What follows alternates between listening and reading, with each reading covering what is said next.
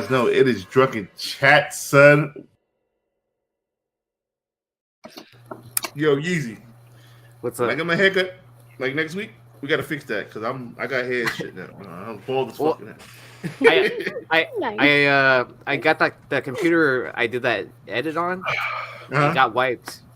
So like I had to wipe it because I got a new computer for work and I'm buying that old computer back. But I think I still saved the file somewhere or I can just re-edit it.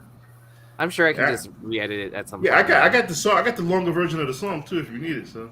Oh, actually, yeah. You should send me that and then Okay, cool. We can do that. Anyway, it is Friday night. Well, Saturday morning, wherever the fuck you live. It is Drunken Chat, son. We are here live, and we're talking shit about comics. I am Mighty Bovi. Fellas and ladies, please introduce yourselves. Aaron, Yeezy. You can catch me on Instagram or whatnot, and then also on Flipside.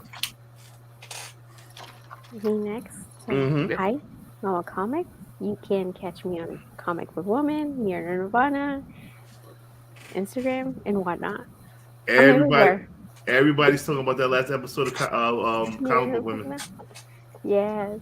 Yeah, that was fun. That was really fun. It was pretty nerve-wracking, actually, having her on the chat. You can't drink. You know, once you can drink again, you get those nerves out. It's all good. Yeah.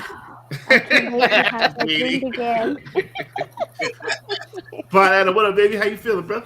I'm doing good. It's me, Bon Adam, the innovator of the version, the wildest man in comic book YouTube. You got that right. Host radio on Wednesday nights at 9 p.m. And started doing a Thursday afternoon show at 3 p.m. I did my first episode this week, and just sent my whatnot application, so hopefully it won't get rejected. I got you, bro. Ultra, what up, baby? What up, everybody? It is the Ultra Maximus, and again, it is not just a name; it is a total lifestyle because I live life balls to the fucking wall with my foot on the throttle. So you guys ready for a Spec Matrix tonight? That's gonna fucking break your hearts, bro. I told everybody to bring their wallets because Ninth Wonder and you got some fucking crazy shit to talk about. It didn't give us no heads up all day. We've been asking. We don't know. That's the rule. We can't get a preview. I gave you one clue, and it was a good one. But yeah, I ain't gonna flat out tell you. And that's integrity in comics right there. That is integrity in comics. I dropped the clue too. Yeah, you guys both did, but I was like, it ain't enough. Some of us do this for the sporting event that occurs after we drop the information. Okay. Some people do things Craven style, and they want you to go for the hunt, man. There it is. It is. You drop us all in the waters with the normal folk. Well, just know that I have already purchased my CGC copy, so I'm good. Me personally, I'm good. The rest of y'all, I don't know. You're supposed to be saving money. You're going to buy CGCs. I know, right? All right, so not only is it CGC, it's older than 1985. No. Interesting. Ninth, what you got playing, my brother? How you feeling, kid? I'm feeling good, bro. Just happy to be here. Just want to give a shout out to everybody that's watching with us tonight. Y'all know where to find me on YouTube, Instagram, whatnot. I'm gonna be kind of quiet because I'm finishing out the last parts of this B-sides I got planned for y'all tonight.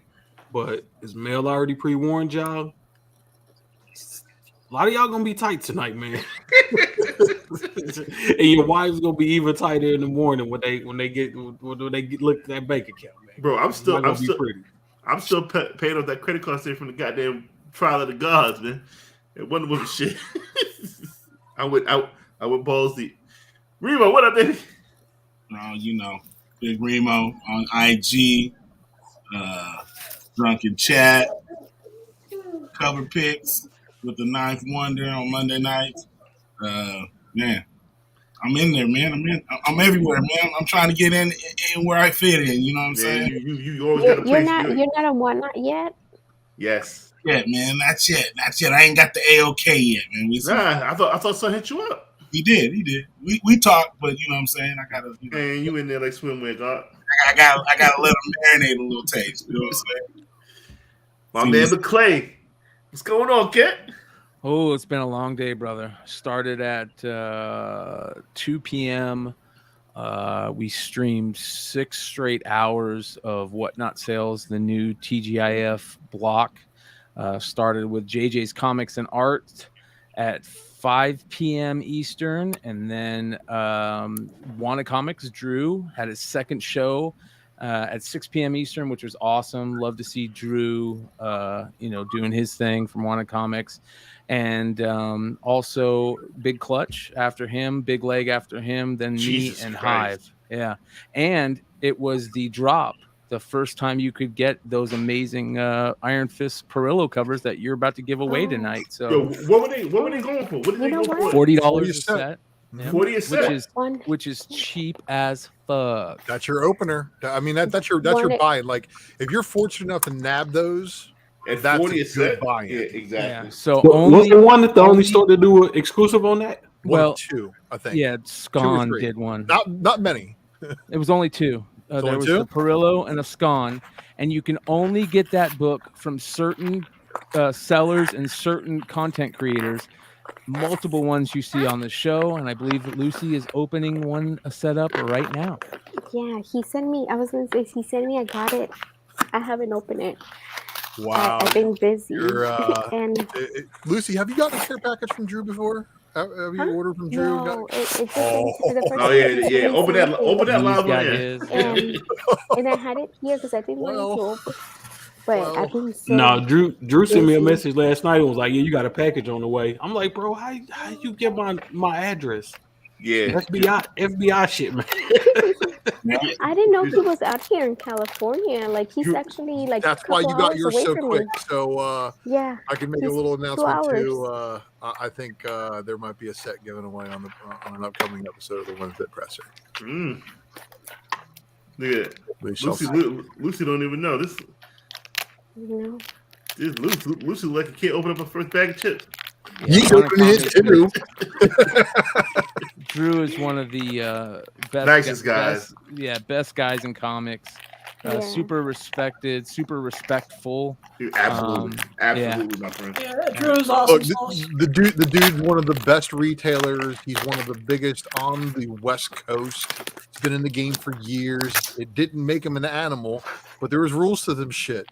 And he's wrote a little manual. So step-by-step booklet is for you to get this game on track with your Iron Fist pack. I'm just trying to make bets who's gonna open this shit first, Lucy. Well, it's funny because Drew always likes to joke around and call himself the dumbest retailer, but he's by far the opposite. I mean, not many people spec on Iron Fist. And he had a feeling on it, and like we were talking about earlier, only 2 other exclusives, that did the Iron Fist. So I had a feeling too, but it was more alcohol feeling. Yeah. That surprised me, man. That only 2 people did an exclusive on that. Yeah, that's one of the reasons I was saying that I wouldn't go all in on that, is because I thought everybody would have did an exclusive on that, and it just would have been overprinted. Well, it's Iron Fist. That's why. Yeah, people got burned on Iron Fist a lot. When I talked to Drew the other night, he was saying that he actually think that the print run on that is going to be pretty low. Not like 20,000 low or nothing like that, but he was saying he don't expect. They're doing a second print. They got allocated. A lot of people got allocated from what I'm hearing. Lucas, dude, I went around today to stores just to try to see if I could locate a first print copy. Couldn't find a fucking first print anywhere. Well, you know why that is, right? I would have there was allocations. And once again, for those that brought it from the Drunken Chat pull box, there was a reason for that. It's because weeks ago there was an incident, possibly an IT incident at Penguin Random House, where orders just got all jacked up, right? Where you were working at like 9 o'clock till 12 o'clock, and you were putting those orders in, and all of a sudden stuff got jacked up, and you were not able to put those orders in till later on, right? And even when you were able to get in contact with PRH the very next day, say, hey, put my orders in, they captured those, but some of that stuff still didn't go through. So a lot of this stuff may be on its way. The stores just have to go check on that and make sure that stuff is all good. But it's a mess right now. So some stores like look, the big tops, they're always going to get their shit first, right? They're going to be all over it. But some of the smaller joints, man, they may not be getting theirs till a little bit later. So that's why there may be a shortage of that stuff, even for the cover A's, which is crazy. Did you get my order? I got so all of the qualifiers, all of the open order joints, I got those, right? But I haven't gotten the incentives yet. They've ordered those. They should be on their way. I don't like those. I sent you a picture of those boxes. Yeah. You didn't open up yet? Man, it's Friday night, man. I'm trying to freaking. I'm not trying to open packages while I'm freaking drinking all night, man. Fuck that. Yeah. I will do that when I am sober. He's doing the wheel of names, man. He's got the wheel of names to worry about. But you know for a fact those incentives are not in those boxes. Oh, you don't know? I don't know. I don't because remember, guys, you got to remember like all the back ordered shit that should be somewhere in the freaking another world. But hey, in the meantime, I do want to congratulate Mel on his first appearance in comics. Motherfucker, motherfucker. Yes. Let's show. Hold on. Before I pull my let me pull my beverage first. Man, look, I read this shit on the shelf, and I didn't want to say nothing. But God damn it, Lucas so popped funny. this shit up in chat. Now, man, listen. I know a lot of motherfuckers take what I say by heart. Listen, honestly, I don't think Marvel did this because of me. Let me just put that out there. Yeah, they did. What? Someone's watching. Somebody's watching. Bro, look, did you know? Is true? If you tweet at a writer, you can get your name put into a comic book too. This is fucked up. I mean, it wasn't a joke. No, the dinosaur is real. Yes, no, the dinosaur is real. It's with Moon Girl. Right, it's a light-skinned dinosaur. Light-skinned dinosaur with feathers. Name Mel. And it's black. Now listen. Come on now. Mel signed copies of Big Apple Comic Con. I'm like, this is fucked up. So what we're gonna need from you, Mel, is we're gonna need some official witness CGC 9.8s. Signature series, you know what I'm saying? Like, can you break it down? Listen. Look, I'll sign the book that I first appear in. Yo, bro, when I first seen this shit, I was crying. I was like, yo, Marvel, you dirty motherfucker. Jeez. Well, I mean, and you know what else I did after I found out about it? I bought several copies because this is the first appearance of Mel. That first appearance in the guts of a book because you haven't been on the cover before. This the Marvel Voices Legacy. Yes, sir. Yep. I have been on covers before. This one not is in the guts. So this one is kind of a slept on one, right? I know it's sold out, but it's still kind of slept on as far as people talk about it because there are several first appearances to include this freaking dinosaur inside the guts of this book. I didn't really catch too many, man. That's interesting. Y'all want to know what B-Sides is about? Well. If it's anything, I think I might know. If it has anything to do with this book. No, that's you took the reins, didn't you? Yeah. Well, not. Oh no, this. I mean, I'm not gonna hit him with the full thing, but I'm gonna hit him with. Put a breadcrumb here and there. Let the friends eat too. You know what I'm saying? Now this first full title, Mel. A B-Funk. Hey, just so you know that there is a new wizard inside the book as well. Wait. Yep. You got a dinosaur and a wizard. Yes. So just so you're keeping track. Your right? favorite. Mel hates magic and hates dinosaurs. I fucking hate dinosaurs. Right. And in a black and African American history freaking month freaking book, they decided to put a new wizard and a new dinosaur, and the new dinosaur is named Mel. Cool. That is so funny. Mel coming to phase. But I don't know if I'm gonna make phase 9, bro. if a middle finger was a comic book, this would be it right here. This book right here. So when I see this shit, yo, I was crying. I was like, yo, no fucking way, you motherfucker. And like I said, I don't think they did it because of me. I'm gonna put that out there now. I don't think they did it because of me. I know they didn't do it because of me. It's just a fucking way crazy, wild, funny coincidence. So. That's hilarious. The only question I would have for the people in the chat room is I just want to know which covers do y'all prefer, man? Because there's like four, at least four, right? I got the little Moon World on it. The Oliver Coipel. Oh, the Coipel. Yeah. Yeah, there you go, right there. Yeah. Dude, that shit sold out at my. Bro, I paid 20 for one and 15 for another one on eBay just because it smelled. I need that. I need that in my life. I need that. You should have messaged them and be like, "Yo, I'm in this comic." No, they know. They fucking know. They did that shit to me. I should message them to you motherfuckers. Who's the writer? Matter of fact, it's different writers, no? Yeah, you find who the writer. I'm gonna message each little story inside of it is written by somebody else. Yeah, I'm gonna message the writer. Yo, you think you funny? You also need to find out who the editor is as well, too, because they might have been involved in getting the name change and then throwing in a wizard on top of that. Lucas, you also mentioned that there is a wizard, and it's from Wakanda, correct? Yes, Beyonce. He's able Beyonce? Yeah, Beyonce. Oh, Beyonce. So if he has a photo of something, he's able to conjure it up out of nowhere. So that could possibly be another entry into the Strange Academy at some point. Just saying. He's young, old. Young kid. Young boy. Draws a little anime. I swear, Strange Academy is just going to get its name changed to Marvel University. Might as well. Well, no, because they got that other university. Am I ready to talk about that?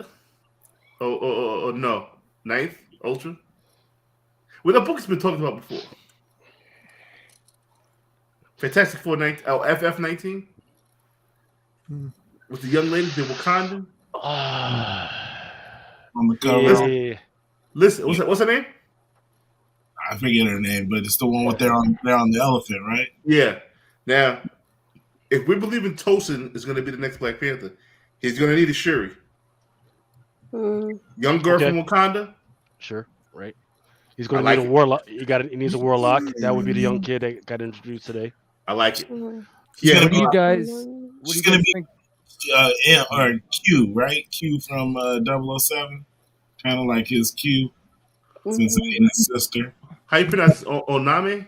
Yeah, Oname, yeah. What do you guys think about? I shared my screen real quick, but I saw this on Newbie's Instagram, where he showed a CGC 9.8 Black Panther 3 with no mention of Tosin, already. no first appearance of Tosin on the thing. I don't think none of them. They wanted to rush. This is obviously fast track. Yeah, a walkthrough. They ain't have no time to do all that shit. Says it right there. Yeah, that's what I mean. Like, if it says it right there on the cover, then I thought usually, right here. What does it say right here? I thought usually, like, when it doesn't say his name, it just says the first appearance of a Wakandan hero. Yeah. They just they don't give a damn. They gonna print that label out when they get around to fixing it. They gonna fix it. And... So here's another thing you gotta. So this is the first appearance of him as a person. Maybe later on down the line he gets like a code name or something like that. Just like Black Panther.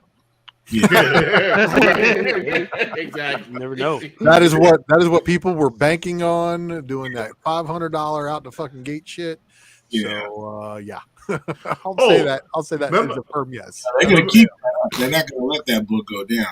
Remember when I said there was a sale for $5.85 and I called it bullshit? I spoke to the buyer. Not bullshit. So I apologize to the buyer. I said, yo, my bad, because I said it was fucking bullshit all day. Spoke with the buyer. I apologize to the buyer, and that was a legit sale. That was a legit sale. Well, I thought also usually, like, whenever a new book comes out, they don't usually write the notations like that until after a year. Mm-hmm. Like, until, like, after Overstreet comes out. I've never heard that. If that's true, that is That's gonna be great information. No. CGC just does that shit whenever the fuck they want to. Yeah. But you would think on a book like that, instead of Well, they could get a $25 reholder fee if they send it back, and they Mhm. want So what they'll do is they don't put that on the label for the first fucking year, and then they'll put it on the label going forward, and then people will come back in and rehold or buy special. Or when more people write it in as well too, right? Because course. they don't do their own. I mean, I'm sure they do some research, but they rely on. They don't have an Ultra. Yeah. I And mean, you're in they Florida, should know, so right? Like, they it's should Look, everywhere. look, they know I could work remote, but they don't reach out because How far away are they from you? 3 hours. Oh shit. Yeah. So it's like, it's a full day. So everybody's like, dude, if I give you books, can you walk through them? I'm like, no, that takes 2 days worth of driving. That's 12 hours in a car. Yo, plus I heard you could just send the books walk through. And You can send them to me. send them walk through. Yes. Well, that's what I'm about to do. Yeah, there you go. Quickest way. Boom. I mean, that's Do we know anybody that lives where they're at? Sarasota. I mean, Sarasota. Sarasota is where it is. I know a few people. It's tough, man. It really, really is tough. But TA Nick- as far as COVID, I don't TA think they Nick that's allow. over there. I don't think they allow anybody to drop off books in person anymore. Anyway, No, you can. I think they do because there's somebody. They open back up. Well, when Yeah. my son was very, very young, my wife, had to return to work, and my son was coming with me, and I was in real estate at the time, and I had the very flexible schedule, so I took a day trip with my son one day. And we went down to CGC and picked up an order and dropped off some other ones. And he came with me in his stroller, and it was an amazing experience. And I got my little Gem Mint 10 to come with me, so that was fun times. But man, they're like secure, like gate, camera, call box, all that shit, man. Like they don't just let anybody in. So Did you say I was walking through a book to Florida? You still just having fun? you have to make an appointment. I'm absolutely certain you have to make an appointment. Yeah. Yeah. So say that again. I can send the books as walkthrough. Yes, you can send them as walkthrough, and they'll process them faster. But then you'll just have to pay for shipping backward. Yeah. Which is the same shit anyway. So Yeah, I don't give a if shit. you want it, just Express, I think, is a week, 5-day turnaround time, right? So I mean, well, when the queues aren't like behind, it's supposed to be like 5 days or whatever. I think Express is like 2 weeks right now.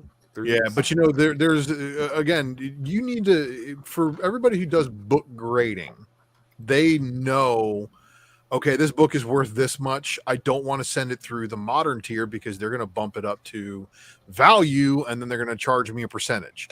So I'm going to do this book as Express, and it's going to come out to be cheaper. Like, you need to be able to do number crunching in order to not get taken for a ride, because yes, there are some queues where when they grade your book, if your book has a substantial amount of value, they charge you a percentage of that value. So, What? Oh, to a certain extent, though, right? Don't they cap it out? again, look on their website, look at their terms and conditions for what they're charging, and then you can see there's going to be that occasional time when you're grading like a big boy book, like something fucking crazy, right? And you're going to be like, okay, well, Express really is the only one with no. I think the value limit's like $3,000 on Express. So whatever it is, like there's ways that you need to address how you're grading, what you're grading, and what tier you're sending it in for. But it's also going to determine your turnaround time. So if Mel wants to do a walkthrough on a book, and look at their fees. I think there's a percentage fee that they charge for that too. So if the book is a high demand book, like already selling out the gate, I think they do charge a percentage of a little bit of a basically let's just call it a tax in order to get that book out to you. So We got Jonathan from Hive Comics. James can't get in because we're maxed. That hasn't happened in a long time. Yeah. Hey, can I show you guys a new artist I found that is absolutely awesome? That I don't know, he might be big already, but I got to show you this guy. He's fascinating. He might be somebody to try and maybe get some exclusives done for all those Hive Comics and Wanted Comics out there, but could also be somebody to get in on some original artwork. I don't know how to say his name, Yuko Smith. And look at this stuff, dude. He's a beast. He is Dude, a beast. He is fucking amazing. Yo, go back to that Venom, bro. Yeah, hold on. Let me make this bigger so you guys can see this shit. Crazy. Yeah. So. Yeah, I that Venom. wanna He's say I riding met a him in dinosaur, dude. C2E2. Look at this. Look at that rogue riding a dinosaur. I thought that was Venom. Wow, Still. that's really nice. Yeah, it's watercolor and shit, dude. Just beautiful. He's like one of my new favorite artists. Look at this rogue Jesus right here. Christ. Yeah. Dang. It's like Absolutely. DeCall and Adam Hughes had a baby, man. Yes, exactly. Mhm. Had a pencil Exactly. baby. Oh wow, that's wait until you see beautiful. some of this shit. Like, look at this. This is so amazing. Wow. Oh, God damn. yeah. So Yuko Smith. yeah, Yuko That's Smith. I'm Just looking up beautiful. Definition in watercolor, man. That's that's a talent, and it's also what makes the art Mhm. look super duper effective. Look Like at this it- depth. light, Oh, the found light him. transitions on that earlier stuff you were showing is nuts, man. And that's watercolor. Yeah. So this, straight shadow too here. Oh, wait. Click that Jean Grey for me, please. Yeah, it is. Oh, yeah.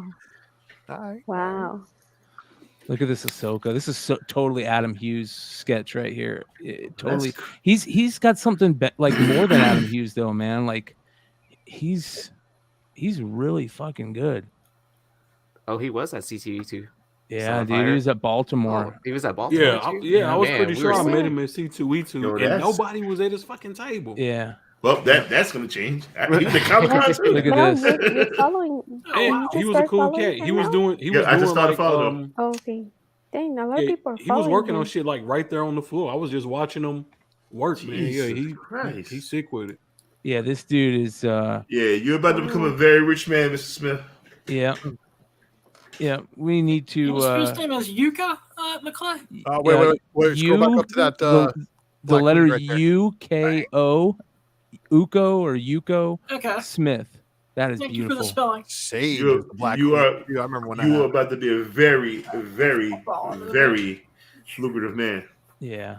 So ever since I think it was around Baltimore when I started following him, I just fell in love with this stuff, man. Oh, I see booty. I see booty. Yeah, like yeah. So, Yeah. Yeah, Blind Adam heard you. ooh, look at this. Speaking his language. Ooh, That that booty is thing. so good right there. Cyberpunk Warrior. Yeah, Battle Angel Alita. that is amazing. 11x17. That would look so good in a dope ass frame. I mean, yeah. Look at this. If this print. guy does commissions, he's gonna have his inbox full probably by morning. Hold on, just tell him- just Reggie was talking about. Oh shit. let him know you heard about him from Drunken Chat, man. Because he is. Oh, look at Yo, this. that's Ooh. crazy. Ooh, that is beautiful, man. Yeah, that's a Ooh. Yeah, that's he's the way to next do level. it. Yeah, start with Vampirella and work your way up, bro. Yeah, he's next level. I mean, so many great new artists that just it seems Yo, like go back, every go get week. to that Jedi. Go back to that Jedi. Who's that Which with the one right here? lightsaber? Ooh, That's Vader? Ooh, Vader. Man, Ooh, that's sick. you know what's crazy with that being watercolor to make that shit not spill over to the chest? That's crazy. Look at that shit. Oh man, come on now. He's a real artist. Yes, yes, yeah. This. Oh, look at that. Look, I want to see this. He said he did a Prince piece. That's Yeah, that got was it. I showed the we Prince saw. piece already. Oh, you showed the yeah, Prince yeah. piece? Yeah. Damn. You want to see it? It's right up Yeah, here. if you go back. Dope, man. Because if nobody there. bought that shit, Ooh, there you go. Wow. Yeah. Mhm. 35 He weeks is, ago, he did that shit. Yeah, that's I'm about to sit in somebody's fucking basement right now. Dude, he's got a lot of work, man. I mean, look at that shit was 35 weeks ago. He's more putting Prince. up new stuff every week, man. He's got new art every wow. week. Female African Yeah. American Ooh, look Captain at America. this. Yeah. Dang. Mystica hoe. Yeah, there's nothing wrong with that. Yo, he's fire, B. Yeah. So Where's he from? Nico You know? Smith. Let's take a look. Mm. If this man's from Brooklyn, man, I know I'll be at the mall. He is. Doesn't say. Doesn't say. Let's take a look. Let's take a look at his Etsy shop. Yeah, I don't know, but I'm gonna purchase some shit. Columbus, Ohio. let's take a look here. Wow. Hold on. Go back on his Etsy. It says he was from Columbus, Ohio. Columbus, Ohio. There you go. Yo, I'm telling you, Ohio got to be probably the dopest comic book state, son. Wow. Yep. It's got dope shops. It got dope stores, bro. Nice. Jonathan's already like messaging him, So like Jay, getting yeah. a Good. cover Yeah. outlined, and Yeah. That's why I love doing. That's why I love doing this, man. Showing people. Anytime I find something cool that is like, I just want to tell people about it. I just want to, and that's what I love about each and every one of you. Are the same way. You're like, oh, have you seen this? And that's what's great about this community. I mean, that's what got most of us started in this community. Like seeing a Tim Walker post in the old school G Plus days and going, what are those? Right. What are those? I spent a lot of money because of Walker. Hey, but man. Oh, yeah. So the oh, you got your case in. I got my case in, ladies and gentlemen. I have 6 jumbo boxes that are calling me to open, and You cracking the bitches on Thursday? oh, I don't know what I'm gonna do, man. I still want to just. you can't break those for nobody else but yourself, man. That Wanda know. was in there. You know that. And you Yeah, want to know Wanda- something? You want to know what I did? Want to know how crazy I got? I bought a case. I bought a case of 2022 baseball, which you see right here, jumbo. I bought a case of 2022 Topps Chrome jumbo, and I bought a case of 2022 Bowman jumbo. Oh wow! Yeah, that ain't nothing but a thing, man. Yeah, this is the year. And Bro, then we this had is the those. year. This is the year that you gotta grab that shit, right? There's been too many prospects that are jumping to the pros this year, so this is the year to freaking go big. You got that Ovechkin bread. The Ovechkin bread, yes sir, yes sir. You know what I'm trying to do with that Ovechkin bread? I'm trying to turn that Ovechkin bread into double Ovechkin bread, triple Ovechkin bread. Okay. Right? Go on. You know, Well, I you gotta mean, you have bought that- money to make money, baby. There it is. Yeah. You bought all Yeah, that it 1920 Prism also. And I bought, shout out to Yee and Jonathan and James at Hive Comics. We, us three, split a blaster case of 2019 Prism basketball. How many boxes you get, Yee? I bought like 4, I think. And then I got 10, and then Hive got Whatever's 5. left over. whatever is left. 5. So they got And then 5. we took one box. We took one blaster box, and you can see this. It was on Wednesday's night, last Wednesday's show on Flipside, the card show. We took one blaster box and randomized the 6 packs between the 3 of us and opened them. And dude, this blaster box was awesome. There was a Prism in every pack but one. Yee pulled who was your Prism rookie? Who was my? I don't remember. It's not Jared Allen. It's a good rookie. Oh, it was a purple one too, wasn't it? Purple Prism rookie. Somebody good. And then I pulled a Jaw rookie that looks really, really nicely centered. Really? Oh, Yeah. And I also got that Kobe insert. And James got a Clay. Clay he got a patch of Clay Thompson. Clay Thompson. That's right. Yeah. Oh yeah, Nate's in the chat. He's saying that there's that Wander SSP that someone pulled. Like someone already pulled out the 1-of-1 Superfractor for Wander Franco. So I'm contemplating ripping the whole case on whatnot for a case break. No. Putting it up for a team case break and putting out a bounty on any of the Wander SSPs and maybe trading something crazy for a Wander That SSP makes if it's sense. pulled. Who the fuck is Wander? He's the hottest prospect. let me That's show making you. it to the pros right now. Yeah, let me show you real quick who Wander is. Who the fuck you This play dude for? plays for Tampa Bay. He's 21 years old. He broke a record last year. He had the longest hit streak ever for a rookie. He's a stud. Let me show you this kid. Oh, James is in the chat. He's saying I pulled the Kobe and Brandon Clark. Yeah, Brandon But- Clark. but- Yeah, purple. yeah. But if So you this- remember the hype over Zion Williamson, that's how big the hype over Wander Franco. But hopefully he won't get hurt. Yeah. Well, in this the is year. this Zion's is Wander. fat like me. Yeah, this is Wander right here. He's just signed a $182 million contract for 11 years. He's only 21 years old, and let's hear the crack of the ball. He's Dominican. He's Cuban, I think. I think he might be Cuban. Ooh, that's young for a Cuban player as well, too. Yeah, he's a stud, man. He's a stud, absolute stud. So his rookie is in this year's tops. His first Bowman was 2019 Bowman, and you will be able to find those in my mystery packs. I have a bunch of his stuff. So so that question. Go back to the same question I asked you earlier. Being that it's not a season, if we don't have a season shit, does this affect the Wander card? I don't think so, because he's a young rookie and he's like, his potential is through the roof. You know what I mean? He's already played enough games to be a professional already, so that's why he has that rookie card. No, he's asking about if the strike continues, is that gonna cause any of the rookies prices to go down? I don't think so with Wander. The only problem with 2021 baseball, Series 1 baseball, is the Wander is like the only really good rookie in there. There's a Jaron Duran and a Vidal Brujan, and I didn't see anybody else that was really fire in Series 1.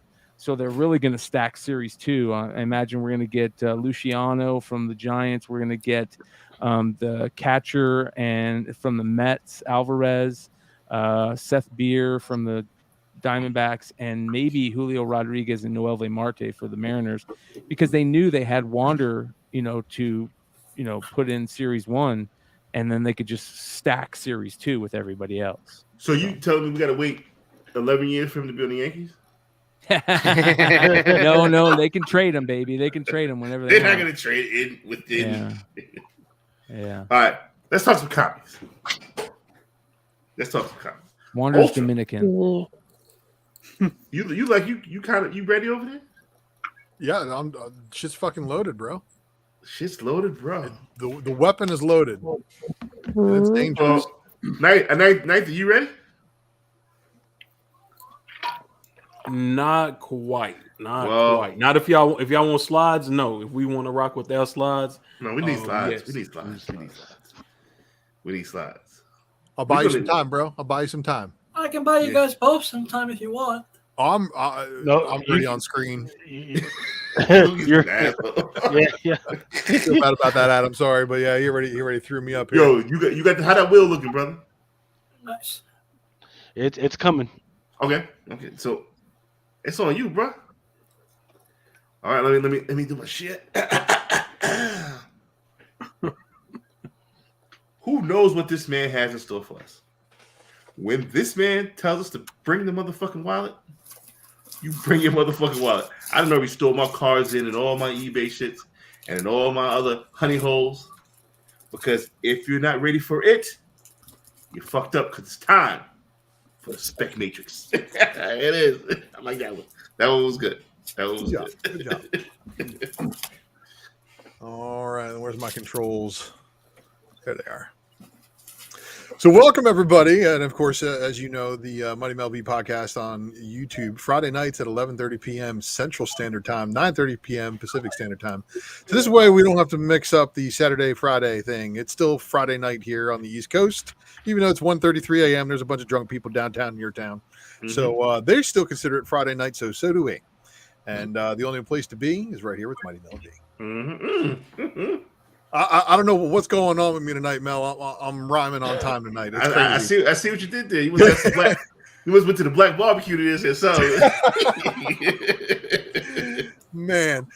So the Raw Report Variant Edition is what you guys have tuned in for this week, and I really, really do appreciate you and all the love and support you show me here for the Ultra Maximus Speculation Matrix. And this is why I'm going to ask you right now to go like and share the video. Make sure you're leaving us a comment if you're watching this shit on the rewind. And, of course, if you haven't subscribed to Mel's channel right now, what the fuck's wrong with you? Okay. Yeah. And then do yourself a favor, go over and subscribe to my channel, too, because things were looking up. Let's just say I've been having a little bit of a rough go the last couple of months, as you guys probably know, but good karma continues to shine my way. It just makes me slow. All these handicaps have done nothing but make me slow, man, and this shit's coming. Don't worry. Bro, where the box? Yeah, where the Yeah, box pretty at, good bro? and capable, sir. The box will be here, man. The box is in the closet. Still adding books to it. So there should be no gripes about that. And I'm about to crack 1,100 subscribers. So this is good. So everybody, I also The way he's got, my wild just like that. he's gonna hate you. Yeah, So so I do got to give a shout out and a reminder to everybody to follow Wanted Comics for their next list of sales, which exclusive info is going to be on the 25th. That is Drew's next sale. So I don't know if there's any other scheduled for the Whatnot exclusive of this book. But that's how you're going to find it. You're going to follow we're going to follow Wanted Comics on Whatnot. Basically, is what you're going to do. We'll have some tomorrow night. See, there's Hive, coming in with some tomorrow. So I'll have one set in my Melmart packs. I'll talk about the Melmart pack later. Let's. I'm ready for the Matrix. That's what tomorrow's money is going to today's Matrix. well, I'm gonna have to ask that you please stand by while you enter the Matrix because it's good. It's trying to.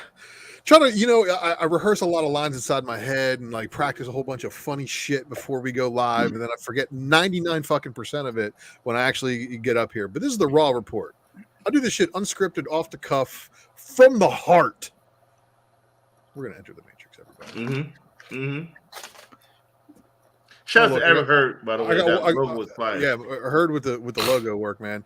Okay, everybody, I'm about to show you why Jim Lee this was probably the first Jim Lee book I had and was like, holy shitballs, who was that? I don't know how you all feel about it too, but when you guys saw this page at the end of Uncanny X-Men 274, for those of you who were fortunate enough to read this book back then, when you saw this Jim Lee Deathbird, what the hell did you think of her? Fire. This is a really good redesign. Like, you owe it all to Jim Lee for that shit, flat out. But this is also the age of cable, big guns, all sorts of shit. So when these two girls showed up with big guns and Deathbird's back there, about ready to bust some caps, and then later on we find Wolverine beating the shit out of her, and then those two going toe to toe, and you find out she's a queen's sister, and all just, man, there's so much backstory here. But the funniest thing that has led to the most recent development is Sunspot's in love with her, and apparently he's into getting choked. So this happens in New Mutants, but we're not going to talk about that. We're going to talk about some other books. We're going to talk about some older things, because her first appearance actually it should be on people's radar right now, because there's rumors afoot about her possibly being in a certain Marvel project. And here's why this is a big deal for us. She would be the first Shi'ar in the MCU. Thank First God. what? Oh, Shi'ar. Shi'ar. Yeah, because she would be the first of the Shi'ar that we would know of, of the avian group. And this is big to me, because I think this right here there's potential that, again, there's rumors that somebody cast for the new Marvel's project may be related to that role. So besides Ms. Marvel #9 from 1977, which does not have anything but a newsstand because direct was not an option, you have a couple other early appearances. Now, what I do like about her early appearances is MODOK is actually in her second appearance.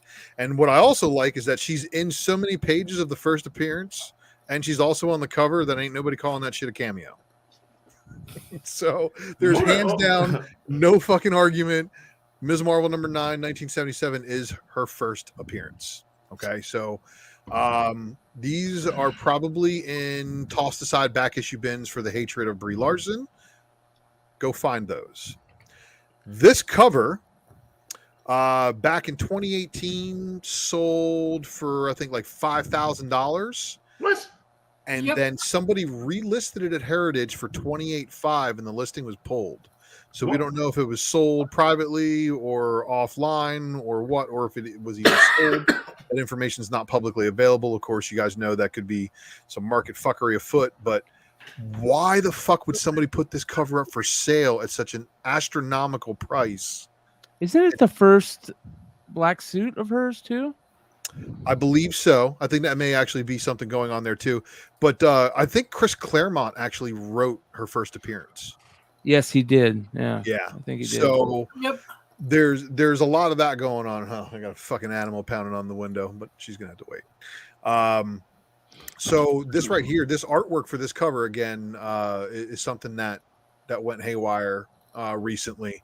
So keep an eye on that. So other than that, this character's been around since the fucking 70s and has less than 100 appearances, which is really, really good spec wise, because for you to be able to track down early appearances of a character, especially when they're key, is good stuff. So That's what I asked you. is U20 was her first black suit? Cool, up to down 7. So that's just, it makes even 21 even more weird. I think 21 just because it's an awesome Deathbird cover. But anyway, she then shows up here in Avengers 189. It's not really like all that great, but first appearance of the Brood, and then we get Deathbird mixing with the Shi'ar, with the Starjammers, with the Uncanny X-Men. So already these issues 155, 156, and 157 are regarded as X-Men keys. So don't kid yourself. The first appearance of the Brood, I think, is super duper. Bro, did they drop the ball? What? Brood was supposed to fight aliens fucking 4 months ago. Yeah, Dude, I think Aliens versus Predator was supposed to happen first, and then the like arguments and legal battles or whatever. But this right here is some of my favorite X-Men books. I went through a collection this last week, and I must have seen, I shit you not, you guys, no lie, probably 5 of each copy of X-Men from like 98 all the way up. This whole area, so many beautiful copies of this book, and I think that these runs, this X-Men era, is going to go crazy here shortly. Mm-hmm. I agree. Yeah. Well, let's just say if the Brood show up and the Shi'ar show up and we get a Dark Phoenix saga, game fucking over. All right, just I can tell you right now, with the letdown that the first 2 incarnations of the Phoenix, I never want to hear a Phoenix saga again in movies, but that's just me. But yeah, well, guess what? Marvel's going to jam it down your throat and do it right, and have you love the third version of it, because that's the only the third version. All right, so but here again, all these books, Brood appearances, Deathbird appearances, the integral part that is the construction of her backstory, her relationship with her sister, and then of course 162 is another appearance. But it gets really, really good here in this 2-part series of Starjammers, and people who love Starjammers probably love this shit too. I remember these motherfuckers. Yeah, this is a really, really fun X-Men book that's not an X-Men book, but it's also got binary in it. Oh. Okay, so previous Spec Matrix throwback. Right. It's all connected. Now, this is what I'm going to do. I'm going to switch up the format on y'all. I'm going to do some real shit here tonight. So we're going to look at some oddities. Some weird books that are appearances of this character used in stories, some little fun tidbits. Dude, she crossed over in a Raw annual, and look, that's Gladiator from the fucking Royal Guard right there with Rom. Okay. You see this kind of like, how the fuck do you even know this dude? Like, why is Rom fucking with the X-Men? All right, so Drek days, from all the pulp. Did you guys actually know that there's a relationship between Bishop and Deathbird? She a hoe? She's not a hoe. She's royal, bro. Oh, she's cool. She's a princess, bro. Look at Lucy. Lucy's crying. Look at Lucy. I can't see Lucy because you got the. Sorry, I had it on mute. And that's so funny. I can't see none of that. So I thought that bro. Oh, like, okay. It's so funny. All right. Do you know she also gets symbiotized? No, I didn't. So Spider-Man and the X-Men #5. She makes an appearance in issue 4 as well, but she's symbioted on the cover right there. They get the symbiote gets taken off too. So that's cool, right? We got some more. So this character again, what I like about her is she was introduced in the Ms. Marvel books. She has appearances in Avengers books, but she's tied heavily to X-Men lore. Right. So it's like she touches a whole bunch of the Marvel universe. She becomes a Horseman of Apocalypse in Cable number 74. So this is crazy. Yeah, Rom has some of the earlier Rogue appearances too. It's really crazy. You know, Apocalypse Romeo is a dude in school who just needed friends. I'm just gonna pick 4 different friends every fucking year throughout high school, and I'm just hang out with those motherfuckers. Well, I think that right there is Pestilence. That's Beast. Caliban turned into Pestilence. I remember when Beast was Pestilence. He looked fucking good. Yeah, well, there's the 12 storyline. This is right before then, I believe. This is where issue 7, Cable 75 is where Cable fucking kills Apocalypse with the Pismatar. All right. So then this is a book where the Bishop and Deathbird relationship do continue. Because everything's tied to the Shi'ar, right? There's a whole bunch of connections to it. And then this was some of her more recent appearances in that's Dodson, though. That's Dodson. Dodson. Terry Dodson on the left and on the right. Yeah. And there's no variants. It's just A covers for these. And yeah, the Dodson does the Adam Hughes boobs. Yeah, I fuck with Dodson. Yep. Greg Capullo. Mm. Very obscure cover, but you know what? I missed this run of Quasar. I got made fun of by my friends who were all into Ghost Rider and shit because I read Quasar. But whatever. I would have made fun of you too. That's fine. So you might be cool, but you're not a fucking space ninja cool like Deathbird is. So Deathbird's got a fucking Toy Biz 97 action figure where she is both a astronaut being in space as well as a ninja. And that double title is not bestowed upon many people. This was 97. 1997. Look at Wolverine's claws. Mm-hmm. They just did that recently. No. Those are bone claws. That's just a yellow outline. Oh, I thought okay. That shit is legit accurate to Wolverine having bone claws and no. Yeah, because Magneto fucked his shit up. Shit up. No. But I mean, I'm saying it's an action figure. It's Toy Biz, right? And then there's. Did you guys know fucking Upper Deck did a Marvel Beginnings card set? She looks badass. I'm still trying to finish this set. She looks badass right there. Whoever do that, Ninth, do this. Ninth, you got some of these. So is every single one of these basically just showing a character in their first appearance on the back? Yes, and that was one of my arguments for some of the first appearances for a lot of Marvel characters that's in dispute. But bet it says Hulk 180 on that shit for fucking Wolverine, doesn't it? It does. It's the fucking first appearance. It's still fucking big fucking secret. So you guys know something crazy? This is one of those Jim Lee artworks that did not get made into a variant cover. Can you believe that shit? Is it going to show up in that book? What? Yeah. The hard. Yeah, I mean it should. Yeah. I mean it's in the 3-issue miniseries that the cards were originally printed in back in the 90s, and then it's going to be in that hardcover as well because it's part of the set. So pretty cool. But you can find Deathbird, and it's an original piece of art. That's what's awesome about all those cards. It's all new Jim Lee work, but this didn't show up inside of a comic book or anything like that. And this was definitely one of those cards I remember vaguely from that set. Okay, so those are the oddities. Now, you guys, let's talk about my picks. So, other than your first appearance, let's talk about some variants. Mm-hmm. Guess what? Guess what's incredible? This character has one variant cover.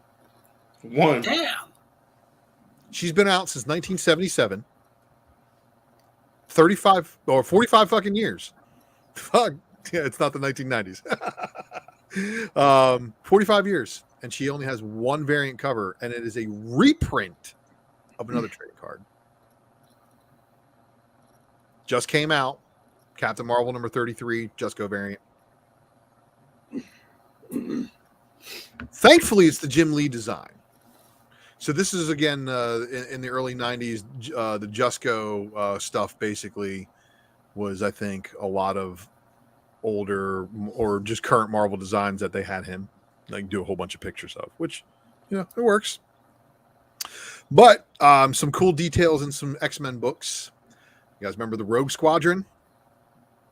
Joe Mad with Rogue wearing the Shi'ar suit. And one of the very first variants right there, if I remember correctly. Correct. That is the first official, direct market release X-Men, Uncanny X-Men variant cover. Is that one on the left there, Rogue Squadron. And the last page, of course, is where she commands Bishop to save her and help her. And that's Deathbird's making her appearance. And of course, that's also Joseph, the clone of Magneto. Joseph. Who got whacked when Quanon took back her body as Psylocke. And then more of this stuff in here where it relates to the Fouling story, but 344, 345, they're all tied into it. But this cover right here, this is the shit. This screams 1990s at me all day long. Yeah. I don't even have to say no more. It's big muscles, big guns, blasting. Straight up 1990s. But this, I think, takes place before that one shot I showed you guys earlier that had that very anime style Deathbird on the cover. But it's good stuff. And then more recent. Well, I mean, not super recent, but almost to the 500s. Uncanny X-Men, the Vulcan story. She gets intertwined with Vulcan. So this was a fun read for me because they return to the Shi'ar part of the galaxy. They've got the old, just different Phoenix lore takes place in this era of Uncanny X-Men that I really, really dug a lot. And then this right here is straight in the motherfucking childhood because this was the last copy of X-Men Unlimited I bought because the book was too much fucking money. I was like, no, I ain't buying these no more, man. These shits is too much fucking money. Because like the regular book, I think it was like $1.95 at the time, and these were like $2.95, $3. So I mean, and to me as a kid back then, that was a lot. But I think I should still have this copy in my X book somewhere. And that's her on the cover in the red. So I mean, it's a different design. Excuse me, what issue number is that? This is X-Men Unlimited number 5. All right. Is it 5? I'm blind right now. That's my department. Yeah, it's 5. No, I had to make it big enough to see because I'm looking at two tiny little images of what I'm actually showing you guys on screen. All right, obviously the like I said, Ms. Marvel number 9, really good pickup if you can find it. There's no such thing as a direct market, so make sure just find a good, nice, high grade copy.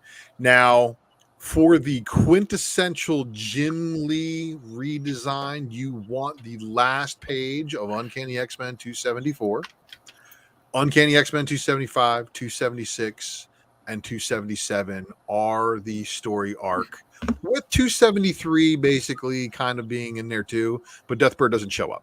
So if you're into Jim Lee X-Men and you do not own that run of X-Men, what the fuck are you doing? Go out and get yourself. That's like that's the X-Men run that they were like, dude, we want to give you we're going to give you another book. And he's like, oh, okay. So when's my last issue? And they're like 277. He's like, oh, okay. Well, I'll just wrap this one up all nice, neat, and tidy for you, and then handed it off to Muir Island, which was trash. Yeah, I wasn't a big fan of the Muir Island saga, but 275, obviously, as you guys know, is a very cool book because I think this is where a lot of people are pointing. Not only do you get Jim Lee, Deathbird on the cover on the right-hand side there, she's on the gatefold cover. You also get that version of Professor X where he's in the armor. You don't know it's him. They're trying to kill him, so the X-Men are out there trying to help. And of course, the team suit. I love these team suits back then. I thought this was pretty cool.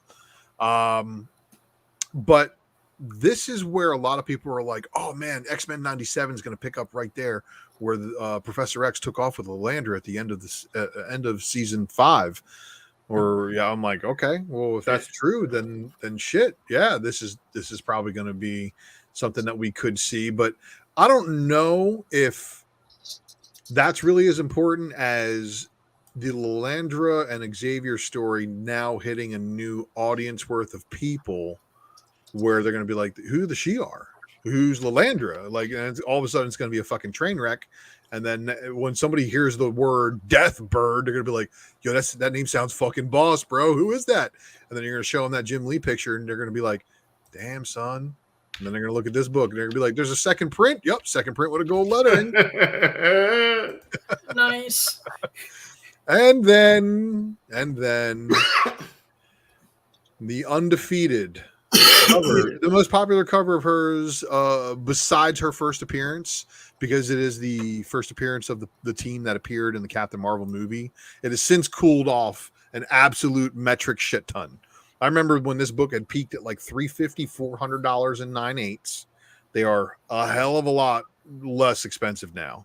There were a fucking shit ton of this book out there. This was one of the biggest selling Marvel comics of the day. Yeah, but it's an Epting cover. It's not a Jim Lee cover, but it's a Steve Epting cover. Still a great book. And again, this is Avengers number 346, Operation Galactic Storm Part 12. It is the second part of the Operation Galactic Storm in the Avengers run.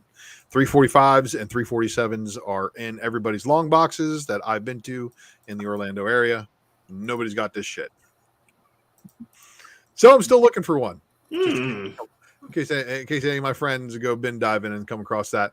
So now that I have bestowed you all with this information, I assume that eBay looks a little bit something like what Loki looks behind Loki. Something like that. Make sure that you have liked the video. Leave us a comment below. Oh, of course. And for those of you in the live chat, light it up so I can actually respond to you now. I can actually pay attention. Of course.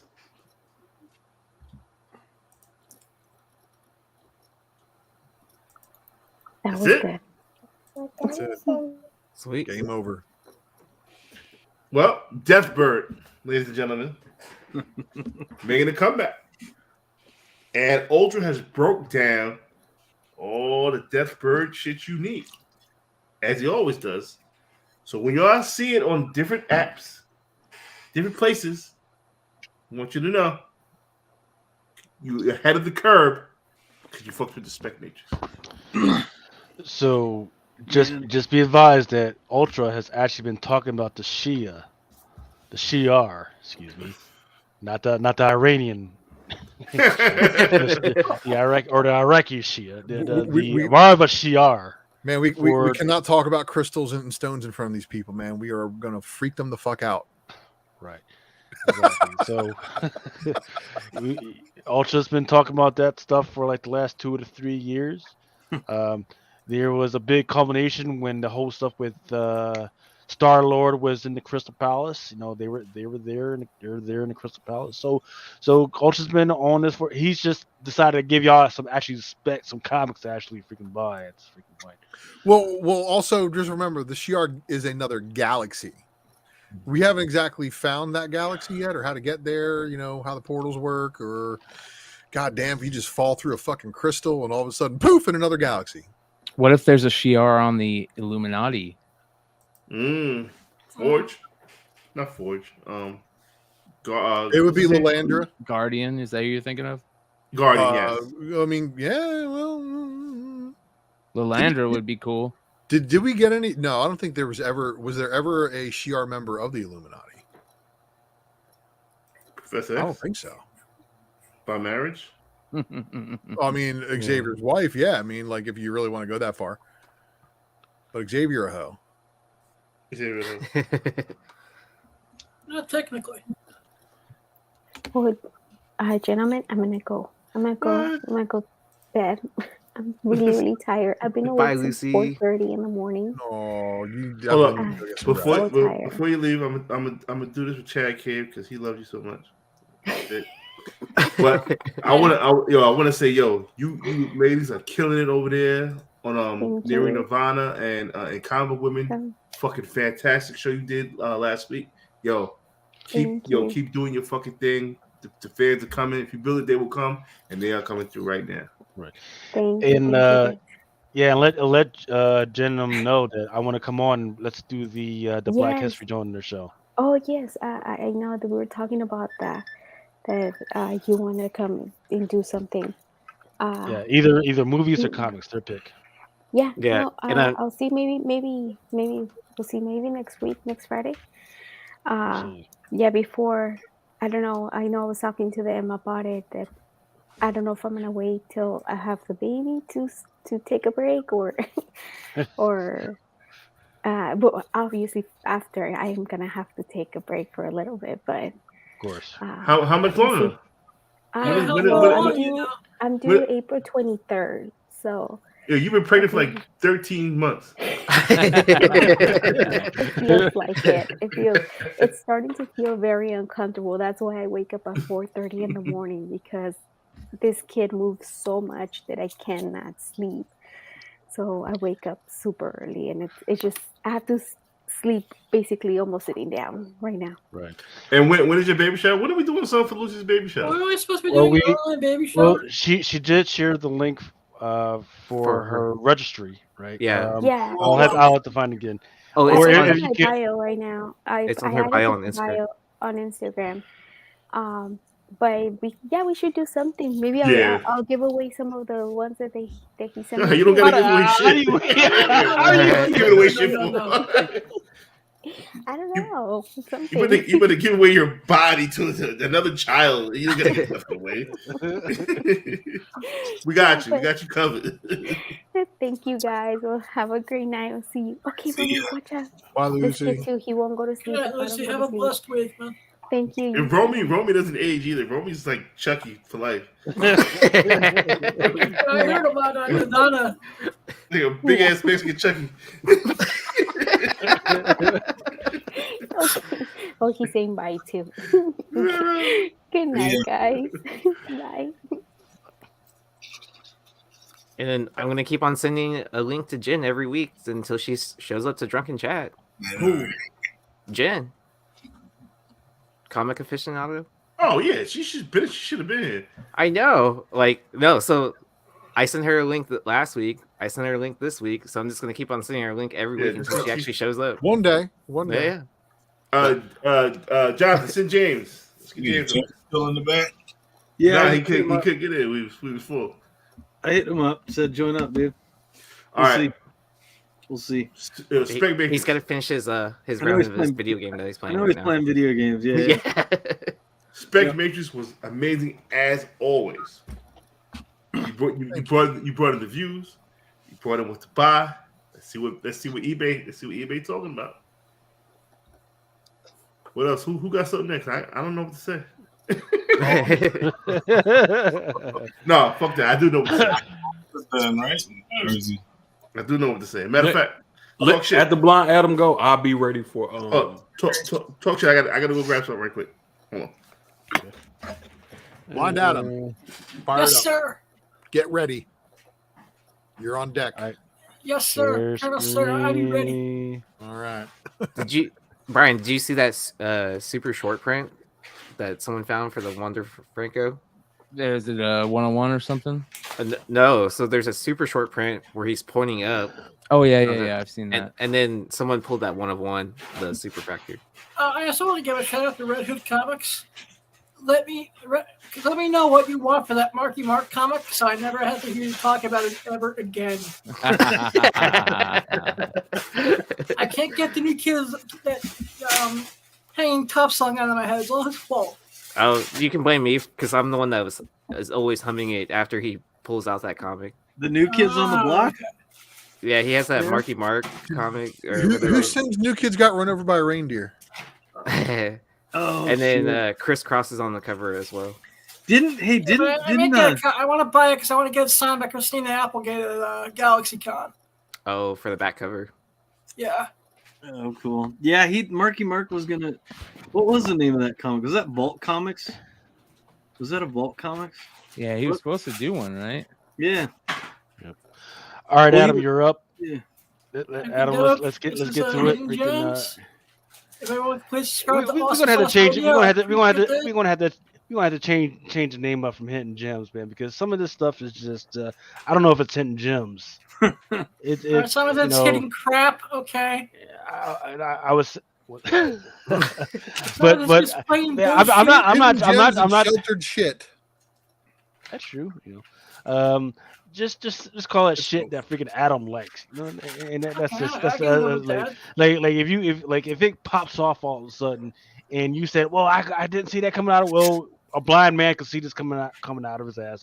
So that's up to y'all. So the first one I got up is the JLA versus Avenger Comics interview number 6. Actually, this is the preview from back in the 80s when they were first pitching JLA Avengers. George Perez, right? George Perez, he's in hospice right now, by the way. All the news and all the controversy this week, I just want to point this out.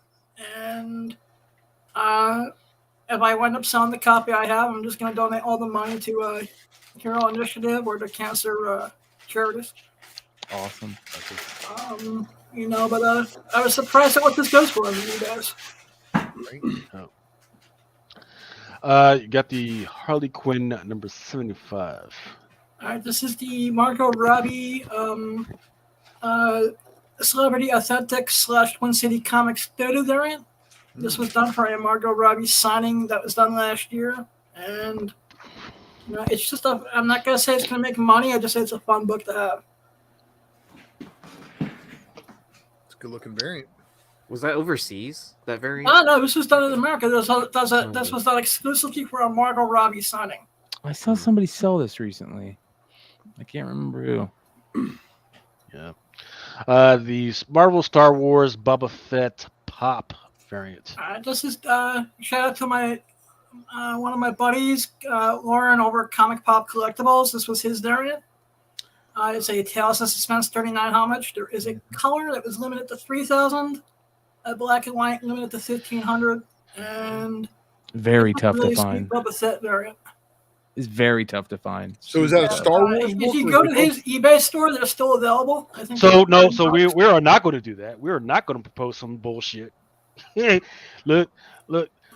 Hive, y'all come on here. Bird City, y'all come on here. Freaking, talk about your shit. But we are not going to start promoting some shit from that for people that are not willing to come on here and do that. Let them come on here and freaking promote their own shit. Fair enough. All right, hang on. I apologize. Hate to be mean, but let them come on and promote their own shit. All right, that's awesome. I do apologize. Let's move on. They wouldn't come on and then let them give the customers a discount for their next shit. All right, cool.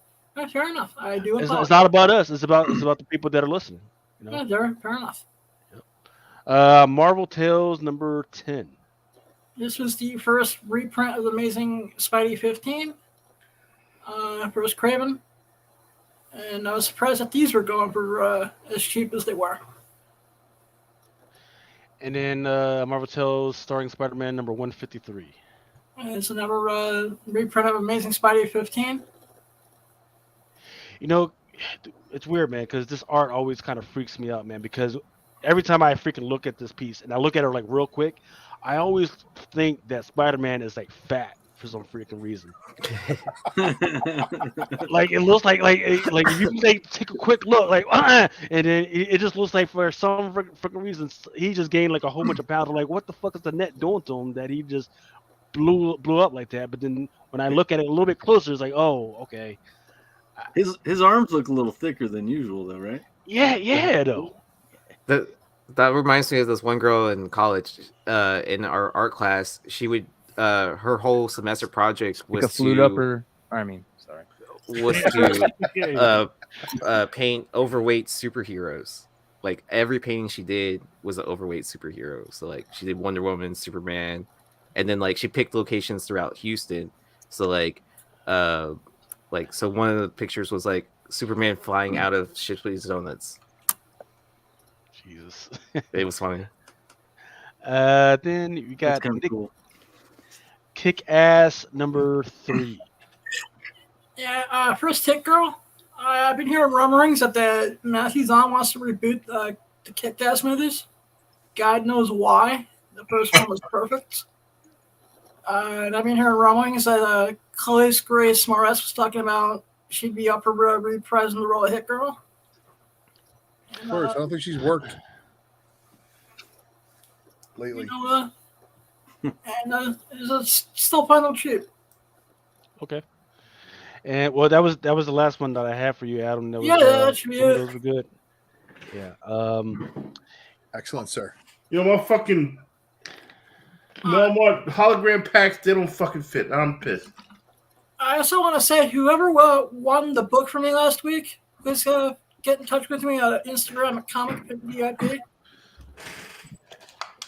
Hell no, man. They missed out. They missed out. Yeah, you gotta get it to somebody else. Shit. You gotta be chasing motherfuckers down. I just, like I said, I want them to honor my word. So, Hive, how's it going, brother? It's going good, man. Could you tell us about? I'm trying to freaking pull it out. I thought I already had it up. This new Slumber number 1 variant that you got going on. I got it. Yeah. We did a cover with Brian Silverbacks. I think he's a super underrated artist, not used as much as he could be. And then what Drew with One of Comics did, who is it? Does Johnny D. Jordan. Johnny D. Yeah. And so we together we decided to split those, and so we're sharing half the run each, and we're gonna sell them in sets. And I just love. I like this book is kind of like a Nightmare on Elm Street type book. How so? So it's terror, horror. Yeah, it's a horror series. Okay. It's a horror series. You know what's funny is like when we were looking at books and previews like a month or two ago, everything coming out in the spring was a horror book. Every damn book. So it was like we almost decided like shit, we're not even gonna do any books. Like, it's like let's wait till the fall time, right? Like I don't know it, but a lot of horror coming out this spring. Well, that's because a lot of college students, university students, they're out of school, they have more time, and then they have more disposable income that they don't have to spend on school during those spring and summertime. So that's why it's actually a little bit better.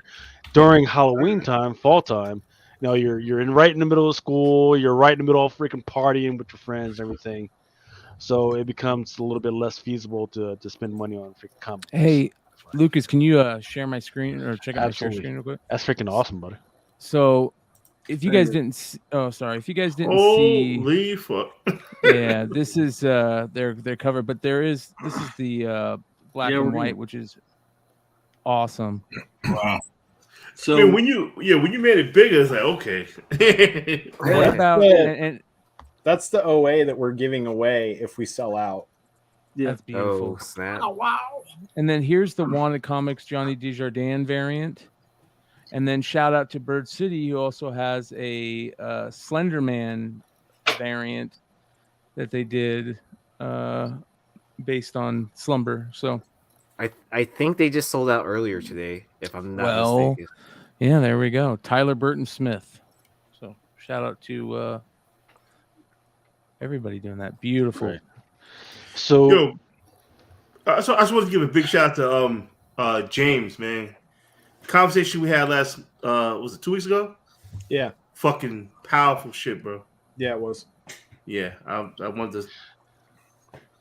Yep. Really. Hey, so he still pulls up that chat and like cries about it. Always giving them shit like two brothers. Hey, so for this Slumber number 1, you have a coupon code for people who might want to buy it tomorrow or right now?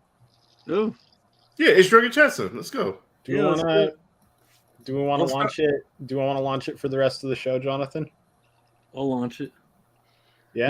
You want me to launch the book right now? We can. Or is that gonna? Well, I don't know.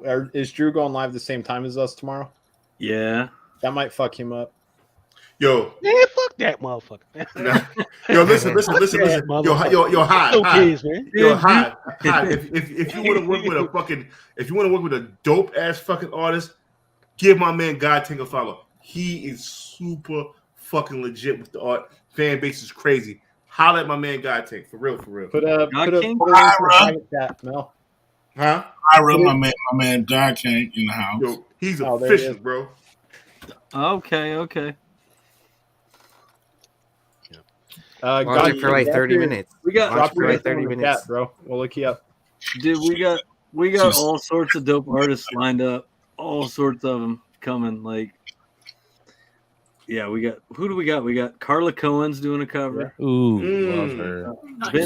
Ben Temple Smith's doing a pretty dope Nice. cover. Some that people don't really pay attention to is Stefano Simeone. Have anybody heard of him? I heard the name, I never seen his Yeah. work. Oh man, yeah, get ready. Who did our Radiant Red that we're doing on next week? That you saw that Radiant Red, guys. Yeah. We posted that on Instagram. Mel tagged you. Okay. Yeah, Mel saw okay. that, and Lucas, I think, saw that one. Yo, can I ask? Simone DeMaio. Simone DeMaio. She's gonna do a cover for us. All sorts of stuff lined up. It's gonna be a good year. I got the box you guys sent me, and I'm very, very, very, very grateful for the joint you sent me. I just want to know what how do you guys pick the book that you guys want to do? Oh man, it's a crazy process, dude.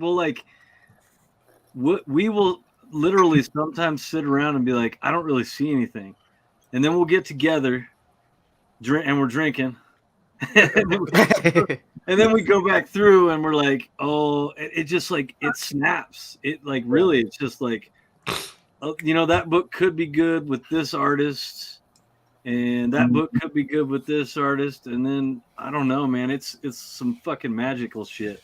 Now, do you not to sound like an asshole, but it's almost like pairing like wine with food or drinks with food, right? Yeah. Like you got the right meal there, and the synopsis sounds good, and the PDF looks good, and the writer's good, and the interior artist is good. They've got good history together. But sometimes not everything lines up, and it just doesn't work out. But every once in a while, you read one where you're like, you know what, this person would kill a fucking cover on this book. Yeah, we got there one coming out. So let me put this through. I think comic book stores would make a little bit more money if they would have some of the people that worked inside. They would sell you a comic book, but they would also give you a suggestion on the type of alcohol that goes with the book. So like, hey, here's some Marvel some whatever, and this goes right with a freaking white or a margarita or some shit, and this this one is freaking Land of the Living Gods, and it goes with like a nice red Zinfandel or some shit like that, man. And they can sell you that alcohol, and they can sell you that alcohol inside a comic book store. Yo, we opened up the store. We're gonna open up a comic store in Sasua. Bro, where Remo at? Sasua, baby. If you guys don't know what fucking Sasua is, Google that motherfucker. Oh, Jonathan, on that subject, remind me, I've got a Hive Comics whiskey conversation to have with you. Oh, I've seen the Hive whiskey at the liquor store. No, I've got a better one. Oh, okay. All right. Yeah. So we got. Wait, ho! How the fuck y'all gonna have a private conversation about alcohol? On Drunken Chat? Man, fuck y'all. Get these motherfuckers out here. Get some investors. Get some investors. I'll lay it out for you. So you can buy a barrel of whiskey from Jack Daniel's Distillery and have it. You pick it. You pick the flavors, the tones, how aged it is, and they bottle it for you. And they do custom labeling, custom bottling, custom packaging, everything. So I've been thinking about this, and I'm thinking it could be kind of fun to hit some conventions next year with some bottles of Jack Daniels. Wait a minute. Oh my god! How much does this cost? It's like $12,000. I don't have that money, but that's for the whole barrel. For a bottle, it would be like $40. Well, really? But Mel, think about it. So like, say Baltimore Con, right? You know, there's like over 20 and 24 of us that always go. Say like, All right. each person brings like $500. There you go. You're in there right there. You know, so for instance, like that little get together we had at the end of the shit, right?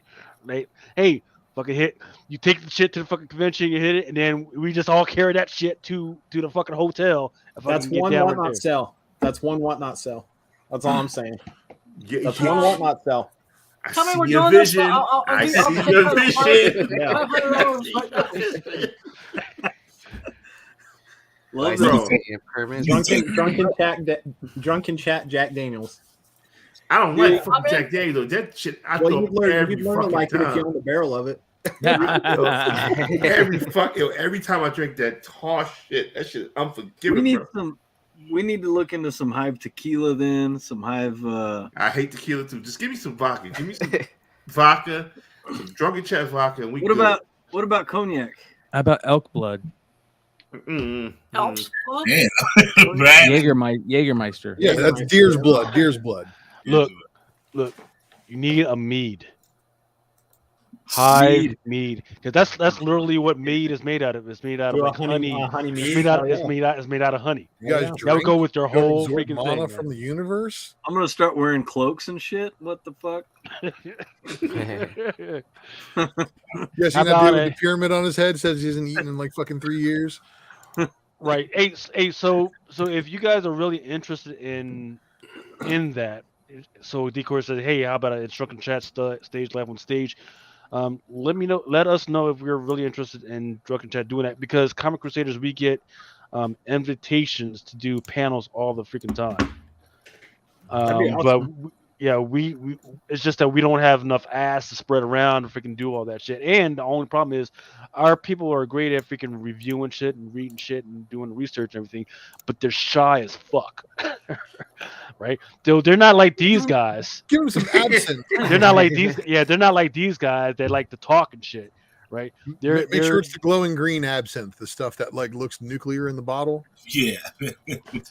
That's a cool idea. God, we know God Tank is 50 because he's talking about Tangeray and gin and shit. Yo, that's my age range. I'm with you. I'm with you, yeah, God. Hey, the Super Bowl was for you. Yeah. Yep. And we wear it proud, brother. Yeah. And we wear it fucking proud, brother. You should have seen you should have seen the briskety barbecue last week, man. God damn. Who, God Tank? Oh my God, that boy be throwing down, man. Who? God Tank.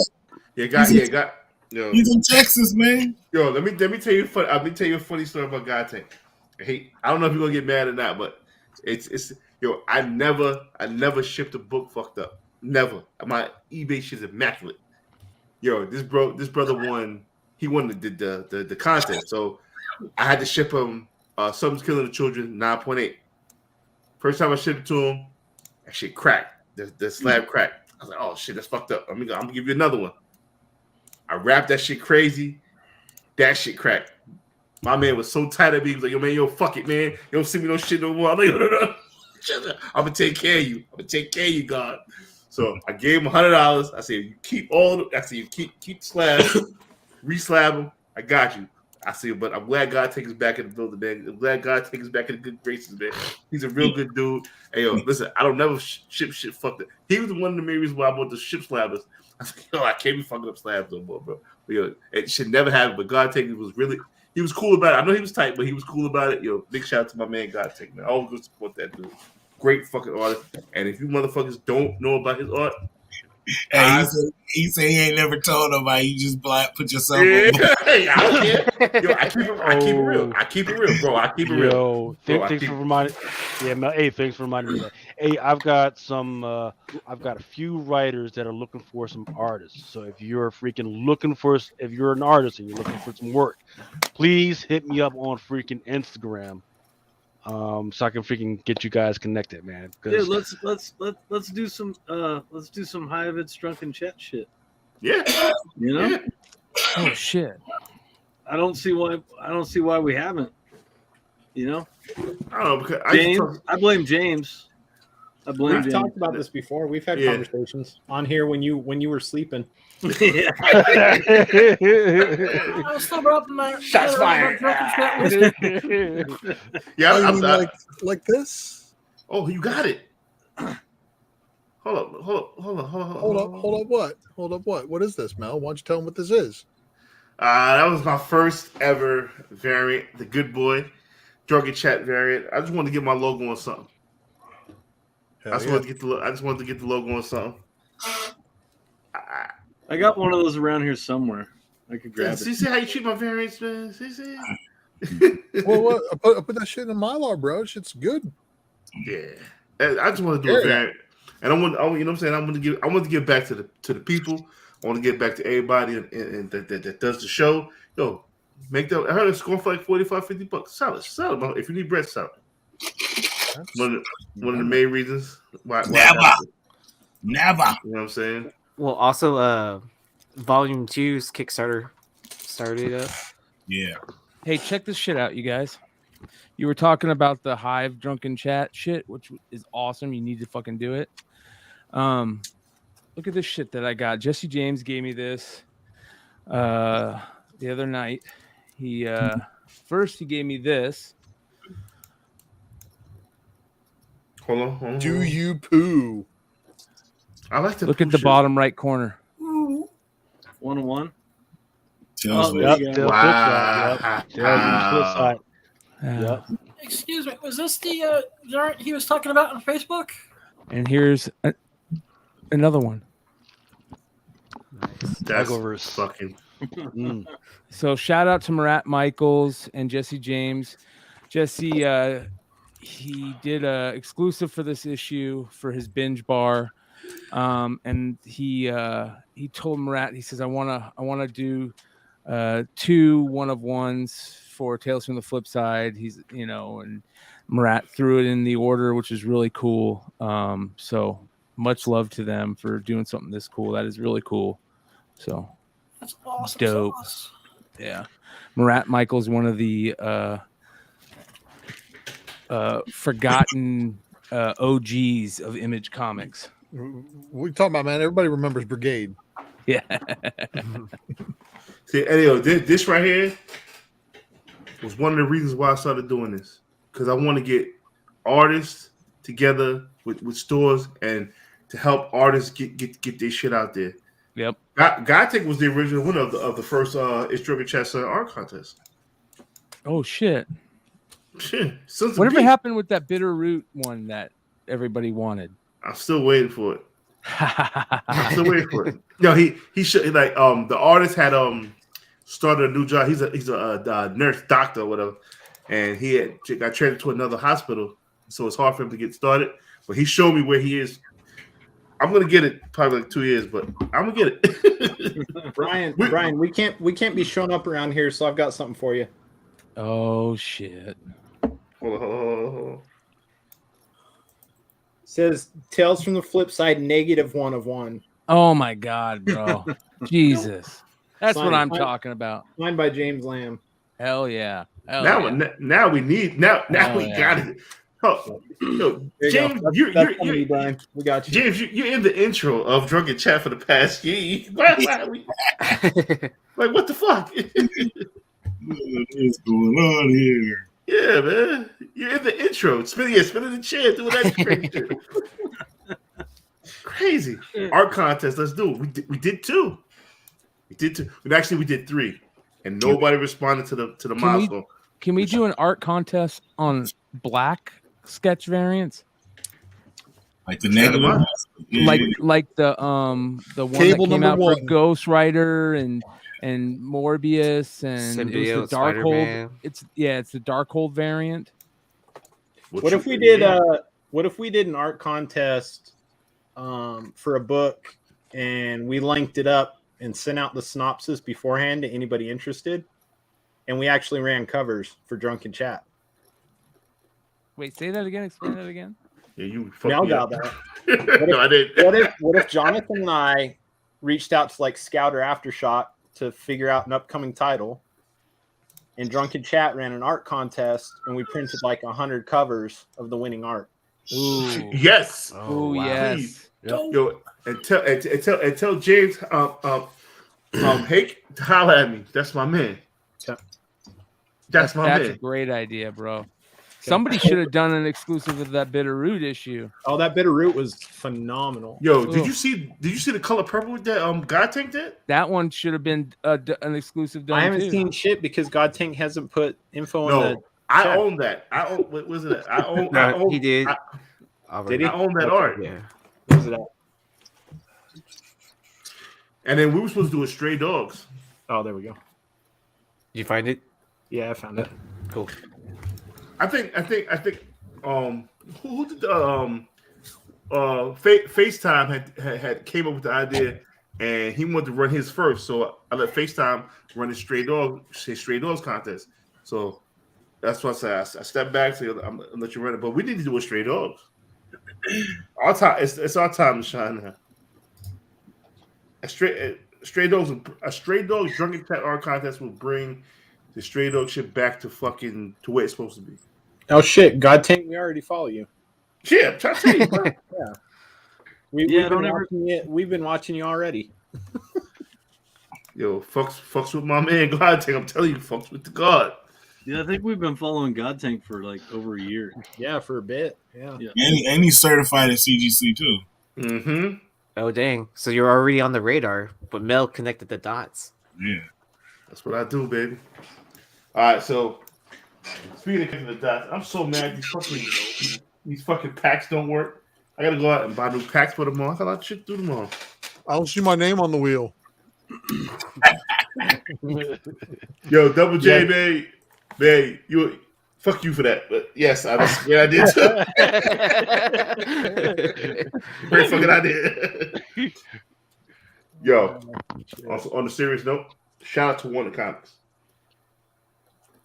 As of today, this will be the second place you can get this set for free.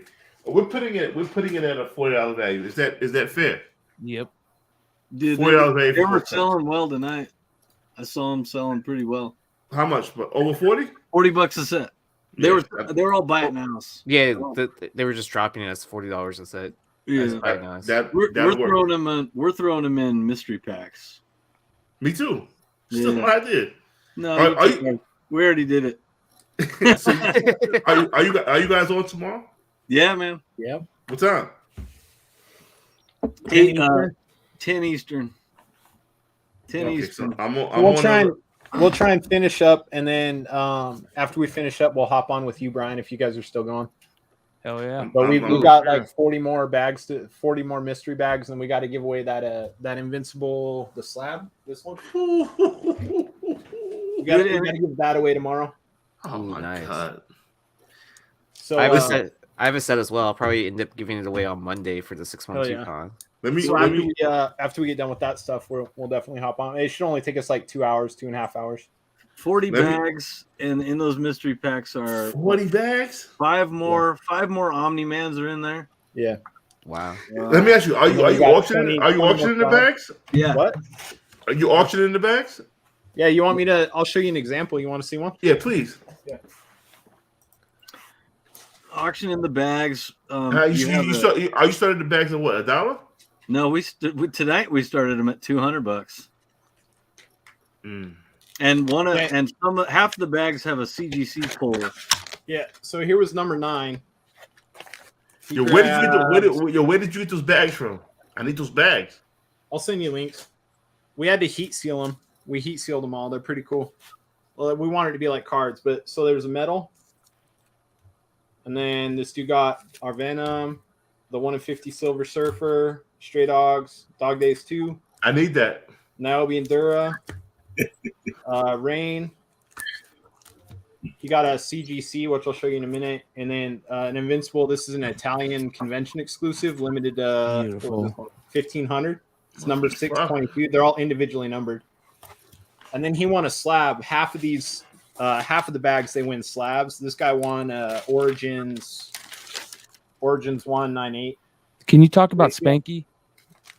Huh? Spanky's a shit. Dude, Yeah, Spanky. Spanky's been one of our biggest supporters from day one. The dude balls out every fucking time. But yeah, when he bought that mystery bag for what $260 and then said, "I'll just give it away," like that was fucking next level. Yo, here's what I'm doing tomorrow. The Melmart packs. The floor. Hold on, let me put my shit on. Yeah. The floor of these bags. The floor, that means the bottom, is $300. But I'm personally putting more than $300 of shit in these bags. Yeah. But I'm gonna buy it now. Oh yeah. Yeah. Dude, Mel. You think it's a good idea, or should I auction them? No, it's a good idea, man. It's a good idea because here's the thing. You want to give people their worth, but you also know what you paid for those books, and it's going to be less than $300. So you're getting your money, but you're creating an economy around it, and that'll get people to keep coming back. I would say maybe buy it now, 5 of them, just to show people what's in them. Open them in front of people, let them see what's in them. Buy it now, 5, and just be like, "Hey, listen, the first 5, you guys go snag them right now," and then auction the rest after people see what's in them. They'll know what they're worth at that point, right?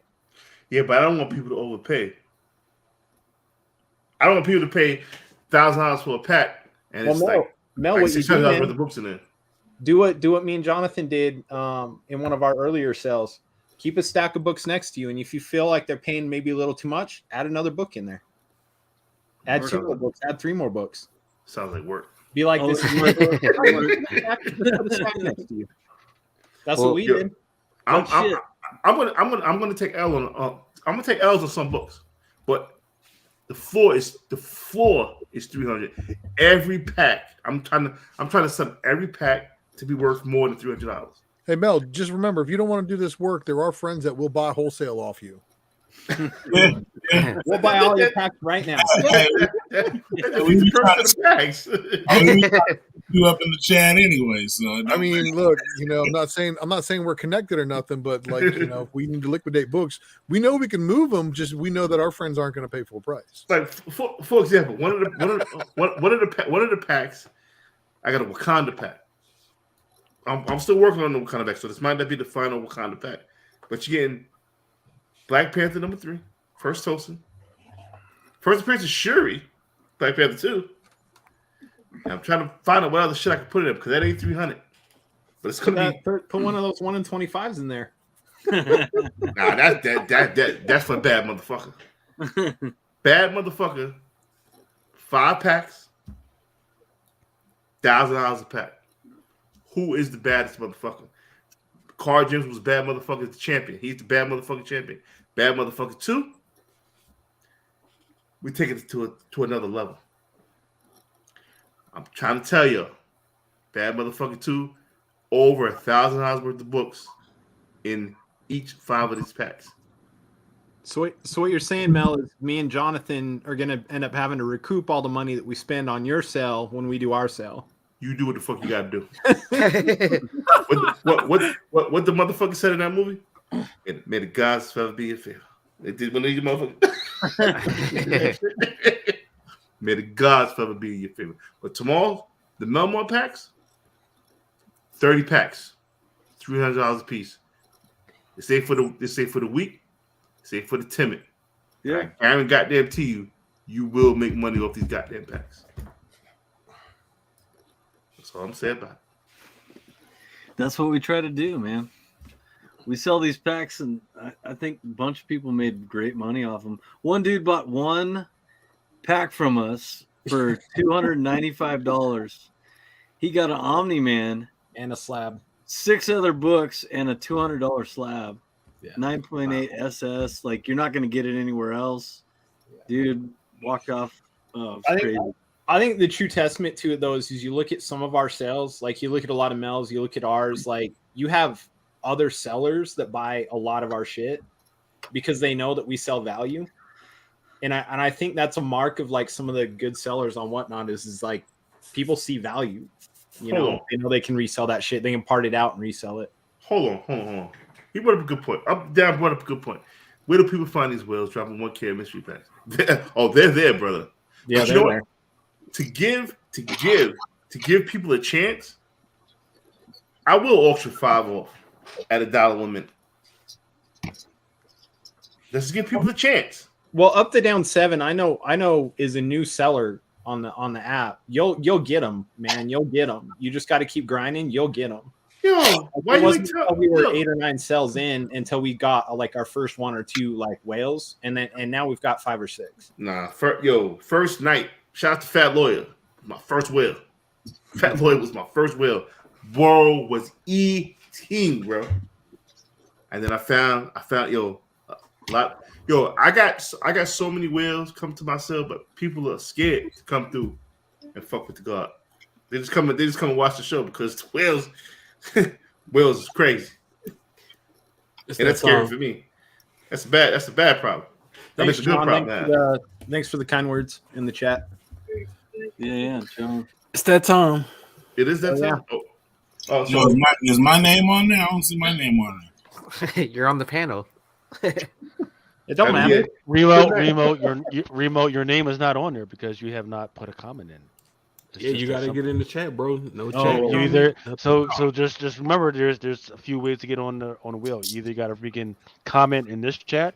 If you want a second name, you can comment in the Twitch TV Comic Crusaders chat. Or if you had bought a book from the Drunken Chat pull box, you get an extra name. Or if you donated to any charity or gave blood or anything, you sent me an email with proof, you get another freaking name.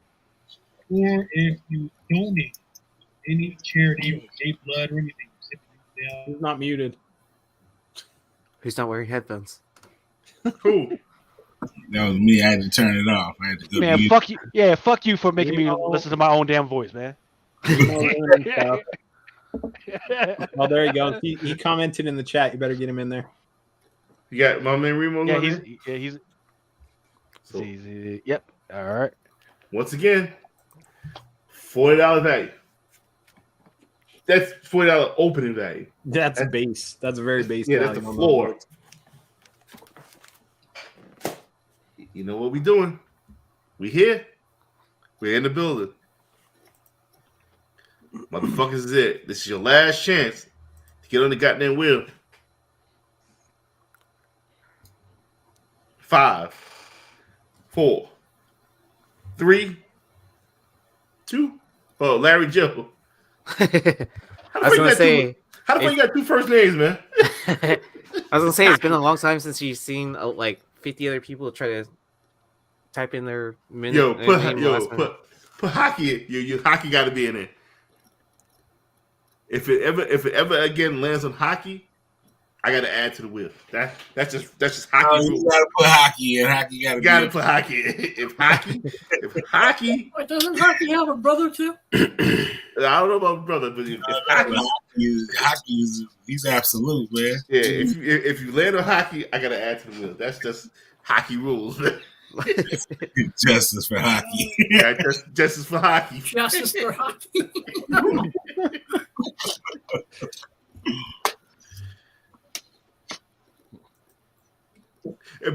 Big shout out to Jim's Comics, by the way. He gave us a shout out tonight. Yeah, he did. Mama, we made it. Yeah. If Jim Comics mentions us, Mama, we made it. Hockey got to be all right. We got everybody. Nope. Stand by. All right. Lucy turned in early tonight. She was tired. It's a pregnant woman, man. Mm-hmm. Yeah, if y'all don't show up early enough to show us some love, she said, "Fuck y'all, I'm out." Well, don't forget to subscribe to Nirvana. Eric Hurd, you heard the people. Eric Hurd, you heard the people.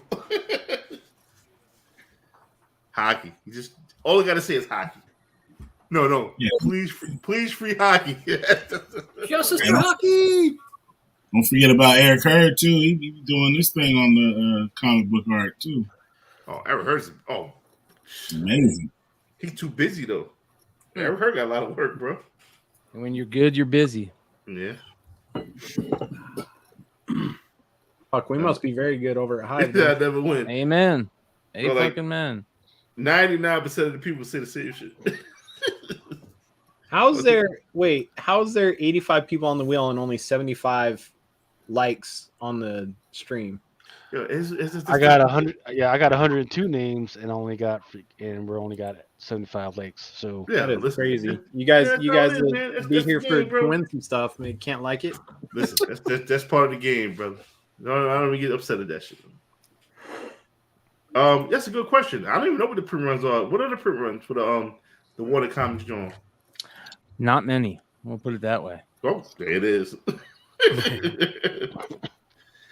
Nah, I'm not doing that no more. Last time I did that, man, it got tight. It got mad at the God, man. I don't want nobody mad at me, man.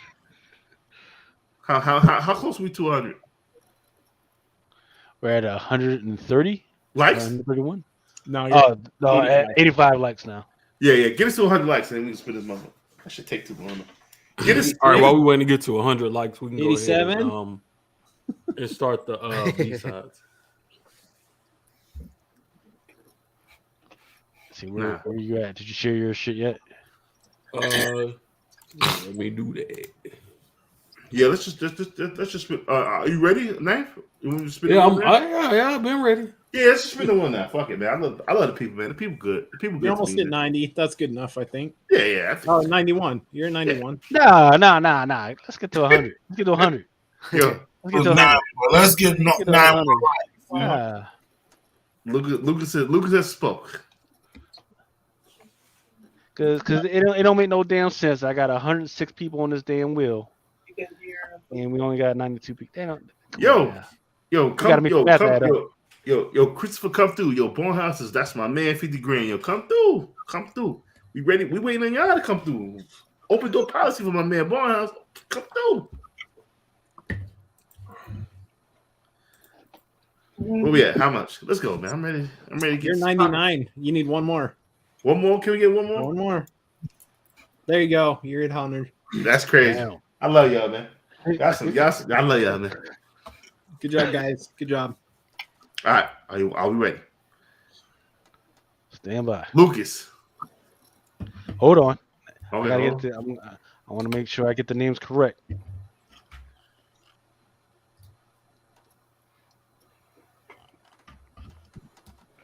know what I'm gonna do also? Since I got so many of them motherfuckers, I'm not putting them on eBay no time soon. I'm lazy as shit. I gotta say Coco got her shit.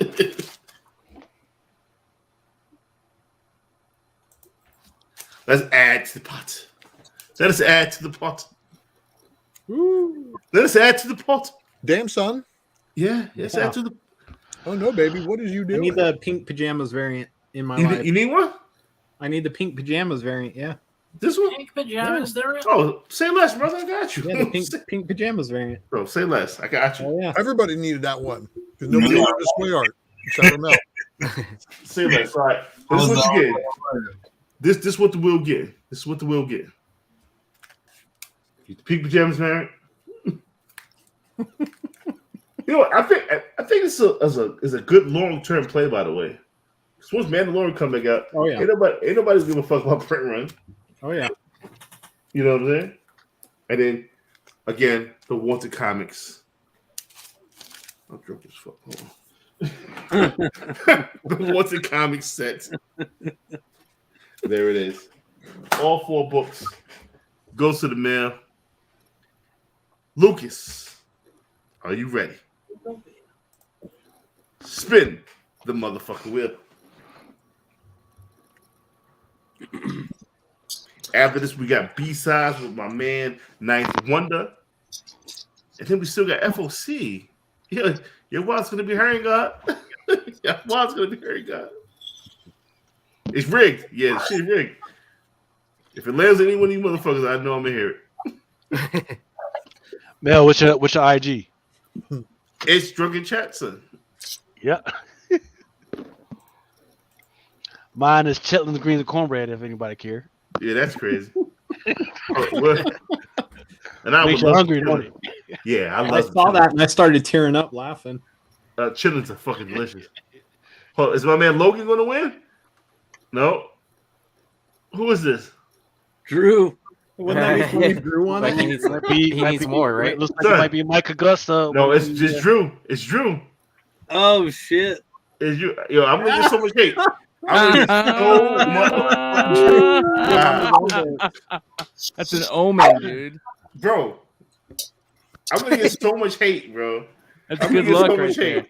No, rerun that shit. He's gonna tell you to rerun it. Yeah, you don't care. Yeah, rerun that shit. Cause first Lucy won the shit. I got some fucking hate from some dickhead, and then Cobra won it last week. I got hate from motherfucking another dickhead. No, we gotta rerun that.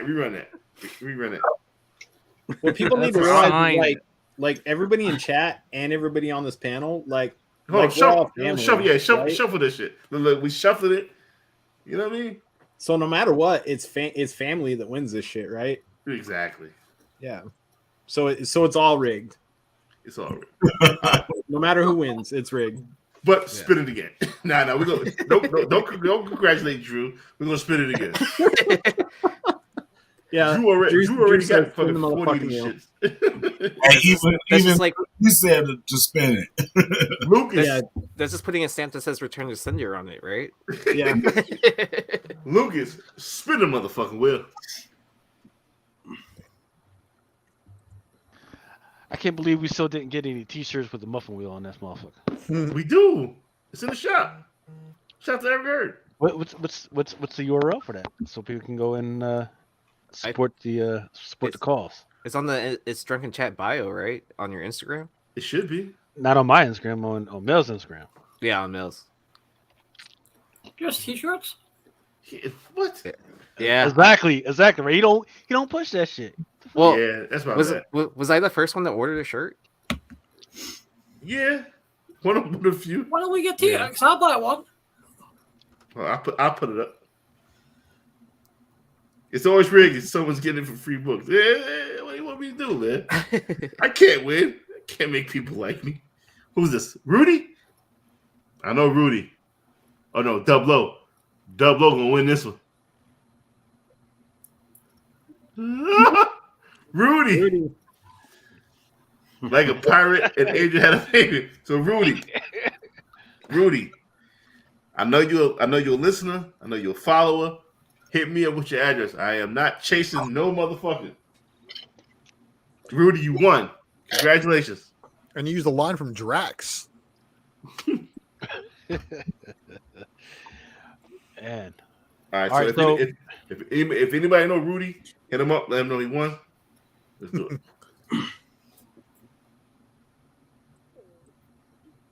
Are we ready? So yo, listen. Ninth one that got a joint called the B-sides.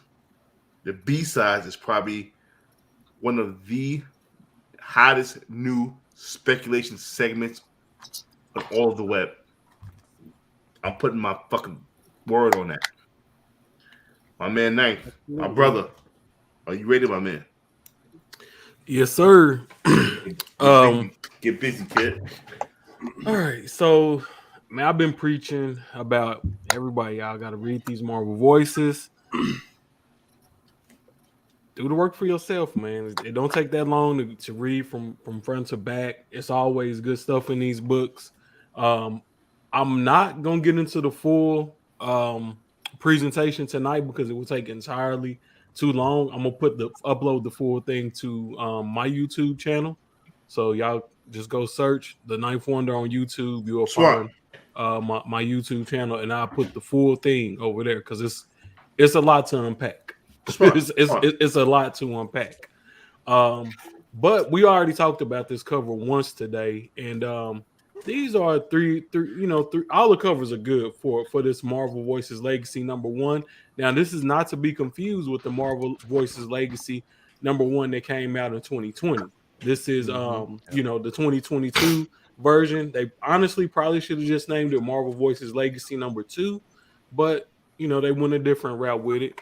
My personal favorite is this Oliver Capel cover right here with Miles, Riri, Moon Girl, T'Challa, Storm, and Luke Cage on it. But like I said, all of the covers are good. They also have a solo cover with Monica Rambeau on it. So, the cover work is the cover. You know, the cover art is dope on it. As Lucas was saying earlier, there are a couple of first appearances in here. But oddly enough, the first appearances isn't what I took away, from this book. And that's not what even caught my attention with this book. What I was looking at in this book was this splash page that they had, and I want to say Ultra is the first person to show this to me before I even got my pick my copies up from the comic shop. Lucas, throw me back on the screen. Thank you for saving me from having to do this on a spec matrix later. Man, I don't know what's going on with the screen right now. It was take your time, brother. Take your time. The screen not showing up like crazy predator looking to y'all. No, it's small. It's small. I'll try it. Okay, there we go. All right, so this is the splash page that I'm referring to, and basically what it is that they're highlighting 13. They're highlighting 13 characters that Marvel. I'm assuming that they have plans for. Because outside of that, there would be really no other reason for them to highlight these characters. I don't. They could have said, "Hey, we need to bring. We need to throw a couple of characters in the back of the book. We need one more a splash page for the back of the book. Let's just highlight some characters." They could have said, "Hey, just throw this shit in here and give people something to look at. It's not enough stuff in the book." But the book itself is pretty thick, so I don't think that's the case. I don't see why they would add on the printing cost and take time out to put this page in there if it wasn't a deeper plan to all of this. Yes, sir. So Ninth, the one that Ultra and I have been talking about, or kind of alluded to, was the one that was number one. That's that Tamara Devereaux, that Captain Universe, which is tied into that whole null shit, right? Because that whole light, God of light and everything is kind of ties into that whole Captain Universe shit. So it's interesting that they want to highlight Tamara Devereaux, or is it Devereaux? Is it DeVoe or something like that? I just thought that was kind of DeVoe. And that's actually, that's definitely that's definitely interesting. So that was one of the first things that caught my attention. Pretty much for the same reasons that you were saying. I'm just gonna zoom in a little bit closer on this. Then of course they highlighted Cela Burke, Sun Girl. The crazy thing about this one is her first appearance is Superior Spider-Man Team Up #1, but I can already kind of see people disputing that because she's literally on one panel, but it does name her Sun Girl. She's there, like fully, but how people like to dispute that. But let's get the speculation and talk over right now. That's her first appearance. We just going by what Marvel is saying in printing.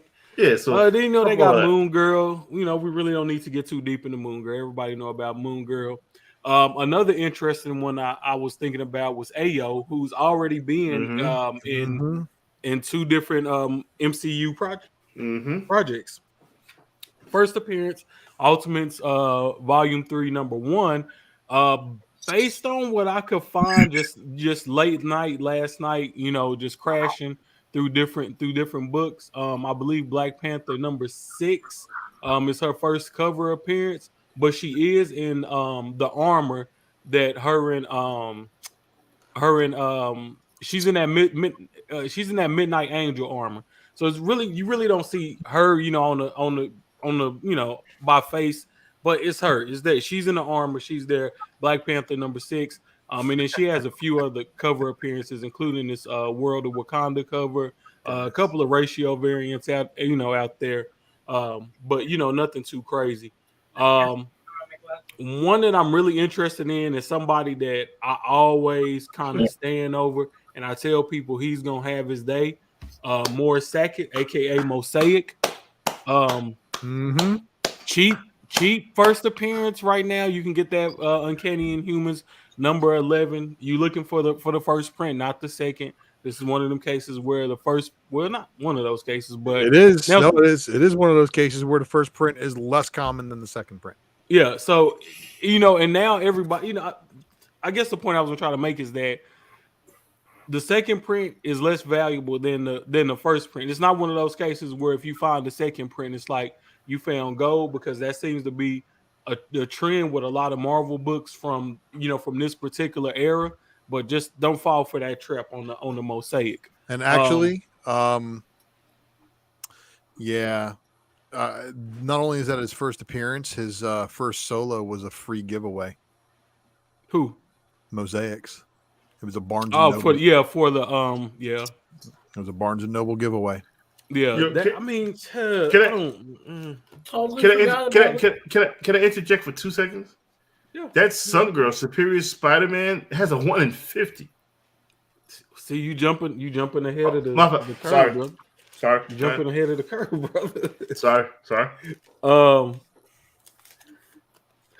right, Riri. This is the third time Marvel has printed on a comic book in the comic book that Invincible Iron Man Volume 3, number 7 is her first appearance. You people got to get it together. It's not 9, man. Yep. Stop listening to other shit. Let me interject here because just for the comments, because people are asking about Blue Marvel. He's not on this thing right here. However, he is in the book. Yeah, he is. He is in the book. So get out of your mind of what your question. He's in the book. He's made it in the book. This is just some stuff where I'll let you go ahead and do your thing, Nart. Go ahead. Yeah. So Tamara DeVoe, Captain Universe. I don't think it's anything to the ranking and how they. I don't think it's like a ranking and how they got the characters number. I think they just put them in there, whoop de whoop. But like I said, this was definitely one of the more interesting ones, and I'm not gonna go through too many covers tonight because, like I said, if we went through covers for a lot of these characters, we would be here all day. But this is her first appearance. Avengers #1, Marvel Now. Tons still of variants. a very cheap book. Very cheap book. It's not gonna break your bank to go and pick this up at all. You can find these all day. Dollar bins. 1 in 100 on that book is cheap as fuck too. Mm-hmm. It's a 1 in 50, 1 in 100. I got a couple of other covers here. What the hell? Bro, I'm switching back to a fucking PC, man. This Mac shit. Yeah. What the fuck you fuck with this Mac bullshit, man? This Mac shit, man. I don't know. I don't know. Hold on 1 second. You left clicked when you should have right clicked or something. I think that's how Mac does. I don't know what I did, man. Interesting. It could just be I'm tired, bro. No, it's you fucking with that bullshit ass Mac bullshit. I ain't gonna stress it, man. Open. Oh, the Gangnam Style variant. I forgot about that one. There's the Deadpool variant for that one, and it's got a sketch variant. That's the 1 in 50. Yeah, it's all right. Which one is the 1 in 100 is a sketch of this. Marvel loved doing that back in the 1 in 100. I thought. Huh? I thought that was actually the 1 in 100. This the 1 in 50. The sketch is the 1 in 100. I thought it was verse 2, but yeah, it's the sketch. Why? I just this era, man. They did a lot of sketches for the 1 in 100. Lazy. Well, they have to test the ink somehow. You might be. Doesn't this one have a Jeremy Opina? That is the Opina. Is it? Yeah. Yes.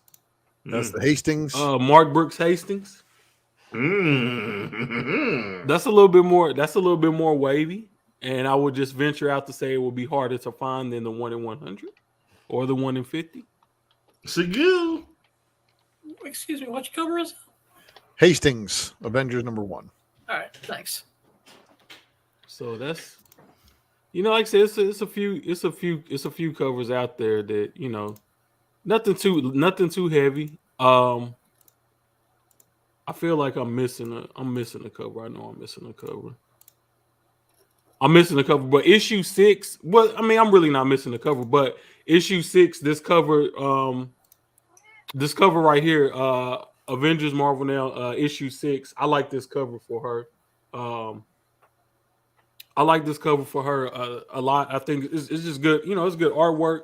Only thing I'm not 100% sure on is if this is her first cover appearance, but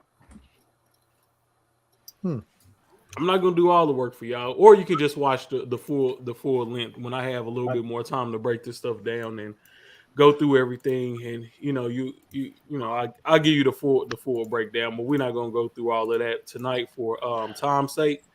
I would give a chunk of my collection for the OA for that cover. I think that is a beautiful piece of art. Yeah. So Celia Burke, like I said, she has first appearance, Superior Spider-Man Team Up #1. Then she's also in issue 5, 6, and 7 of that run as well. But then if you really just want, like the first, where she's really an integral character in the story, you're gonna be looking at the New Warriors run.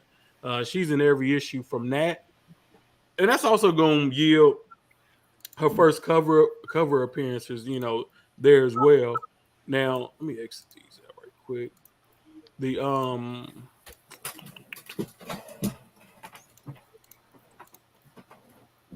it's a 1 in 50 for the Superior Spider-Man Team Up. Yes. The 1 in 100 is a sketch. That's the one you want right there, bro. I'm not paying for no 1 in 100 sketch when I can have a color for 1 in 50. For Sun Girl, I was talking about Sun Girl a couple years ago. That's the one you want right there. In my opinion. I think this is the book. Yeah, I think this is definitely the book. Even though she's not on the cover now. For first cover appearance, the book that I would want to have personally, not saying that anybody else should feel this way, just what I would want to have personally. New Warriors 1 in 50, J. Scott Campbell. Yeah, that is good. That is good. That is real good. There's also a sketch of that one too. Yeah, of course, sketch was the fucking thing in this era, man. Oh my God. But those colors are phenomenal. Yeah, the color. I don't even see why on some of these books. I don't even see why you would want the sketch. No, and the sketches are when the colors are done so masterfully. Like the sketches just look bland as hell. Sometimes sketch looks better. Don't get me wrong, but like on that one, hell no. Yeah. Carmen Maria Cruz, aka Gimmick. Marvel Voices 1 2020. The one mutant in the whole crew. the one real mutant. Now, man, like whenever people would always try to explain what was going on in this book and in that Marvel Voices book, and then the Children of the Atom. And this is where I think people don't read books. They just kind of hear what somebody else said on the YouTube show, or what one of their friends told them, or a guy that worked in a comic shop. Personally, I like this story. You got a group of teenagers posing as mutants. Everybody in the group are posers. They have some type of technology or some type of trick that they're using to act like a mutant when she's the only actual mutant in the group. But I mean, like I said, she has a nice set of powers on her.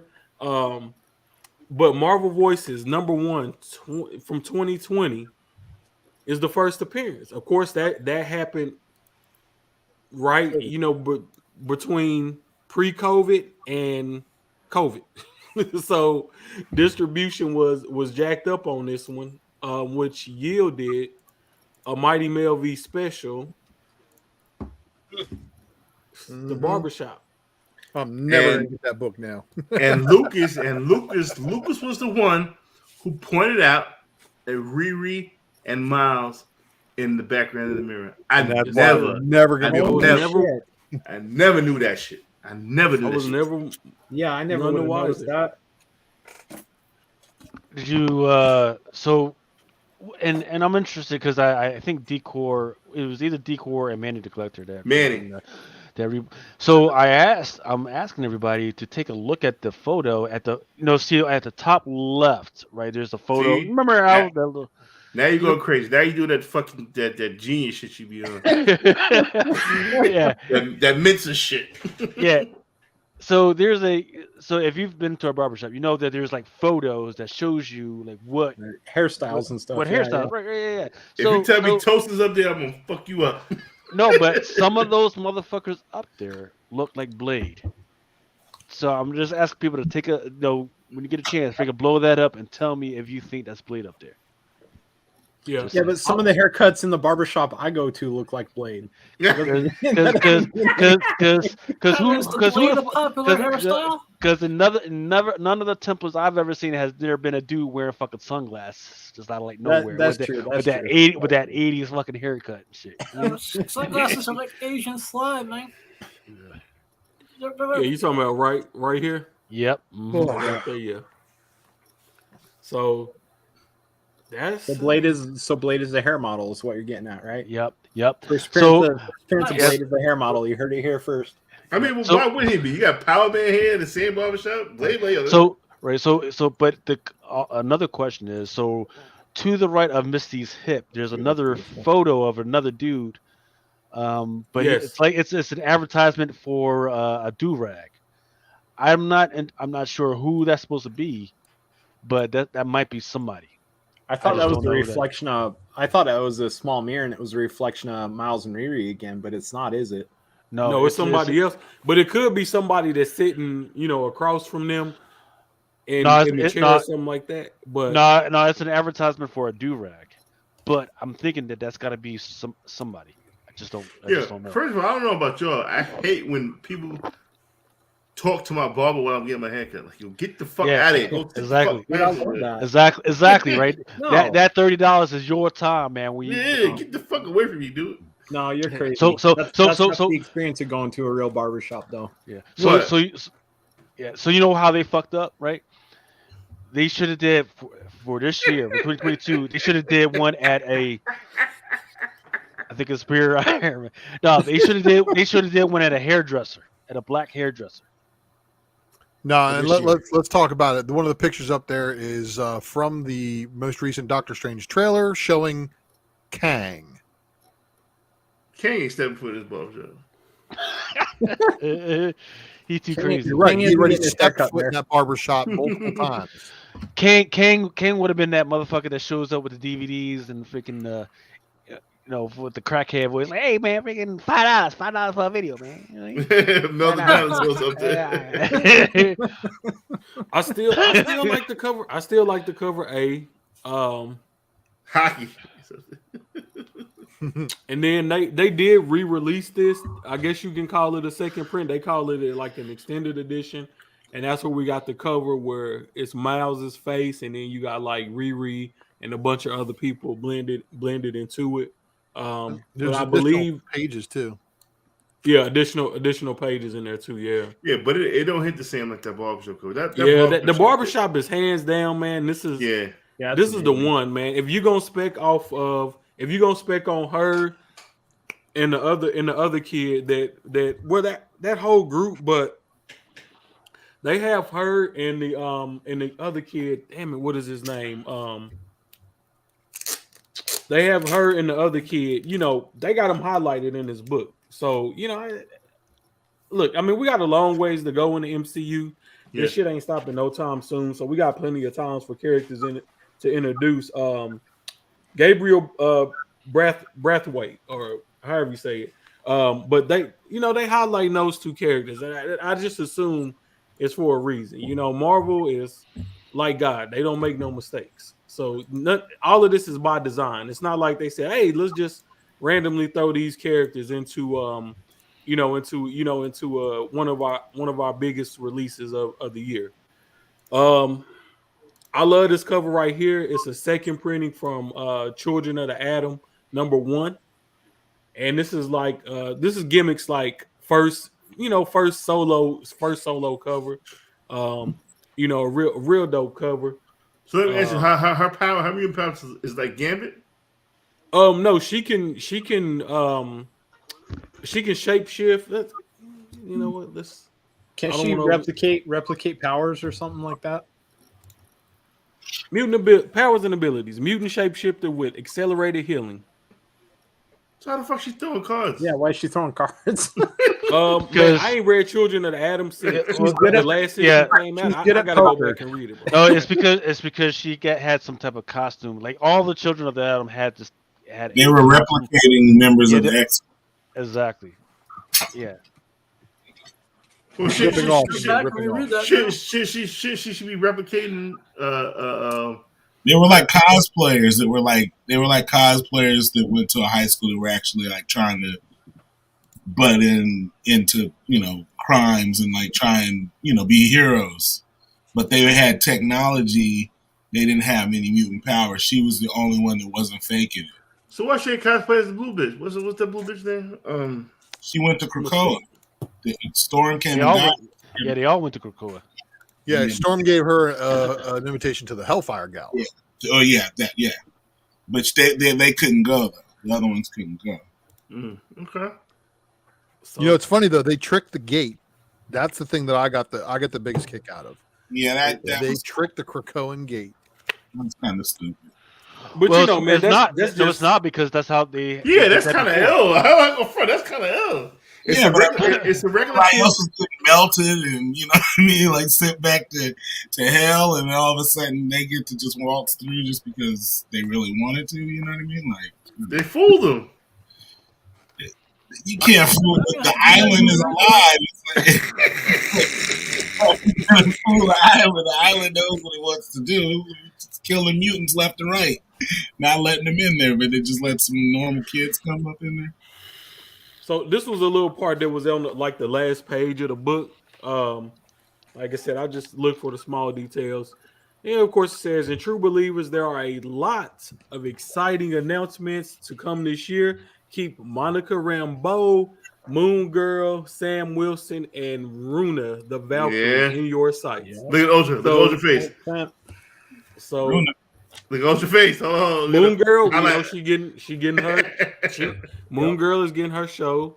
Monica Rambeau is probably gonna be in a couple of movies this year, if not over the next couple of years. Sam Wilson, I'm sure they will announce Captain America 4. And he'll be heading that. Runa, if y'all watched The Matrix, what was that? 2-3 weeks ago? But here's the question. Here's the question, right?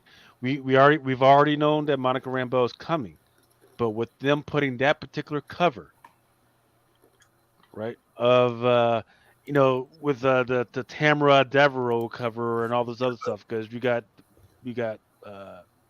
Captain Marvel, we've got Binary out there, we've got Captain Universe. What the fuck are they doing? Where do they want to go with this? Not only that, though, it's missing a name. Which name is that? Riri Williams. Where's Riri at? You know what I'm saying? Yeah, she's already. She's not on the Universal scale, man. That's yeah. Like, I'm not trying to knock Riri, but she's a normal human in a suit of armor. But that's what I mean. Like, that means, though, that they're saying to pay attention to those characters in this next year. Well, those two things ain't mutually exclusive. So just because they saying pay attention to those covers, to those characters, they're saying the only thing they're saying is be on the outlook for announcements. They've already announced that Riri Williams is going to be in Black Panther. I think those characters are going to start having like their own series. They're going to start like probably pumping them through the comics, not necessarily through the MCU. But like, I think they've already established Riri. I think those of us that are in the know, and that's most people that read comics, understand that she's an established character now. I mean, how long was her series? Like, she's had a couple of series. Like, she's got her solo series was 12 she's issues. pretty damn good right now. It was pretty short.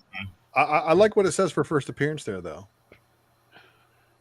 And see, the only thing I can say is that with Marvel, it's pretty much the first book that you see them in is the first appearance. In the way that Marvel, based on anything published from those Upper Deck cards you showed earlier, to any time that they note a first appearance in a book. I know on the back of a bunch of the John Tyler Christopher trading card variants, a lot of those note the first appearance on the back of them, and it's pretty much the first time that you've ever seen them in the comic in any, except for a few exceptions like with Eddie Brock Venom. Okay, the hand, a fist, anything like that, no. But like the first time you actually see the character, and but on that note, 298 is the first fist of Venom, and that would negate Jessica Cruz's first wrist in Green Lantern if we held that standard. I'm just saying. We should hold that standard. This is 299 is the first full fucking Venom. I don't care what you say. Yeah. And Todd McFarlane had that image swiped onto a number 1. And that 41,000 for Venom. That's right. Hold. H&H, I got you, bro. Remember, it's not what he said. Riri first appears in 7. He said his first her full armors, and her armors and her debut in armor is what happens in 9, in 11, in 12, and other books just going throughout that run. So it's like they drop 2 pages, 3 pages here for you to just like kind of get a sample of her. Like Bendis was totally trying to slow roll her in there. But the first time you see Riri, it's in issue 7. First is issue 7, period, bro. But, and I'll make this argument. I made this argument offline to my boys before we went live. I said, all the stuff about Riri, if Champions 22 doesn't get love, then Ironheart number 1 shouldn't either. Because Champions 22 predates it. And that's the debut of the Ironheart in not only name, but in design. Like she has a little heart around her chesting piece there, right? Showing the arc reactor and stuff like that. So again, it's just like but she's named Iron Man 3. Yeah, that's fine. That's fine. So, she's named Riri Williams in Invincible Iron Man number 7. Oh yeah, all the rest of that shit doesn't fucking matter anymore. Now you're just specking on the appearances of her armor. So I'll say this, and some of you guys don't know, right? But around in Utah, I'm regarded as the speculator. Like even my LCS, both of my LCSs ask me to tell them what books to order. Like it's gotten to that point, right? And I won't, because I don't want them ordering 50 fucking copies, because then it becomes dead spec, right? Unless they're ordering it for me. So but they know. Like I call them up and say, hey, I want 5 copies of this. They're like, all right, I'm going to increase my order by 30. Right? They know that shit. So and I appreciate that. But I have my brother who I've taught to speculate in comics, and I've told him, like, listen, you can learn a trade, or you can learn how to fucking flip in life and always have a career. And so I taught my brother how to my brother's got soft hands. I am not training him how to be a mechanic like I did for 6 years, but I can teach him how to flip shit. And so he asked me one day, he goes, what's your best speculation you ever did? And I said, Iron Man 7, the Women in Power variant.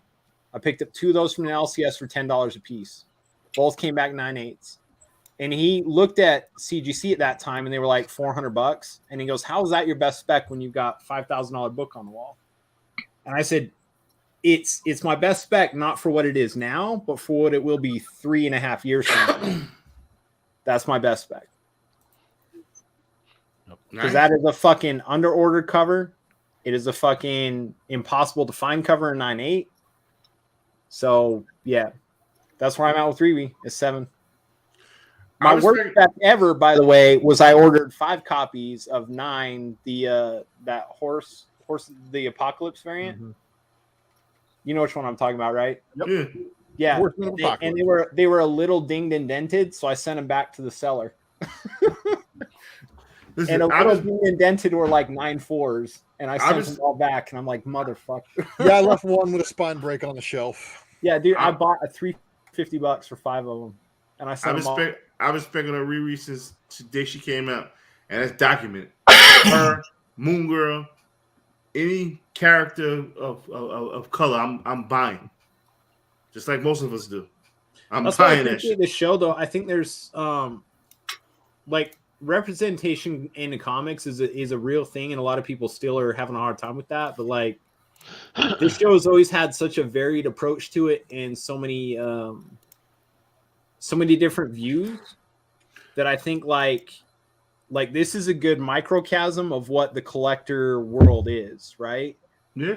This show is more than most others, is a good microcosm of it, to where like you understand, like when you hear people like Mel like speak so adamantly about Riri and about Moon Girl, that like sometimes you have to, even if you see it as weak spec, if you understand where that spec is coming from, you're like, oh shit, that is important.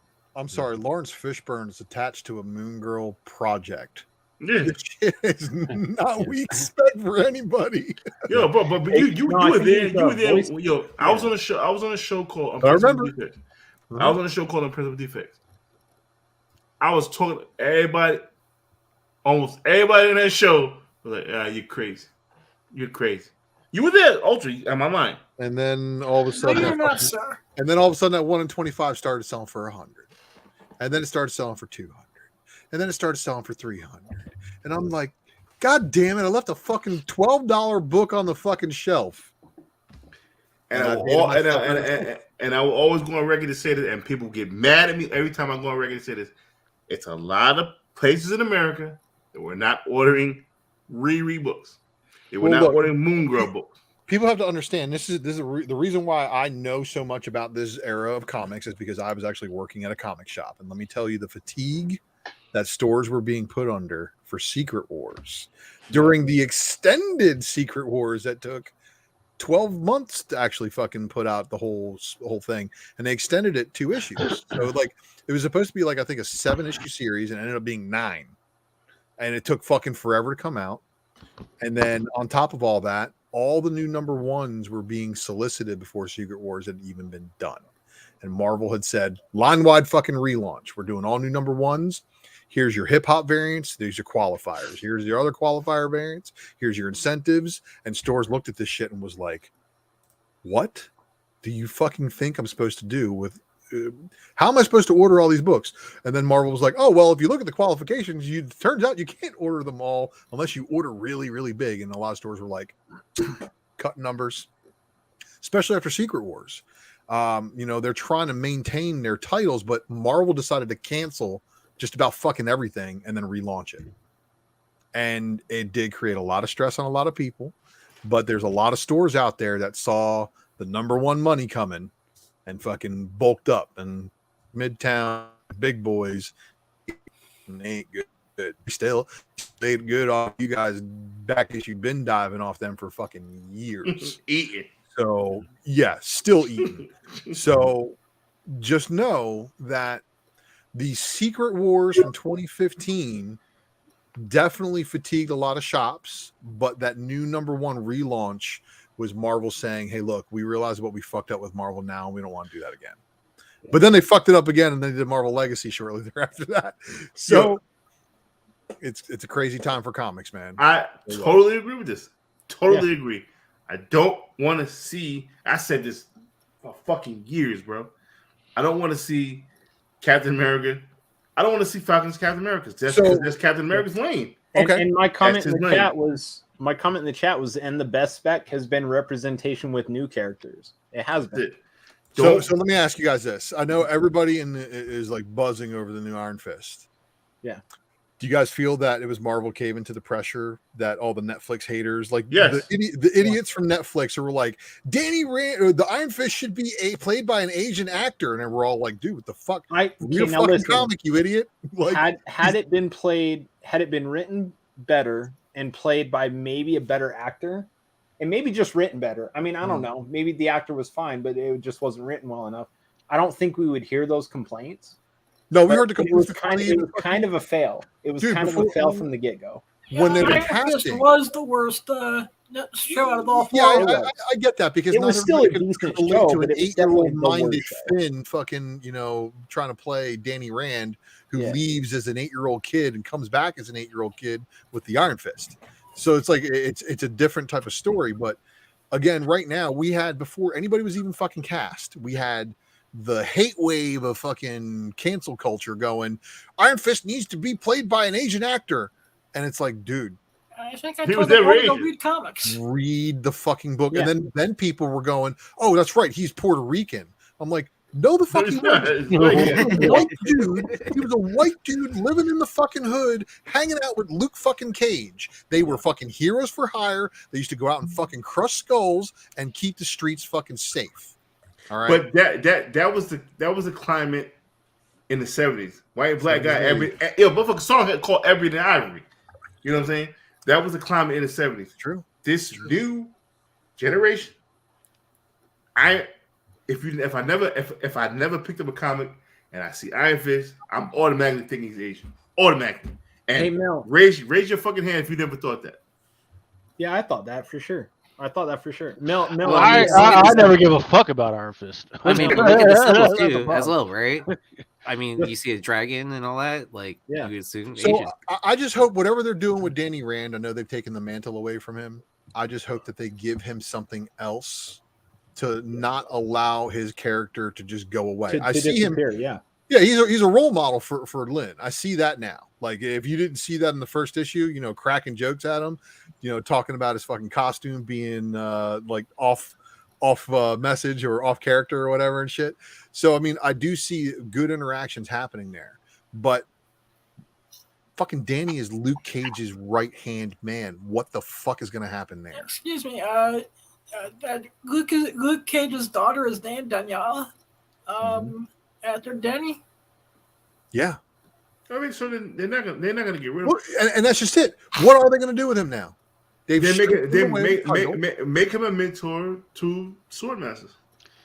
Well, I mean, he's a billionaire, right? So they could do whatever the fuck. You let him run his company like Iron Man did when he stepped down from the Avengers and to run Stark Enterprises, right? You do the same shit. Another question I had, when everybody was talking about Sword Masters, the next Iron Fist, I said Sword Masters been around for fucking 3 months. Why the fuck you gonna change the character to make him Iron Fist? Falcon, let Falcon be the fucking best Falcon he could be. He need to be Captain America. He need to be fucking Falcon. Here's the thing about it though, because we had this conversation a lot of times. Well, here, like so put all that stuff about diversity and because when you actually read what's going on, where the direction that they want to go, they kind of want to research and discover more about what's happening with Kunlun, right? That's all we have been hearing when it comes to hey, they're dragging Kunlun. Kunlun's the freaking greatest. It's the fucking paradise. Well, now we're going into actual Kunlun, but it's going to be kind of conspicuous if we got a freaking white guy just walking around fucking Kunlun. Like, fuck that. We want to see people from Kunlun and their natural element about what the fuck is going on, and that's what this story is about. Exactly. Is Swordmaster going to stay at Kunlun? Absolutely not. I'll be shocked. Absolutely shocked that 3 years from they now, ain't listened to the B-sides the other week when I explained. That's why I said I don't like the spec because they left it out for Swordmaster to be Swordmaster again. If you read the fucking Death of Doctor Strange, White Fox, they left the out in there. Now, the other thing I wanted to say was about Sam Wilson being Captain America. People automatically see a character change and they look at diversity. That was a storyline because that set up Hydra Cap. They weren't about to put Bucky. Bucky had already been Captain America. They weren't about to do Bucky as Captain America again. They wanted to set up Hydra Cap. So let's put it on Sam Wilson. That's Cap other guy. Let's put it on him. And then that also future set up the movies. So everything ain't always about a diversity play when it's a storyline in the comics that flows well with that. Even with Miles, they never said, oh, we're going to turn Peter Parker into a black kid. They just made a black Spider-Man. Now we have multiple black Spider-Man. I don't think they've outright changed the race of any character in the comic books. Nick Fury. Or the gender. Now, other people have put Nick Fury. Now, see, here's what my thing about that. And then they retconned it.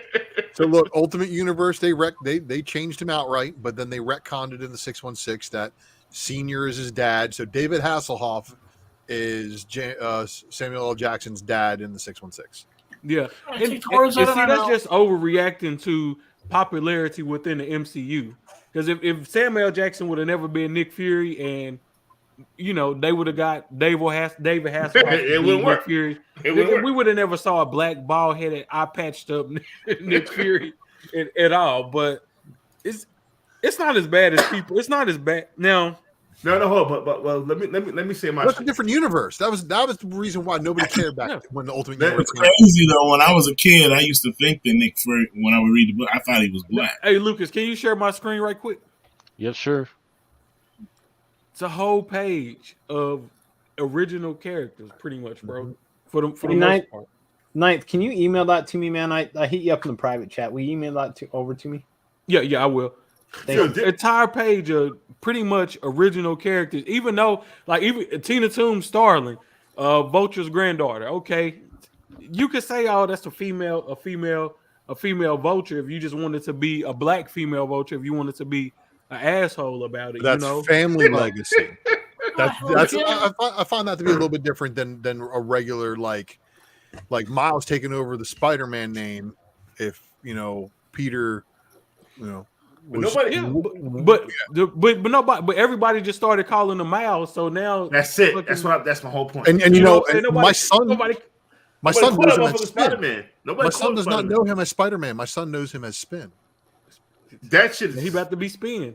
I really think that's what they're doing. I think they're really trying to differentiate the name. I wish they would stop. Yeah, the same way. Cartoons. Yes, and that's what Beyond is about. That really is what Beyond is all about. Freaking differentiating Ben from Spider-Man, from Miles Morales. I'm not calling him Spin, man. You gotta have that bullshit. My son knows him as Miles Morales. They already Morales, are calling him that on a regular, and there's a fucking age group of kids who know him as that. Spin. Yeah. Spin. Stop. No. Yeah. So. I think there is maybe one comic or two comics out there that's based off of that cartoon. So the ones where he is known as Spin, you might want to take a look at those. Spider-Man, Miles Morales, 11 Funko. Sure. But they're also doing the same thing with Spider-Gwen, right? And trying to relabel her as Ghost Spider. Yep, that didn't work. They rebranded it because they didn't want the identity to be revealed, right? That's different though, because they did that in the mainstream comics and the animated series. What he's talking about with Spin was that's like literally a little kid's animated. Yeah, it's a little kid's show. Like my 4-year-old watches it. It's like a 4 to 8-year-old range, and those are future collectors. You know what I mean? But like my 11-year-old to my 11-year-old, Spider-Man is Miles. I also want to answer Gringo's question. Why is Marvel and DC too damn lazy or cheap to hire I agree. great I writers and artists who can create fresh, brand new, diverse characters with intriguing origins? People do not like change, so they need something that's familiar, but still like within the same realm. Yes, right? they gotta feed y'all idiots change with a long handle spoon. Mosaic is an original character, 100% character. Y'all didn't like Mosaic. No, so they were mad. They were mad. People were mad at Mosaic. I was there, bro. I was fucking there. I was fucking on the motherfucker. Bro, the day that those books dropped, I dropped $150 bid on 2 copies, and then both them motherfuckers hit $300. This is before Tosin was even a blink in anybody's fucking eye, and people were like, "Did somebody really just fucking bid those things up to $300?" I'm like, "Bro, I put $250 bids in there, thinking I was gonna win that shit. Hands fucking down, ain't nobody fucking coming close." People wanted fucking Mosaic to fail. I was fucking there, man. Ain't nobody can fucking change my mind. You know why? You know why they wanted it to fail? Because his fucking first print sales totals was barely like 12,000. Yeah, because they wanted. Was that low? Hold on. It was like 11 and change. Hold on. They wanted him to feel the same way they wanted Tosin to feel. He not failed. Mosaic failed. Mosaic. I have another answer for you. I cannot fucking wait. Mosaic coming back. Mosaic coming back. I just hope y'all tie all the MCU together. 1 and 25s, because that is. I cannot find that book, man. It's a real ghost. It really is a real fucking ghost. And I have one, but I don't know if I ever got a second copy. I might have. Yo, put Mosaic Blade. Where has Mosaic been? Let the motherfucker say used him. Have not used him. Hold on. Let the motherfucker say he's getting fixed in Wakanda. Motherfucker, Mosaic is the boy. Watch. Lucas, share my screen one more time. I had a couple of more questions for the his characters. For the panel. His character's dope. He doesn't need to be fixed. Go ahead.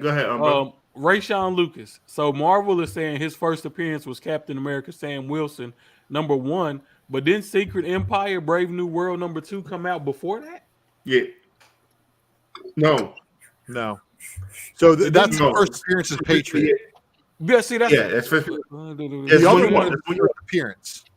Okay, so is Secret Empire? Hold on. So as Patriot is the one you want. Because nobody's chasing fucking Cletus Cassidy. They're chasing Carnage. Yeah, they don't want that ASM 344. They want that 361. Yeah, it is. Okay, so is that type of situation? Mm-hmm. Okay. That type of situation. What was the other question I was going to ask? Stalin. Is it 5 or 10? Marvel saying 5, but I mean 6 is always going to be the more popular because it got that beautiful cover on there. So, and here's what's cool. Again, I didn't get to get this out earlier. Starling may be legacy, she may be family, but she took a different name than Vulture. She didn't call herself Vulture.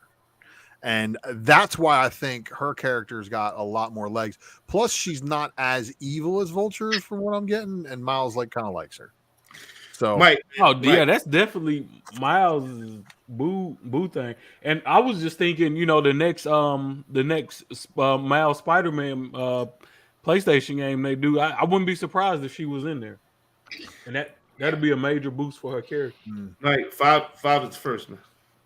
5 is the first, bro. Like how can you have a cameo without being the first time you see somebody? If it's the first time you see somebody, that's the goddamn first, bro. It's first. If you want original content, I suggest reading independent books. It's true though, right? Runa is probably the one I was most excited about. Yes, because yes. I went knee goddamn deep in that goddamn shit. Man, that Runa shit's crazy, man. Well, sometimes I'm a little ahead of the curve. Sometimes I'm not. Man, you was a lot ahead of the curve, bro. It's fucking. Hey, you was that there with the concrete building the motherfucking curve.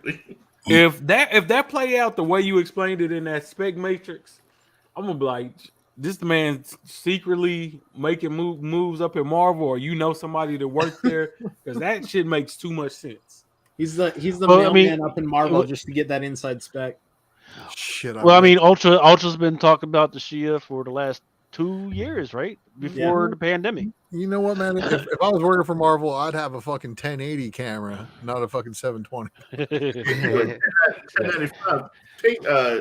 Pink stub. Text. Pink stub. Yep. For real. Up and Down was earlier had said, hey, we had 3 years now people chasing True Believers reprint spec, and most of it leads nowhere. There's no connection.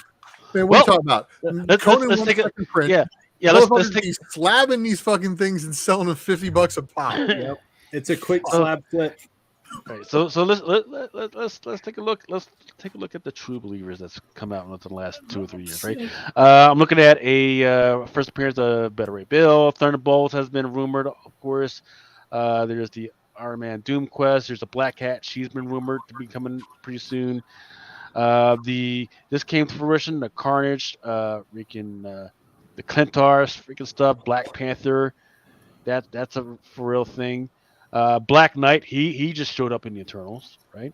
There's a later printing of the first appearance of Beta Ray Bill. Black Widow, that's Yelena Belova, right? Mm-hmm. Take a look at the Black Widow in the Thing, #1. That might be some Dark Star, right? Taskmaster, I wonder if he showed up in anything lately. Inhumans and Black Widow, Red Guardian. I wonder if he showed up in anything. Man, I was so like told that he was gonna fucking croak in Black Widow. And spoiler, if you haven't seen it already, he fucking lives. No. Well, so I mean, the interesting thing about him is if you pay attention, go back and pay attention to whenever he brings up Captain America, you got to remember that during his time, Captain America was actually frozen. So that means that there was some other Captain America that he was going up against. Yep. And according to canon, there was a Captain America that was active during his time, but that was William Burnside, who eventually became like a part of the clan or some shit like that. Is that So the grand who eventually became the grand director? If yes. memory serves me correct. Mm-hmm. Yep. So just putting that out there. True Believers Hulk. I forget which. Let's see. True Believers Hulk, Professor Hulk. That was the first appearance of Professor Hulk. He's definitely showed up. True Believers Absolute Carnage. That's another Do one. some of those really say $29.99 on them? Well, so some of these might be. Let's see. These are DF True Believers. That's a company that they take it and then they slab it and then they get a writer or somebody to sign Okay, it. so those are actually graded fucking True Believers. Look at that. See what was I just saying a minute ago? These motherfuckers are out here selling them 50. Look at that, some of them for 30. Then you go some of them for fucking 70. Yes, sir. So y'all can go ahead and just take a look at the list and see if any of those have already shown up and make your decision on whether All this is those are correct. basically all good books. And key and the books. one and the ones that haven't shown up so far, those are already rumored. So I'm thinking that look at this one. True Believers, Empire. This is the Avengers. I forget what Avengers this was, but the Swordsman. That was the first Swordsman. Kate Or maybe Bishop. not. He was on Kate Maybe Bishop. not. Yep. So that's something. So I'm not saying that it's absolutely the perfect one gauge of characters that are showing up, but I'm just saying there's a definite pattern. Yeah, definitely a pattern. But if anybody that's worked for a big corporate company and you understand corporate structure and you understand scalability and just you have to structure things a certain way because that's just how that machine is going to run, you know. When I was working for AT&T, you know, it's like so many different arms of that company. You can have somebody working for that company that's on the multimedia side that they day-to-day job is completely different than somebody that's working on, you know, the delivery side, actually delivering the service to, you know, to customers. Then completely different than working for IT. But the way that you get paid, the way that you log into work, the way that your benefits work, all of that shit is gonna work the same. All that's gonna work the same. If you work on the entertainment side and your job is to get movies out, they want things structured so that when they get tired of your ass and they fire you, they can bring somebody else in and they're gonna do it the same way. This is the way we roll our movies out. This is the way we roll our commercials out. They want it to be the same way every time so that everybody that's up under the executives at the top, they can say, well, why you didn't do this, and that way? All right, we don't like you no more. Get your ass out of here. So Marvel, if you look at it, bro, all of everything that they've been doing, they've been doing it the same way for a while. Pretty much, not exactly since the MCU first started, but once they get a pattern, once they get something that works, they stick with it, and that pattern ain't going nowhere for the most part. So one of the things I was pointing out is that with that Moon Knight 7 Raza cover, it came out the same week that we saw the first trailer for Moon Knight. Pretty much the Mandalorian and Grogu cover came out pretty much the same week or the week before the Mandalorian was on Book of Boba Fett. Yeah. So that's gonna be a trend now. They're gonna drop these hot variant covers when they got an announcement or a trailer or something like that coming, and you have to watch the patterns. That stuff doesn't happen by mistake. Accident. Yes, sir. So I want to say something that might be a little contentious. So Yeah, I'm reading. What's going on here? Yeah, I see H&H. I see H&H and Nate 138. Let's break this down. What's going on? So let me throw something into the fire on this one. Hold on, what happened? So H is like, hey man, there just isn't enough diverse characters, especially for the African American community. And Nate 138 says, hey, well, you got Storm, you got Black Panther, Midnight Blade. That actually approves H&H's point because Storm, she's not African American. Black Panther, he's not African American. They're African, but they're not. Y'all gotta understand. And I can speak on this because I've experienced this. the same experiences that the African community has is not the same experiences that the African American community has. See, you going deeper. Yeah. So just like I've complained about Miles Morales, like I love him as a character, but you can't tell me that the same experiences that he's having is the same experience that the rest of the Latino community is having, nor that the African American community is having. Because if he was, he would have been had Spider-Gwen pregnant by now. He already had 4 kids. Yeah, they got 4 kids. Yeah, they would have had kids, man. Shit, had that bitch up on blocks. Hey, the kids had naps. You know, fucking, he working on Starling right now, but he would have had both of them on blocks right now. Shit, fucking. Yeah, it would have been. He would have had Starling. He would have had Starling as a baby mama. Yeah. Gwen as a baby mama, and Riri as a baby mama. He would have been bad. He would have been working as security guard, fucking trying to fucking. I don't understand what Nate explain your position because I wasn't in the chat. I don't know what's going on. I want to get my feedback on this. He on some other stuff, but it doesn't. Hey, listen, it doesn't have to be a 2-way street because here's the thing. There's been hundreds. There's been hundreds of white characters created to represent white people across all different genres of white, and there's been several that have been created to replicate that experience and that life and where people come from within other communities. But I don't even think that's the issue, right? The issue is like, it's simple, man. If look, both Marvel and DC have thrown out these characters to entice the different communities to spend money on their fucking books, then it's up to those communities to show that they actually exist. So, for instance, you can't tell me that DC has not shown up for the African American community. They've got a fucking Batman that's black right now. You had a Robin and fucking what's his name, Spotlight, Sunlight, whatever the fuck, Duke Thomas, right? He was a fucking Robin. Look, you've got Icon. They brought Icon. They brought fucking Static. They fucking brought these motherfuckers back. But it's up to the African American community to actually throw money. I know it's a little expensive because some of those books are $5.99, but we've got to show up for these freaking characters. Say, hey, we want to actually read this shit. Because look, if we don't, then it's just going to happen. What's going to happen is just 20 years, 30 years before they try this shit ever again. Okay, so excuse me, can I bring something up to the diversity?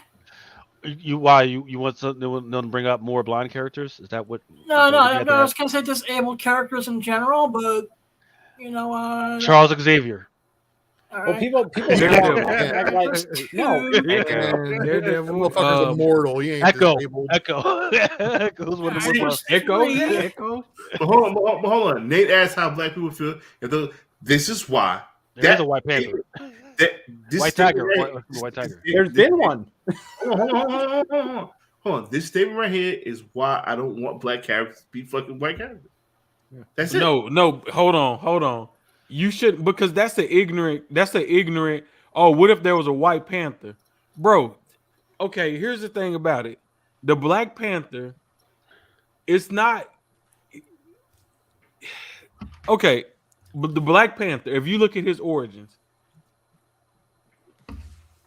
I'm not gonna say there's no way, but there's no way there could pretty much be a White Panther. That's like asking. That's like saying, why is there a human that can survive without oxygen, bro? That is you just saying some shit to say some shit at this point. You know what I'm saying? There's no reason that Sam Wilson can't be Captain America. Give him a red, white, and blue onesie and a shield. He Captain America. What if they made a Chinese Superman? Oh wait, I know that was a joke. But my thing about it is that two of them. My thing about it is. Yeah. White people wrote. White people wrote Black Panther. Stanley. Yep. But you don't. I mean, here goes the thing about it. But you do got more black writers and artists and everything of that nature now. But even outside of that, Marvel as a company, they are going to look at they're going to look at their demographics. They're going to look at their demographics and say, okay, we got proof that we have Asian and blacks and Africans and supporting and buying our products. So we're gonna create characters that's gonna cater to these different segments of our demographics. And that's why they've been doing the Marvel Voices book. And it's not even just about race. I mean, they dwell into sexuality and and several other things. And it's not just Marvel. The independent comic books, comic book companies are doing it. DC is doing it. Honestly, none of this should really even be a conversation no more, because it's getting to the point where it's less about the comics and more about people's personal agendas. Me personally, I don't care, bro. These are fictional characters. I love Steve Rogers probably more than I love Sam Wilson, but I appreciate Sam Wilson's part of the story. But at the end of the day, brother, you Falcon and Steve Rogers is Captain America. There's nothing that could ever change that. I'm just appreciating that's part of the story for that part of the story. I like Bucky as a Captain America better than Steve Rogers, but I'm not gonna sit here and say that Bucky is the only Captain America that matters. So can I ask, like seriously, we saw Sam Wilson become Captain America in the Falcon and Winter Soldier, which the last episode became Captain America and the Winter Soldier. What if the roles get reversed in the future? What if Bucky steps up to Cap and Sam's like, nah, I don't want the Cap title, bro. You take it, and I'll be Falcon. That'd be doper, because I like Bucky better as Cap because he's fucking Falcon. Falcon. So I'm just wondering, because there's a lot of people out there that would have a problem with it. Be like, why are you fucking taking that shit away from Sam? No, bro. You can't be doing that. Because I already hear Falcon, bro. He's Falcon. I already hear it. Falcon. But didn't he go back to being Falcon in the comics after he was Captain America? Yes. Yeah, he did. So Steve Rogers eventually did come back, and he's like, I don't need this shit no more, bro. Yeah, and I feel like that's where they're gonna go in the movies, where Sam Wilson gonna be like, look, I'm a regular dude. I ain't got no powers. I'm tired of doing this crazy shit, the snap, all this other bullshit. Then once they get deeper into, they start bringing in the X-Men and Fantastic Four, and be like, all right, I'm good. Y'all got superpower people. There's no point in me. You know what I'm saying? He can really just step down and say, hey, I'm going to go serve my community in Louisiana. I'm good. I don't need to do all this crazy stuff no more. Alex, this was my point about it before. When Riri came out, when Moon Girl came out, nobody picked him up. Guess what the fuck they're doing now? Let me destroy this. Let me destroy this in a couple of sentences. Let me destroy this entire thing. Let me squash it forever. Within this chat, within this group. You're building it up too much, man. Just get. I'm holding a lot on my mantle right here, and I might fall flat on my face. But listen to me. If they took every DC Marvel Image character right now, and they changed the race of every character across the entire spectrum of comics, but it was written in such an amazing way that it was the best reads you've ever read in your entire life, would you give a shit that they changed the race of the character? Would you even give a shit? If it was written well, would you even give a shit? If it was given a proper explanation as to why it happened, and the story's continuing from that point forward, they were done well, would you care? Yes. I personally wouldn't give a shit, because it wouldn't matter to me, because the characters were written well and were done well. And I'm not saying even without an explanation, we're just like, boom, everybody switches races. But like, if there was a proper explanation and they were written well, would anybody on this entire panel give a shit what race any character in the Marvel or DC universe was? Because has that ever mattered? Does it? Let me ask you this: Have you ever had a favorite character? Have you ever had a favorite character and watched them get completely obliterated by a shitty writer and like a crap artist, and be like, every comic book reader, I can't look at this shit. I can't read this shit anymore. Yeah. I'm stopping buying it. So have you ever done it to a book? Yeah, everybody has. Okay. Well, that's what some people would do. Yeah. And the other people who would be okay with it will continue. But if it continued to be written well, I'm just asking this panel. Doesn't matter how well it's written. If you fuck up a character that's established, you're gonna alienate 50% of your audience right off the bat. But if you gave Period. a proper explanation as to why, Doesn't it matter happened. proper explanation or not. Some It was people the will 616 universe, now refuse it's to 618. accept the fact that you have just changed It was 616, their not established 618. character. Dude, I could be a 35-year fan of the X-Men, and for you to tell me all of a sudden Professor X goes from being a bald white dude to somebody from South America. Yeah, in a different universe, in a different dimension. Yeah. Okay, well, different universe. We already know. All Well, that's what I'm saying. Like, if it was properly written, I don't care about other way, universes as much, my friend. Let me just tell you this: I care about mainstream Marvel universe mostly, and No, the I get that. established Most people characters do. that have 60 fucking years worth of characterization behind them. This is the reason why people get so pissed off.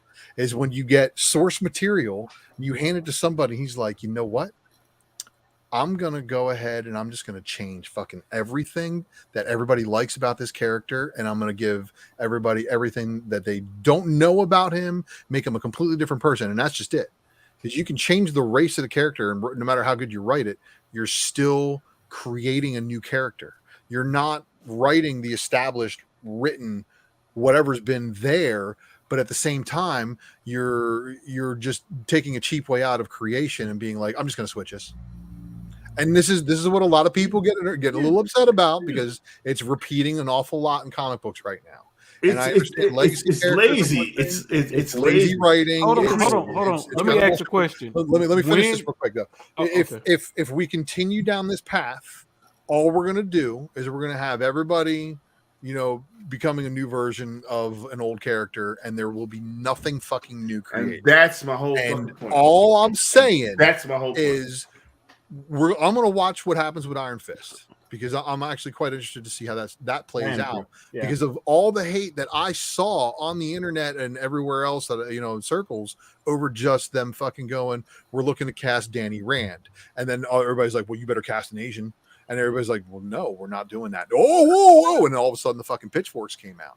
So I'm watching to see that if we can keep cool and as a culture start to really write comics based on acceptance again, based on all the stuff that X-Men brought me in as a fucking kid, and being socially acceptable no matter what. Like, the thing that pisses me off right now about Superboy, Kal-El, he should be the stand-up American boy who's taken all the bullshit and no matter what still helps out all the people who want to fucking cancel him.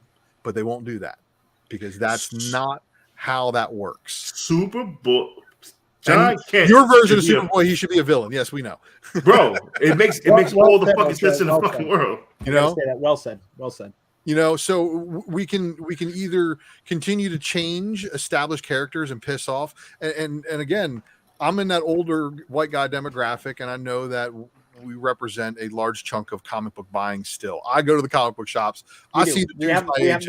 We have the ultimate buying power when it comes down. And I see the dudes my age buying the fuck. Your total today is 240. What the fuck, dude? Dude's got a fucking stack like this. I'm like, I'm like $35-$40, man. I feel like small time compared to some of these guys. So I know who's spending the money, but Lucas is doing the ordering. Lucas says a lot of people in DC are selling good stories, but is that actually translating to good sales?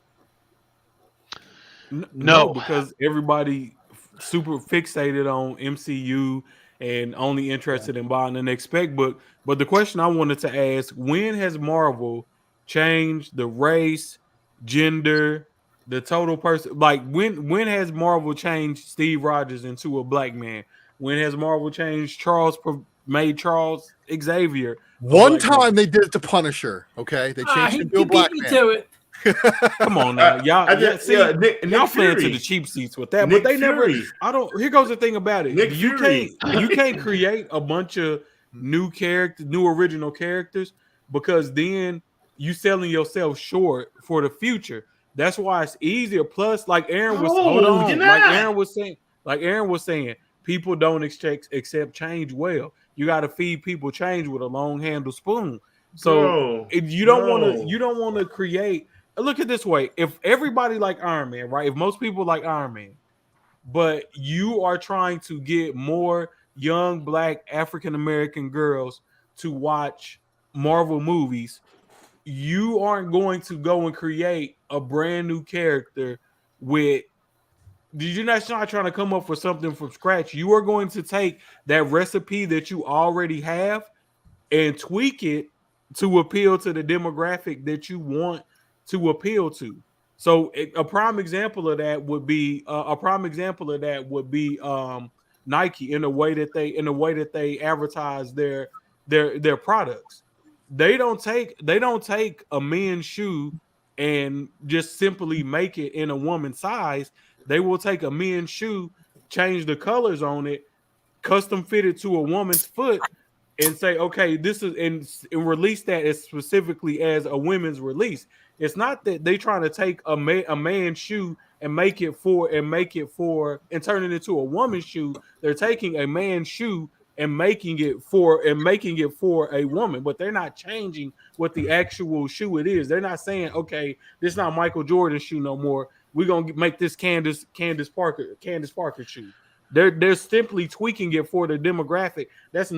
Marvel's doing the same thing with these characters. They're tweaking them for a certain demographic. They tweaked Iron Fist for the Asian demographic. Falling on their faces. But hold on. But you just did a whole B-side about new African American female characters, and Moon Girl is a new African female character. She's not. Moon Girl is a black female version of Moon Boy and Devil Dinosaur. Moon Boy and Devil Dinosaur. This is a new character. She's not a new character. No, not right. Because Riri is not. By y'all definition, Riri is not a new character. Starling is not a new character. Patriot is not a new character. Even if you want to be technical about it, Gimmick is not a new character. Mosaic is most original on that fucking list. Runa is not a new character. Captain Universe is not a new character. Sun Girl is not a new character. If you want to be an asshole about it, Io is not a new character. It's just a slight deviation from the original because you already know the original works. Well, Coke, they didn't change the Coke recipe. They just add cherry to the shit. Is they the add problem, vanilla to the shit. Is the problem that they used all their good ideas already on white characters? Possibly. Is that the problem? Is that they're literally like, we can't fucking think of anything else? Like, is that what the problem is right now? Gringo, you're absolutely wilding. You're absolutely wilding about this. You're absolutely wilding. They don't give a shit about the characters that you give a fuck about. So stop the bullshit. They don't give a fuck about the characters. I live in a house full of black women. I guarantee you, when they see Riri, when they see Moon Girl, I think they're gonna be a lot more. They already watched the Marvel movies, but I feel like they'll be a lot more invested once the Riris and the movies. No. Because here's why, right? Gringo, so you're think about definitely out of touch, bro. yeah. Think about Naomi, right? That was supposed to be DC's now marquee black female character. But what's the problem with her? She's on CW. She's not really fucking black. She's not black enough for me, man. Ooh. I tried to watch Naomi. I didn't see it. I never seen it. That shit is corny as fuck. Yeah, it's corny as fuck. She's raised by a black mom who's not really freaking black. She's not black. There is no black vibe whatsoever to these characters. Storm, she's supposed to be African. She's white than a motherfucker, man. She's supposed to be an African princess. I feel no African nor any African American in Winter whatsoever. The only time she had a proper accent was in Age of Apocalypse, the movie. Yeah. But still, I'm not getting that black vibe from her, right? What about Icon? The X-Men movie I have not seen. What about the whole Milestone? You think that could ever work? Yes, it can work. DC just got to decide that they want to. So we not with no books for now $5.99. Fuck that. Well, I bought all the Milestones. Better make them $1. Look, Shit. DC could get if DC. Why the black stuff got to be discounted? Man, Lunar distribution and Milestone distribution itself has been a fucking nightmare. They'll put a book on FOC and they'll pull it off before it fucking ends. I'm like, what the fuck are you guys doing to me here? And then all of a sudden the book will show up on fucking orders. I'll be like, oh my God, the book's fucking coming out. But you had it on FOC for 1 week versus the 2 that you normally do. You pulled it off on like fucking Wednesday. What the fuck is wrong with you guys? You never show the B covers. You're killing us here. And you wonder why your fucking sales are the way they are. Show the goddamn art. And if not, show a goddamn placeholder with the name of the fucking artist so we can look up the artist and be like, damn, this artist is fucking fire. I think I want to order that cover. Because they leave a fucking, they don't even put a B. Like if there's, like let's say DC has a C cover set, like A, B, and C cover, right? They'll put up the A cover, but they don't tell you there's a B or a C or an incentive if there is one coming, and they just don't get it fucking loaded.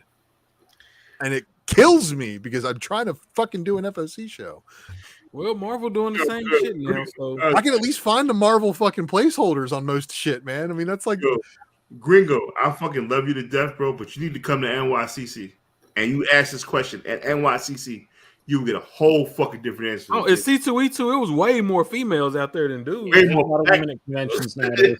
A lot of women at conventions. Bro, you must not have been at Baltimore Con with us, man. That's what I'm trying to tell you, bro. You must not have been at Baltimore Con with us because sure enough they showed out. I will pay for you to come to NYCC and ask that fucking question. One of the best comic book shows in the damn community is all women. Comic book women. Yeah. You need to get on fucking TikTok as well, man, because there are so many freaking great Buddy freaking must not content get creators. out. He ain't getting no ass. Girl artists too. Girl writers. And on that note, fellas, you got it. Yeah, Reba, I see you. I gotta hit the old duster. 4 a.m., man, every day, man. But starting next week, I get to make my own hours at work. I get to go in when I went to. I get to come home when I want to. I get to work from home 3 days out of the week. Yeah. Congratulations on the promotion, sir. 20 years late, but I did it. So now I the American dream. I get to, there was a quicker way. You could have just quit your job. I get but I wouldn't be making the money I'm making. Oh, there's a caveat. There's a trade-off. You know what I'm saying? Your boy might actually be able to buy a house in California here shortly. So, you know what I'm saying? That's fucking amazing in itself. So I appreciate it, but I gotta lay him down. I gotta take my mom to get some glasses in the morning at Costco, and I will talk to you. Costco, taking a real eye doctor. Nah, that's what they got. They give you at Costco. You can get what do you call it? They give you cheaper examinations and designer frames, man. And wings? You get wings? Man, glasses. You get glasses and wings? So what you need to do is get the eye test there, get them to write out the prescription, and then buy it online. The glasses online. Yeah, exactly. That's what she's gonna do. Yeah, bro. My girls went to the eye doctor the other day, and I paid for the glasses at the through the eye doctor, bro. You got gouged, I ever done. Do you know how much these glasses cost that I'm wearing on my face right now? I'm already knowing, man. Y'all scaring me. $20. Zenny, Aaron? Yep. Yeah, but see, I know my mom's gonna try. What did you say, Aaron? $20? I'll just take those $20 ones over there. I ain't gonna let my mom take them. Yeah, fuck them normies. Okay, now listen. That On that, so overrated. Put that dude's comment back up there. No, this is my man. Okay, now listen. There's 329 million people that live in the United States. The highest selling comic book of this last year was what? It was what? 100,000 copies? No, it was a couple. Berserker, right? Berserker. Yeah. So what? 1% of everybody maybe bought a comic this year. Yeah, Less than. So you the can't average say that. Comics. We just the crazy motherfuckers in the community. Most people don't give a fuck about comics. Most people don't give a fuck about. Less than 1% of people give a shit about comics. To be honest, that gender or race thing is not a fucking thing, bro. It's a comic thing. Like most people don't read comics. They're funny books, right? Yeah. They don't fucking read this shit. It's us. We read that shit. Yeah, we read that shit. So that's normal people. Yeah, they don't fucking read comics. They don't know shit about comic conventions. Fucking Riri Williams. They don't give a shit about that stuff. Well, you got to remember the number one freaking comic or cartoon that's in that type of form is manga. So that sells a lot. I'm just saying in the United States, though, a manga sells well in the United States, but it doesn't sell like Berserker sold in the United States. So even taking the biggest example of last year, Berserker, It's Two- it's, two- it's two far billion- less two billion- than 8%. 2 billion manga units sold last year. I'm saying in the United States alone. I'm not saying Billion. worldwide, because if worldwide, these numbers would be totally fucking different. I'm just saying in the U.S., right? Biggest selling comic last year, 600 plus, See- 660,000 copies. Berserker was, right? Wait, I got to call questioning on that math. Okay, listen to me for a second. Hear me out. Okay, most Chinese people are going to buy 2 copies. There's your 2 billion right there. Boom. Done. Yeah, there you go. Best selling comic in history. In the U.S., 450 buy 2 copies. in the U.S., 450 million units sold in the U.S. last year. Hey, anybody I'm from just kidding. China Not right all- now? not all billion people in China. Comics. 450 million. So more manga units sold in the U.S. last year. You guys really think they let people read in China? Like out of the billion people that they have, you think they let all of them read? 'Cause if Hey, they could speaking of We can reading, read. well, I mean, they can read, but their internet is like censored, isn't it? yeah. Yeah. Yeah. Like you can't even have like Facebook or Google. Hey, I've been trying to find a good segue into this, and you guys give me like half a dozen in the last 20 seconds. So, so real quick, if you guys can read, if you have the freedom to read, and you do enjoy comics, and you're part of that less than 1%, go to hive-comics.com and enter Drunken Sharks upon checkout, and you will get 15% off. It is a one-time use fucking code.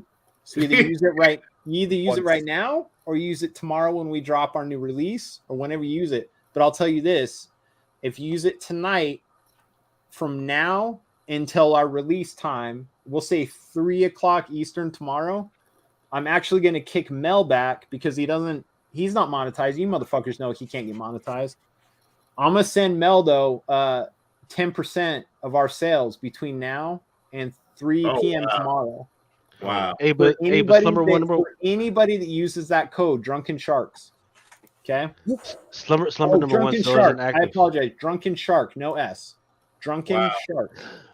When are you going to make Slumber number one live? It goes live at 2 p.m. So between 2 and 3, anybody who buys that and use Drunken Shark, all caps. Okay. I'll even put it up. I'll put it up in here right now in the fucking chat. There you go. Drunken Shark. Use that when you go to checkout. And I'm gonna kick Mel back 10% of our sales from anybody that uses that code.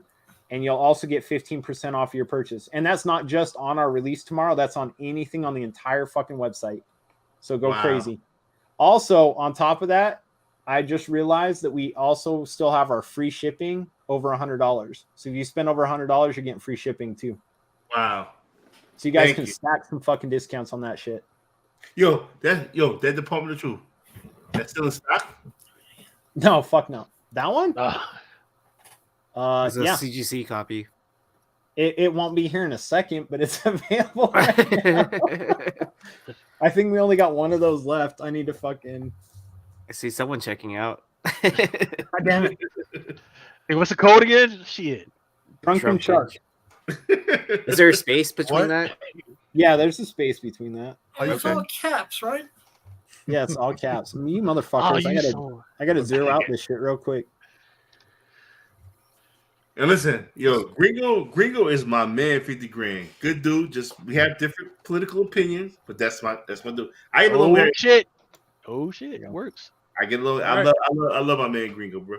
Hey, listen. Any comment that brings good conversation is a good comment, and there's no hate towards that because it brought up good conversation. I feel like, and without conversation, change doesn't happen, and intelligent conversation doesn't exist without controversy, right? So I mean, it's good. It's all good, man. I don't want Gringo to think that we're fucking no. He knows or what's anything up. like that, dude. You brought up some good conversation, man. No hate. All love. The only thing I gotta say is, no matter what you say, no matter what you think, even if you're for diversity or against it or whatever, it's up to those different communities to show up for the content. And ultimately, every person in this chat and every person on this fucking all of us, all 7 of us right here, we're only speaking for ourselves. We're only speaking for ourselves. and we can speak at a broader understanding of what we know to be true, right? The experiences that we have as a community, but ultimately we're just speaking for ourselves. And so our opinions are our opinions, and his opinion is his opinion. It doesn't necessarily mean that his opinion is his family's opinion or his culture's opinion, just like it doesn't mean any of ours is. Right. It just means we're just stating our opinion. And I think that's a big thing that's an important thing to distinguish when conversations like this happen. And like your opinion is your opinion, and that's fine. And I'm going to tell you mine, and we can agree or we can disagree. And I might enlighten you, and you might enlighten me. And at the end of it, I think we all come out of conversations like that better, right? Hold on, Gringo. So hold on, man. Once again, you need to get on like some actual like apps where like most of the people are at, because this opinion right here is starting to piss off a lot of the community, the female community. Like, hey, well, the girls only like this. They've been bringing this shit up for a minute. Bro. Let me tell you something about what girls like. Okay, working at a comic book store, you will find what girls like. I had this one girl who would come in with a fucking lady boner for Nightwing every fucking issue. Every one, and every time she'd tell me how much she loves Dick Grayson. Just say, okay, ma'am, no problem. That'll be $4 plus tax. And would you like a bag of board with that today? Well, you know his name is Richard, right? You know, I have to say Dick Grayson every single time. No. He called Nightwing. He had got shot in the head and turned into Rick for a little bit. Remember? Well, Rick Grimes was big for a little bit there, and they were like, "Oh, we're gonna grow up Dick Grayson." I think she was trying to. I think she was trying to hit you at something, man. She's like, "I love Dick." I was married. Well, we got Latasha Bundy, and we got Mama Comics. Yeah, I was gonna say, if you look at comic book women, look at what Jen, Laura, and Lucy like. They like 3 different, completely different books. I mean, sure, they share some books in common, but most of the time, most of the majority of the stuff they read is all pretty different. I think the biggest thing is like I've had these conversations with my son. Like, my biggest thing that I've been trying to teach my son out of is generalizations. And he'll sit there and be like, everybody at school hates this thing. No, son. 3 people that you talk to hate that thing. Like, that doesn't mean that the thing that you like that those 3 people hate, everybody hates, right? My kid's got it easy. He's into all the cool shit. And that's an elementary school situation, but like even in life, right? Especially when we talk about race and we talk about politics and stuff like that, where we sit there and go, oh, all people of this color think this, or all people of this a political party think this. Like, that's a generalization, and that shit's cannot dangerous. lump everybody into the same category because that shit's not good. Ever in your life, you should never make a comment that's a generalization saying all of us think that. No, you don't. Unless you're making a stereotype joke to one of your really majority good of us think that, and that's fine. A majority of us think that. Okay, that's cool. When you say all of us, it's not responsible. And I think that's the problem, is when you have communication like this is a lot of times it's all women think this. No, they don't. All black people think, no, they don't. All Asian people think, no, they don't. All white people, no, they don't. You do, and a large segment might, but not everybody. And I know what protecting is. You know, there's multiple things that all 6 of us would have all different opinions on. I would guess to say a majority of things we would all have different opinions. I don't like, dude, fucking Ultra, your spec tonight, your thing was, a lot of it was Jim Lee stuff, right? I mean, there was early Jim Lee. Yeah, there's definitely a chunk. And Joe Mad. I fucking hate Jim Lee. I think his artwork is extremely overrated. I think he's a fucking hack in the comic community. I don't like him. Yeah, dude, I don't fucking like him. I don't like his work. I think it's amateurish. But here's the thing. He will not be getting complimented. I can't say Drunken Chat thinks that, right? No, all I can say is James from Hive Comics does not like Jim Lee's artwork. I can't make the generalization and say all of Hive Comics hates Jim Lee's artwork. I can say I personally don't like it. Because if I say that stuff and I generalize, it becomes irresponsible. You don't like Deathbird boobies, bro? I like the Deathbird spec. I think it's fucking amazing. Thank you. But you don't like them Jim Lee boobies, bro? I don't like Jim Lee's artwork. I mean, teenage boys Jim my Lee age, has man. never in any era of his career been in my top 10 list of artists. Never, ever. I've met him. Nice fella. Rising Comics said it. You put it. You put him in the face right now. Jim Lee is a national treasure. I want to clear things up, especially with my man Gringo. Gringo, please type in the comments what did you mean and how do we fuck it up.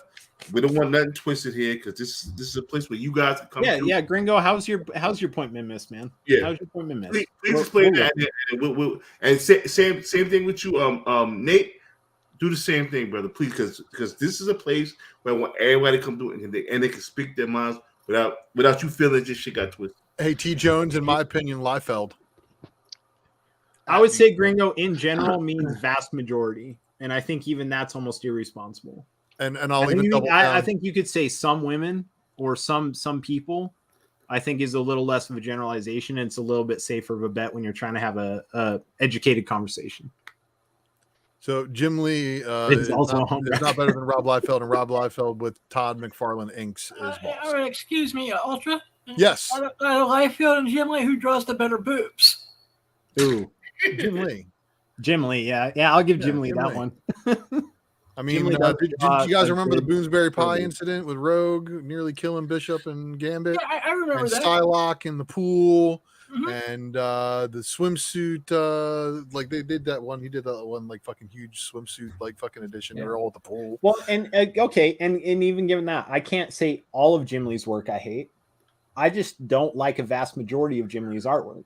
He's got some of the most high ratio incentive variants ever fucking made. Some of the shit he did with Storm was fucking amazing. 1 in 2,000. Some of the shit he's done with Gambit was fucking amazing. Like he's done some good work, but a vast majority of stuff, like, I wouldn't hire him to do a cover for us. Iconic. I'm sorry, Iconic? What? Iconic. Yeah. Leo Lifer. Who has chronic? What? It's not about chronic. I got those 1 gallon heat seal bags, bro. I got a lot of shit to do tomorrow, and I want to say one more thing. Over here. Yeah, He doesn't like Javon Jordan. Ryzen says next he's gonna say he doesn't like Javon Jordan. I fucking love Javon's my homie. I shared a hotel room with him in at Rose City. I fucking love that dude. He's family to me. That's my man. That's my man. Yo, before I leave, because my wife's gonna kill me because I've been 4:30. Listen, Melmart packs tomorrow, whatnot. I'm gonna promote the fuck out of this. You know why?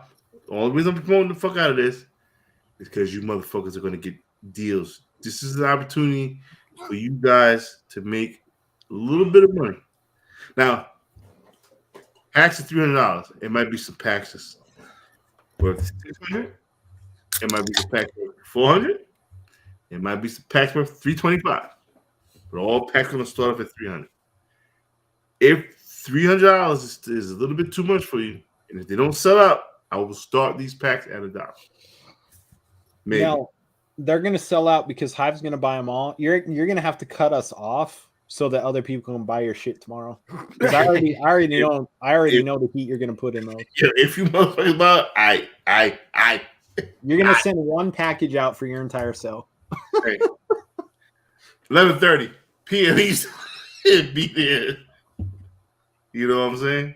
But I'm gonna leave 5 for auction. Go buy them all, motherfucker. That's a good call.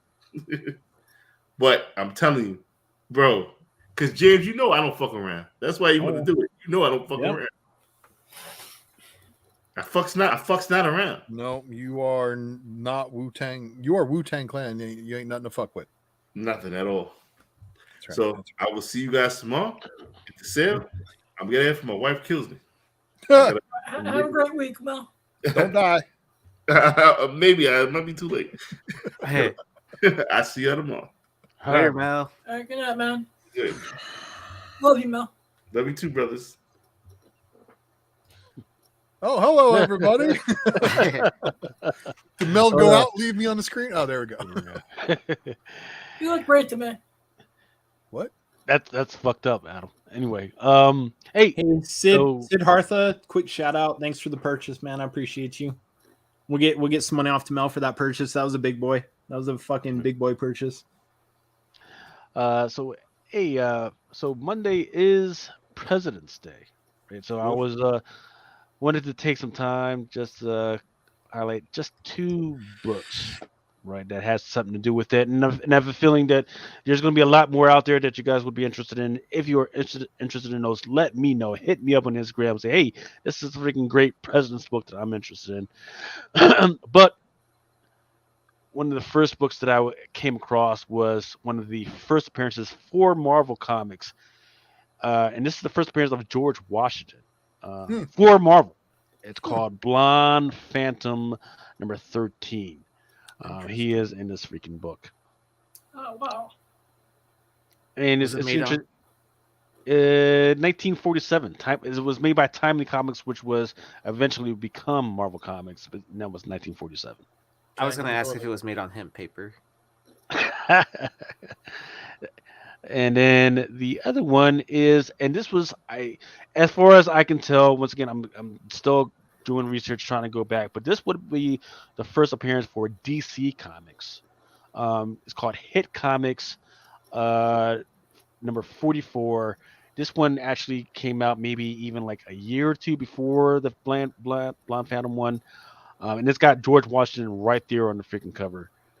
So that one is, and this one was already, it's like maybe like $400, $500 freaking book, but I don't think people are actually tracking this. This might be one of those first ones. But now, of course, back in the day, 1700s, its image might have been printed out in the newspapers or whatever. So that's probably out there. But as far as a comic book format, that's what I'm going with.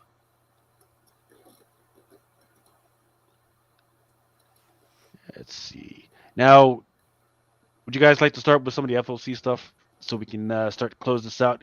And what's interesting is that DC, from what I'm tracking and looking at the dashboards, DC is not having FOC this week because of President's Day.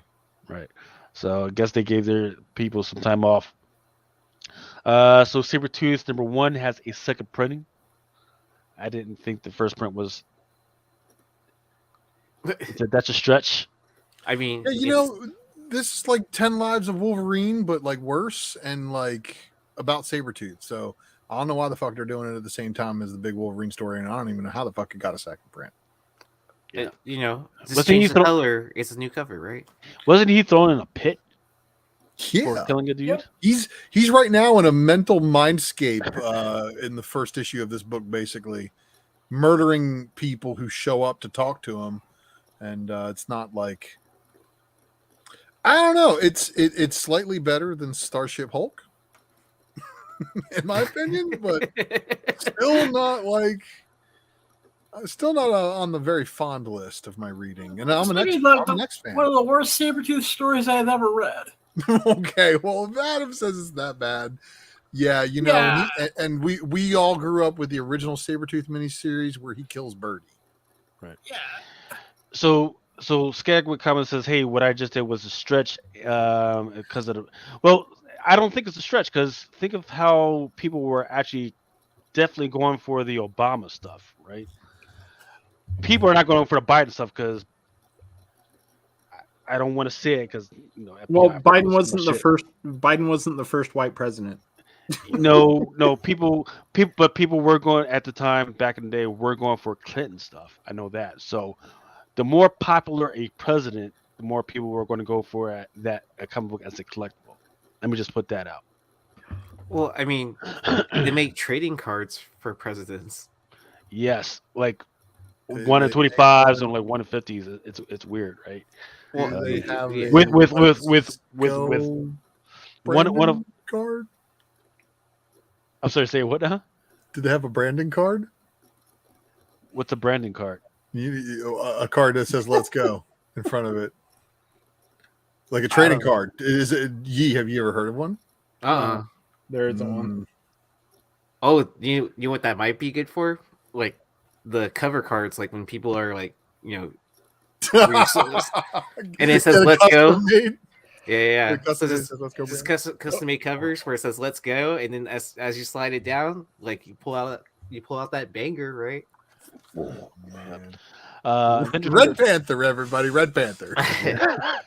Yep. So Avengers number 53 has got a second print with Red Panther right there on the freaking cover. I think the hype has kind of died down now, right? Like nobody cares a fuck about 53 right now, right? Or do they? Is this his first cover then? Yep. Mm-hmm. But you know what? I don't think it's permanent. I think it's going to last like maybe like a couple of issues where the suit is, because we talked about this. It's coated in blood, and it's also got like some celestial fucking tech, like fucking nano sizzling through his suit. His suit's basically fucking overheating. It's normally that cool purple, you know what I mean? But this time it's like, oh shit, overclock the CPU, fucking things turning red.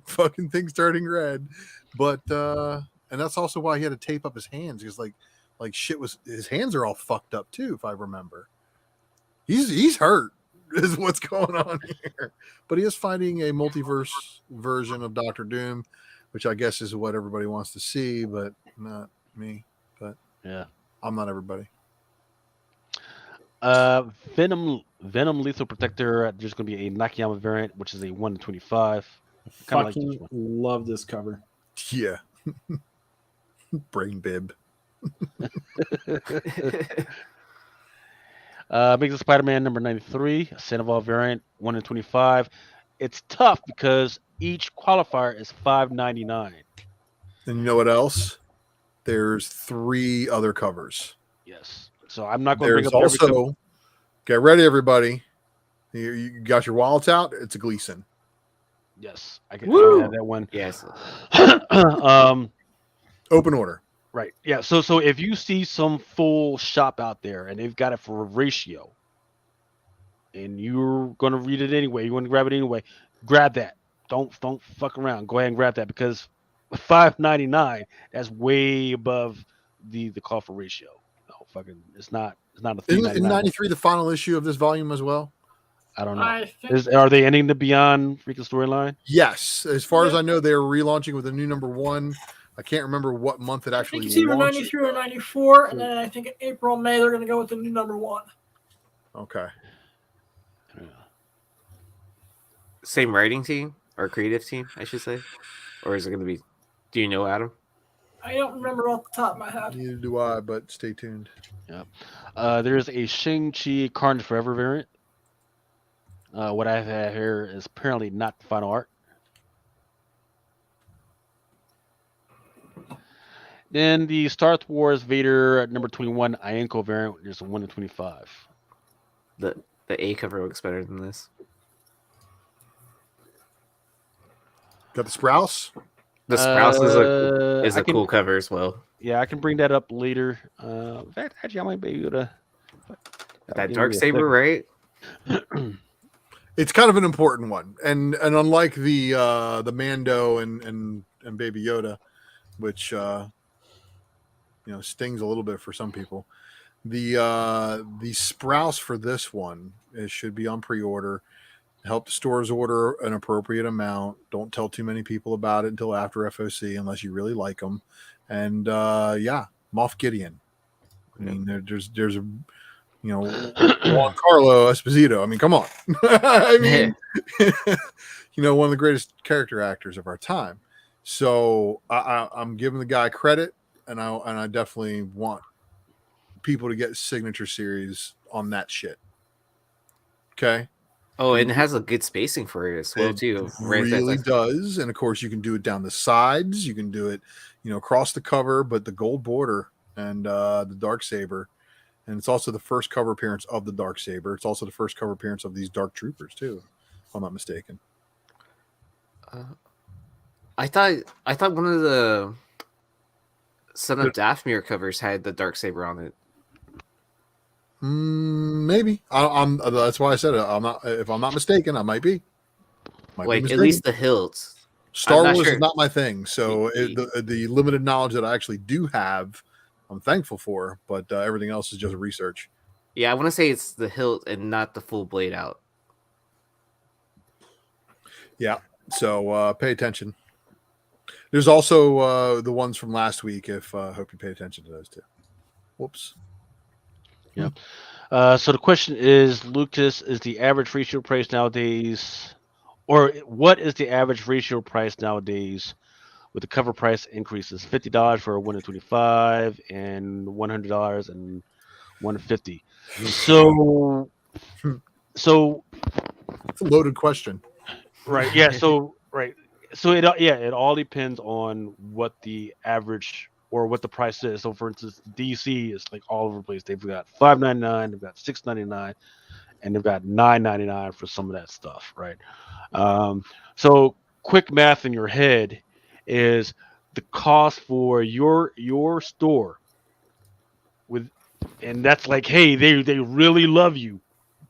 Is hey, half that price, then times it by the ratio. So if it's like $5.99, go, hey, $3 times that 25. So that gives you what, $75. Plus they still had to buy the actual incentive. Right? So that's $80 out the door. That's just for a $5.99 book. If anything less than that, then either they're just bad at business or they really, really like you and they really want to keep you coming back or whatever. Right. Or they just, sometimes they just weren't paying attention. And that happens to me sometimes, right? You're just not paying attention to the price and you just fuck up and you put the wrong fucking price on there. And then they say, well, let's let it go. So you just got to keep that in mind. Like as I keep seeing people on the other commentary boards say, man, how dare they freaking charge me for ratio? when it's like $5.99, $6.99 book. Just keep that in mind. All right, so I think we just covered this one. Then there's Iron Fist #2 is coming out. Just keep in mind that the Iron Fist #1, that wasn't just the first appearance of him as Iron Fist. There are a couple other characters that it's their first appearance as well. Mm-hmm. To include one that I think has a great shot at going to the Strange Academy in the future. So keep that in mind. Iron Man is also going to have a Carnage variant. I don't think that's that bad. King Conan #4 Shelby variant. It's an interesting storyline. It's more delving into what happened to his son, because Conan just fucking told his son to get the fuck out and go experience life, right? So this is his son going out, and then I guess eventually his son is going to come back to the kingdom, and then we're going to see what's going on with that. Maestro World War #2 by India Lee. And then there's a Maestro World War design variant as well. And it looks like Namu is one to cover. Don't know who Namu is, but... Do you think that's going to be a wraparound cover or a horizontal cover or something like that? Let's see, what did it say? Pretty good question. Because those proportions are off for a comic cover. Good eye, E. It I've done some graphic design back in my day. I would guess they're just going to add more white to the bottom and move that signature down, but... Yeah. Or even maybe scoot over the text or something like that. Yeah. Kind of squeeze it all in together. I don't know. Yeah, it's a square proportions, and comics are not fucking square. Yep. Venom Lethal Protector. Sorry about that. Venom Lethal Protector #1 by Bill Sienkiewicz. I like that cover. Bill's been killing it lately. Yeah, absolutely killing it. X-Death of Wolverine #5 Gonzalez anime style variant 1 in 25. I like this better than her DC work that she's in. You think? I don't know, something about it. Like it almost has like that Tsum Tsum vibe or chibi vibe to it. Definite chibi vibe. Yeah. And then there's also going to be a 1 in 50 by Joe Jorge Jimenez. kind of wondering what's going on because no, like if you look, like it's like her fist going through his whole body, and it looks like it's in a form of talons or claw, something. yeah, talons or claws or some shit. It's like almost like a transformation of the Phoenix again. Yeah, it's kind of cool. I don't like his face, but the rest of it's kind of cool. Well, how the fuck are you supposed to look when you're dying, man? Come on, now. Not like you're taking a shit. Well, Well, you do. I guess that happens. No, when you die, right? Don't you do that after you die, anyways? Yeah. Yeah. All right. Fair enough. Fair enough. I take back what I said. There it is. That's your Gleason. Yes, sir. How many people are in the chat tonight? 77. Okay, listen. I've been told under good information that you should buy this book. Okay. From people that have read it. Oh, okay. There you go. That's all I'm giving you. Oh, so it has good interiors and exteriors. I've heard the interiors are very specky. Okay. Iron Man number 18, Enoch Lee variant 1 in 25.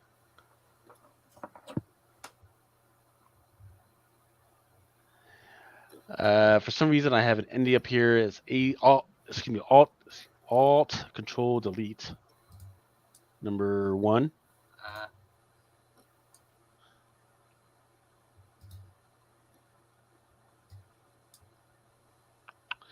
Basket has a couple of incentives coming out. This one's 1 in 25. But isn't that the same cover as the A cover or something like that, or B cover? I can't remember. Yeah, I think something like that. Probably just like a version.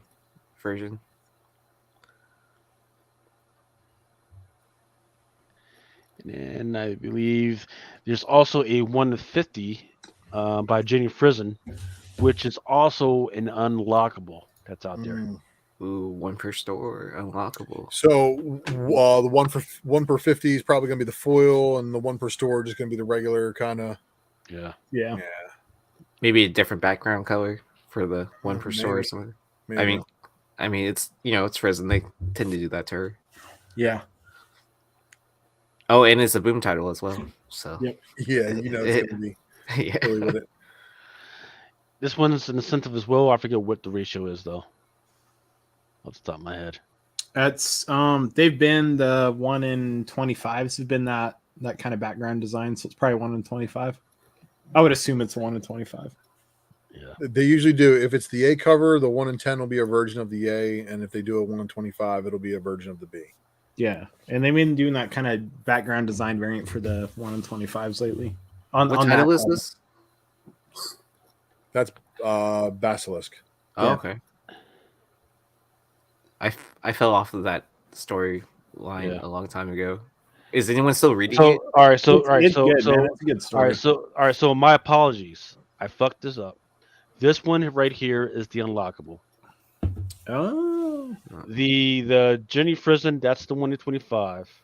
Okay. And then the first one that I showed you guys, that one's a 1 in 25 as well. So this one's a 1 in 25. 1 in This is 25, and then this one's unlockable. Oh, cool. See, that's what I get for not actually putting the notes in, but shit. Like, look. Do your homework, Lucas. God damn it. How much have you drank at this point? This is my homework, man. Got Killer, Spider-Man number 1. You know this is going to sold out. You know this is going to sold out. Don't even fuck around. You know this is going to sold out. All the front meat and back meat freaking showing. Come on now. Don't fuck around. Godzilla Rivals, King Ghidorah. This one's an incentive by IDW. Not that anybody gives a fuck about this type of stuff anymore, but it's out there. It's 1 in 10, and it looks terrible, but okay.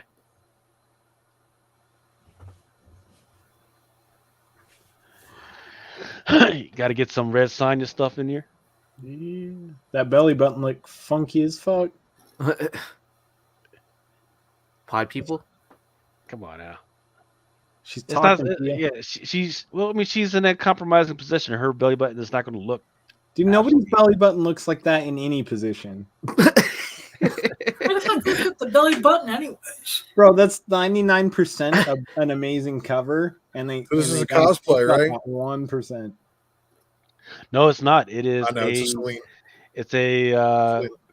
Cohen. Cohen? Carla Cohen. Yep. It's the talking belly variant. Oh, like in Seinfeld. Yeah. Oh, Uniform 13, he got it. Yep. There's a black and white variant. Nah. Yeah. Yeah. I haven't looked at. I don't think I looked at the dynamite. Roll through there real quick. So, and then this one is the risque variant, and risque variants have been doing very well, whether they look good or not.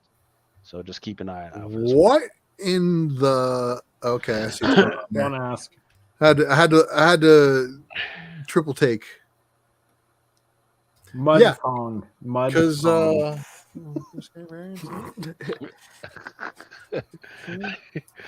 Very the question is, Popeye-esque. yeah, the question always is, what makes this risque? Then you gotta look a little closer. And you're like, oh, Yeah, here. there you go. You found it.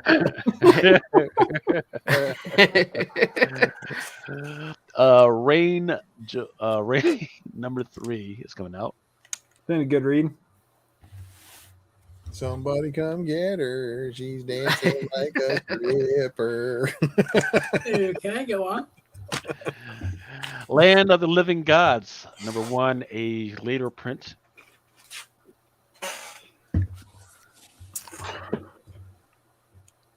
Yeah, shop in my area that doesn't traditionally do like one per store, or one per customers. We're doing one per customers on Land of the Living Gods.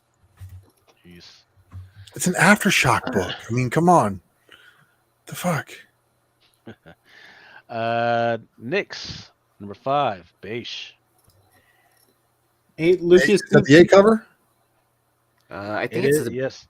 I Yep. think it's just the B cover. It is a cover A, and then Okay. there is a 1 in 30 as well. I'm not sure if I have it, but let me bring that up. It'll probably be the black and white of this, right? Yeah, Well, probably. it's not necessarily black and white. It's let me show. It's a pink and blue. It's a snow cone. Cotton candy? Yeah, cotton candy snow cone. Mm-hmm. Exactly. Hey, Lucas, let me ask you, man. Do you know what because I know you delved deep into some of this shit. Do you know what the print run was on the metal Rose Beige Nyx issue 1? Typically, they've been going for 25 to 3,000 for those limited editions. That's what they've been putting in their dashboards. 25 to 3,000. Dude, there is literally almost none on eBay. Because nobody probably fucking ordered those fucking things, man. Well, I mean, we did. You did? I got a chunk of them. Dude. I'm getting remarked and fucking signed and CGC'd, but I was just curious because it was crazy to me. We bought them. They came in, and I'm like, why is there like for 2 weeks not a single one on eBay? I'm like, how's there none of these on eBay? None of the metal variant on eBay. Yeah, because not enough people order them, man. Because they're kind of they are kind of expensive. They were, they were expensive. And it is what it is, man. Freaking people. Yeah, dude. People, I think people are kind of just waking up to the whole Vampirella NYX or Dynamite thing. Yeah, that's not even that. But everybody's not sold on it. We bought them because of the Rose Beige, dude. It's the best cover she's done. Yeah. Best cover she's done was that issue 1. Yeah. NYX Wizard homage. Buy that for Mel. Brian, you should buy it for Brian. That for Mel. Regarding the matter of Oswald's body, it's actually in my freaking folder to freaking read this week. I don't know if anybody else has read it to see how good it is, but it's still here, man. And some of these covers haven't been that bad, actually. I think I saw it in one of the chats in one of my podcasts, or one of the mini podcasts I've been floating around on. Right, the question was, why is there so many Lee Harvey Oswald comics coming out now? Conspiracy Because theories. he's a commie. because of conspiracy theories. Now that a lot of people have a lot more time to sit at home and read through stuff, conspiracy theory websites have been freaking popping up, man, all over the place, man. There's more, and a lot more people have a lot more time to make the content, to cater to people who are into that stuff.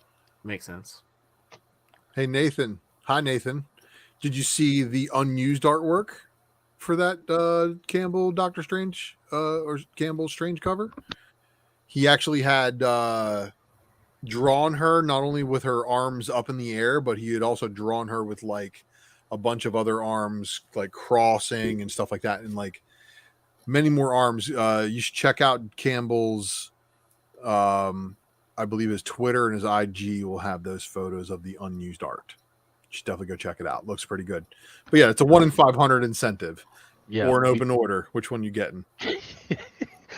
I offered it to people. People weren't biting on it, but dude, I would say any any on type of book. Mambo though. That fucking character is the greatest character to ever come out of the Valiant universe.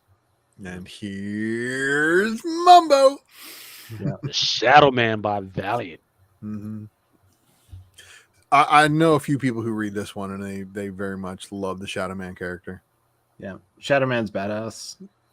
And he had a fucking 1 in 250 glass variant for number 1. Yeah, I remember that. Yeah, dicks. Yeah, I've actually clean it have with that Windex here. I don't know if Windex will clean it or if Windex will smudge it or if you can even wipe it with a paper towel. Do you need You can. microfiber I rag? own one. It's amazing, and it Do was. you by the fart on way- it wrong and it fucking crack? Like what the fuck happens with that shit? By the way, they released. That's how fragile was it? No, it wasn't, dude. It's a thick motherfucking piece of glass. Trust me, I owned one. But they, Dinesh, when he was still with Valiant, released print runs on that, and it's sub 120 on that glass cover. A lot of their stuff sub is- 120, dude. a lot of It's their a stuff is fucking rare. low I ass mean, print run. Was CGC graded? They're not Huh? selling. Mine was CGC graded. Yeah, I sold it. I sold it graded. Did you get it like a 9.9 or a 10 on it? No, it was actually okay. Funny story. It came back in 9.6, and the other person that I know that submitted theirs with mine came back at 9.8. His had a chip in the glass. Mine did not. They got the label switched, but it was this CBCS because CGC doesn't grade the glass covers. They're too heavy for their cases. Huh. CBCS did. So Crazy. CBCS fucked up our labels and got them switched.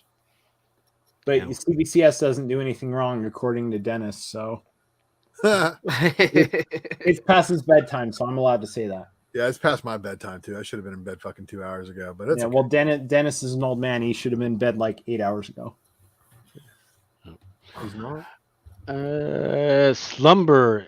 I seem to remember some store actually having some type of retailer exclusive. Hey, Hive Comics has a retail exclusive for this, and so does Drew at Wanted Comics. Come visit us tomorrow as we release this book at 2 p.m. Eastern Standard Time. These ratios are fucking awful, though. The 1 in 50 is not bad. That 1 in 25 is it. That's shit. That is shit. And then Don't if buy you're it. chasing after, this one's a 1 in Don't buy it from 25. us. Don't buy it from us. Don't buy the 1 in 25. It's fucking garbage. We probably aren't even going to sell it. We're going to give it What away about for free. what about the 1 in 50? I love that cover. I actually like that cover. I do. A little too cartoonish for 150. It is, but it's in contrast to the story in the interior enough that I think I dig it based solely on that, right? Because it's about a fucking person that comes into your nightmares and kills your nightmares For you, right? Yeah, It's a hired, yeah, it's a hired assassin that goes into Yeah. your nightmares and kills the and nightmare. kills your fucking nightmares. And I think based on that, like I like the cartoony vibe of this one, but that 1 in 25 is just trash. Don't even from us, guys. Like if you're in chat, don't fucking buy the 1 in 25 from us. It's fucking garbage. I We're really probably like the concept we're of probably this just book. gonna give them away. The 1 in 25 is fucking. It's horrible. All right, yep. Moving on. Something is killing the children. Something's killing kids. Yeah. Oh yeah. Yeah, something. Didn't it used to be something? Didn't it used to be something that's killing the children? Or is what? It's that's Mel's name for it. Something's killing kids. Yeah. So this right here, there is a one per store. There is. It's the bloody version. The bloody unmasked version, right? Yep. And we sold ours for a lot of money. Yes, sir. So the this one has this art right here is the cover for a couple of different ones, but it's definitely the one for the one per store. So definitely keep an eye out for this one. The one per store is the bloody. Did they not show? Did you not pull Yeah, that one, Lucas? so it has like blood across Erica's face. There's like blood dripping on her face and shit. Yeah, and then there's like a die cut where her face is covered up. This is the Okay. 1-in-100. That pisses me off. By the way, this cover, I just got to say, put it on record. This is Delotto, obviously. I don't know. I think that's that obvious. This is kind of a different vibe for him. Okay, so anyways, he made this piece of artwork over a year ago. We reached out to Boom Studios over a year ago to use this piece of art for a fucking cover for issue 16 that we did a variant for. This was supposed to be our cover. They declined because Boom Studios went out from underneath us and purchased the rights to do this as a cover later. This was supposed to be our cover for issue 16. Like, this is like no bullshit. This is true story bullshit. Like, this was supposed to be, we had paid Delotto for this fucking cover. This was supposed to be our cover. Huh. Did you get a refund? Yikes. Yeah, fucking no, we didn't. We got credit. You get credit? You don't get refunds in the comic community. I mean, like credit from Delotto or credit from Boom? No, we don't get shit. We don't get shit. We're on a whenever Delotto we want Delotto for a cover. He's on our short list. Like, we're on his short list. We can use him whenever to kind of make up for it, but we're saving that. That's a good trump card to have. Because the dude puts out fire fucking left and right. So Risen Comics is asking why the heat behind Something Is Killing the Children number 21. New Well, story. no. Well, there was an ash can that came out. It was a surprise ash can that you couldn't order, so it just showed up. Motherfucker just showed up out of like nowhere, and it was like one per store, so that's why. So if you, so ask your freaking local comic book shops tomorrow about it, so it doesn't fucking disappear. Well, it started showing up in shops this past Wednesday. I was going to show you one, but I can't find it. Oh, and then also, this title's been on hiatus for what? 4 months? 4 months? Yeah, something like that. Since House of Slaughter started. Yeah. And then, Boom put in all those new rules that store variants can exist unless it's a new story arc. Yeah. So here's the deal. Boom will only allow retailer variants for beginnings of new story arcs unless it is a creator exclusive. So like Tinian is aligned with a store. His LCS and him, they do covers. So you'll still see Tinian variants occasionally. But for the new story arc, even with that, they only allowed what Boom did is they sent off an email. And there's a bunch of us on a rotating wheel of retailers, right? And they allowed 8 of us to do variants. So like us at Hive Comics, we were fortunate enough to be one of those. And we have the Santa Fung variant for houses or for Something Is Killing Children 21. And there was 7 other retailers that got that. And then there was Frankie's Comics that worked with Tinian to do the Adam Hughes variant. And then there was another retailer that worked directly with Tinian to do another variant. And then there was Whatnot has a variant. So there's in total 11 variants for issue 21. Okay.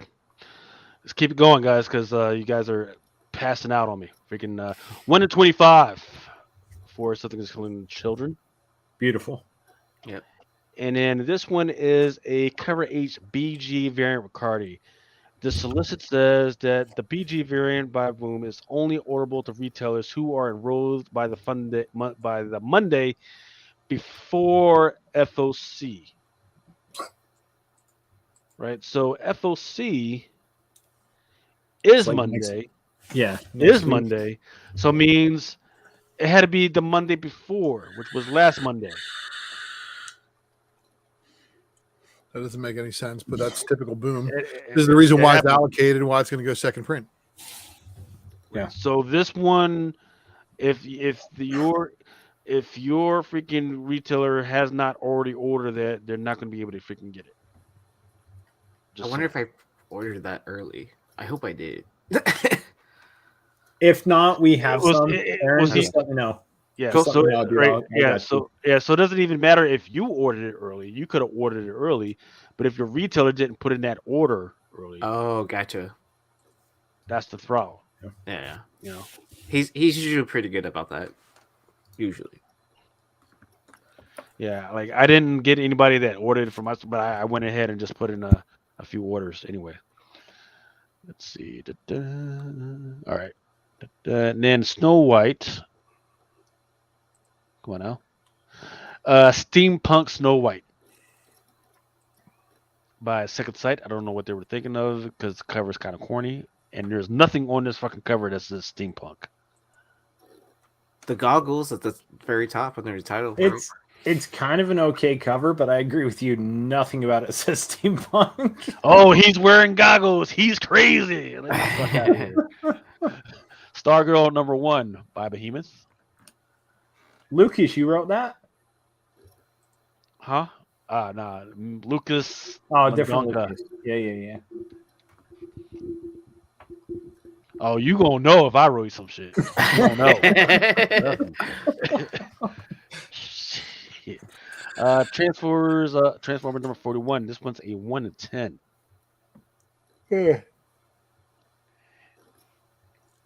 By my sleepiness, what does that tell you? Yeah, you really don't give a fuck. That you're gonna order 10 copies yourself and make sure you. How's Adam still here, dude? Isn't Adam all To make a pillow. by two? Adam, are you okay? Adam has mastered the art of sleeping with your eyes open. No, Adam's fucking enjoying that new mansion in his background. Until my knuckles bleed. I number just 3. feel Red Bull, man. Red Bull and Reese's peanut butter cups. So crack and sugar. Cool. Yeah, Well, you you got know me that damn mansion in right. his background came with the full stock cabinet of Red Bull. He's drinking Red Balls. You guys ever seen that? Red episode of Bull Family is Red Bull is a magical fluid. Testify. Guy? Heart palpitation fluid. Yes. Usagi Yojimbo number 27, 1 in 10. Of course, they're always good. Yep. Yeah. Oh, I think Julie Sakai was working on this as well. What's the furthest place from here? 1 in 25. Amazing. The last one story. say just Sakai because that's how you can tell. Yep. And then there's also another record. What you will never get. Right. Wait. Are you going to get on the one per store or are you going to get on the second press? You're not. Nobody's gonna fucking get it ever. So it doesn't matter. Where's my order at? Jesus.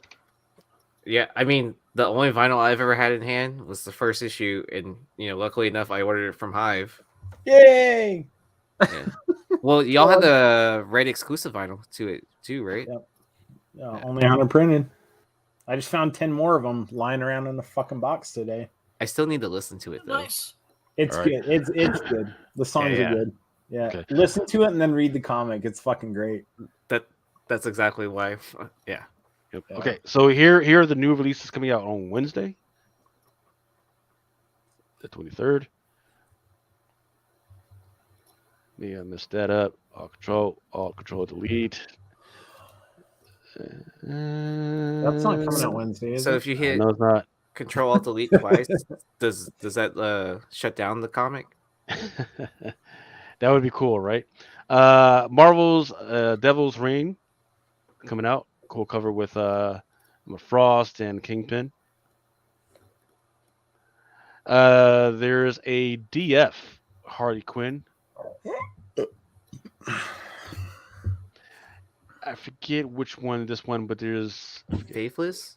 Yeah, Faithless. It's total art side out there because it's gonna be bagged apparently. I've seen the art. It's what Well, Faithless? there's 3 dudes fornicating, and then there's a dude and a girl fornicating. Nice. It's a Blind Adam book. Yeah, it's a Blind Adam book. There you It's go. titty Blind book. Adam variant of Faithless. Yep. All right. Catwoman number 40 is coming out. And one's a Jenny Frison. And how do you pronounce it again? Sozo Micah, right? Mm-hmm. Okay. And one's on 125. Deathstroke Inc. number 6. That thing's already sold out some places, and it's also I don't know what's going on with all the incentives on this fucking run here, but if they're all Black Canary, they're all popular. Yep. Detective Comics 1054 by Bermejo. Derek Chu for Harley Quinn number 12. I love Derek Chu's work. Harley Quinn number 12. Rihanna Gonzalez. Oh, Rihanna Gonzalez. Yeah, that's right. Robin number 11. I like this one because I don't know what's happened with Batman's freaking mouth, but it looks like there's a domestic abuse situation going on because what's her name? She's taking off her gloves. She's got blood. Yeah. She's like she just gave him that talk like yeah, I understand you was all over Catwoman, but you need to come home because the sun is running wild in the streets and shit. You need to come to home. He's like, I don't know. I gotta protect Gotham. And then she put the paws on. I'm fighting crime, babe. I'm fighting crime. It's the best bad book on the stands right now. If you put that in that context, you gotta have this book, man. Yeah. So I swear, the only reason it's out till 2 a.m. is because I was fighting crime. I thought it was Shark Week. Yeah, I'm pretty sure that's Talia al Ghul though, not Selena. Yeah, that's what I'm saying. Yeah. Like, that's what I'm saying is, hey, she gave him his little room to do his little dirt on the side with Selena. Right? Oh, so she's not the side piece. Selena is. Right, exactly. Oh, right. Hey, they don't have a kid together. Her father tried to give him the keys to the kingdom and everything, and he went out and did his dirt. She's like, okay, gotcha. But now it's time to come home because our son is out in the streets acting crazy and fight clubs and shit. Does Selena know? Does Selena know what? That she's the side chick. Yes, because at one point that there was a storyline where he actually took Selena to the kingdom, and they met up with Talia. That was like before the wedding, if memory serves me correct. And the wedding that never happened, so we don't count it as ever. The imaginary wedding. The event for the non-event. Yeah. The Last Ronin, First of All. Issue 2. Wait, what? When did issue 1 drop? I think it was on FOC like 2 weeks ago, maybe? Wait, what? No, like seriously, what the fuck? But issue 1 didn't drop, but it was on FOC. It just hasn't dropped yet. But we're on IDW's shortlist for variants for this fucking series. $8.99. Who? What? Yeah. And fuck IDW yet again as a retailer. Fuck IDW. As a shareholder, I'm about to be not a shareholder. Dude, don't be a shareholder. That is fucking stupid. What the fuck are they doing? 5th print of The Last Ronin #1. Wait, so is that what that was though? What? What was the previous cover you showed? I'm legitimately confused, Lucas. Like, you gotta explain this to me. The Last Ronin, First of All, which is a new series. No, are you fucking serious? Mm-hmm. Oh my god. And that's issue number 2. Oh, I'm mad right now. And then this is The Last Ronin, issue #1, 5th print.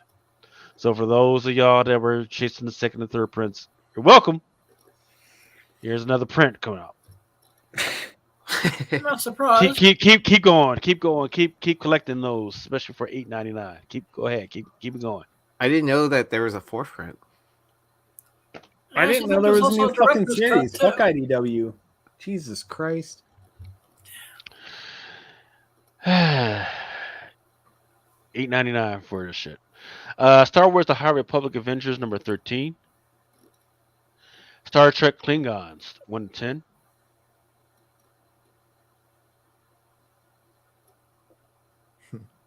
G.I. Joe number 289, 1 to 10 by Williams.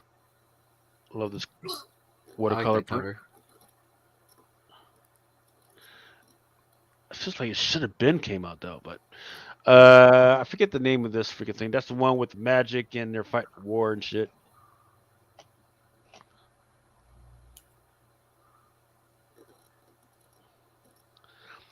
Philadelphia, happy President's Day forever with George Washington on there.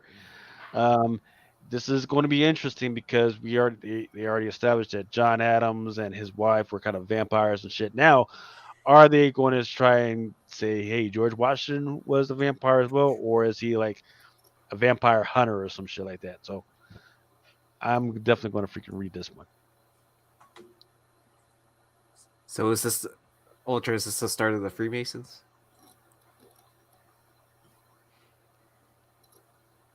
No, man, they go back much further than that. I know. And then this is I forget whether it's a 1 to 10 or 1 to 25. Step by Bloody Step. Number 1 is coming out.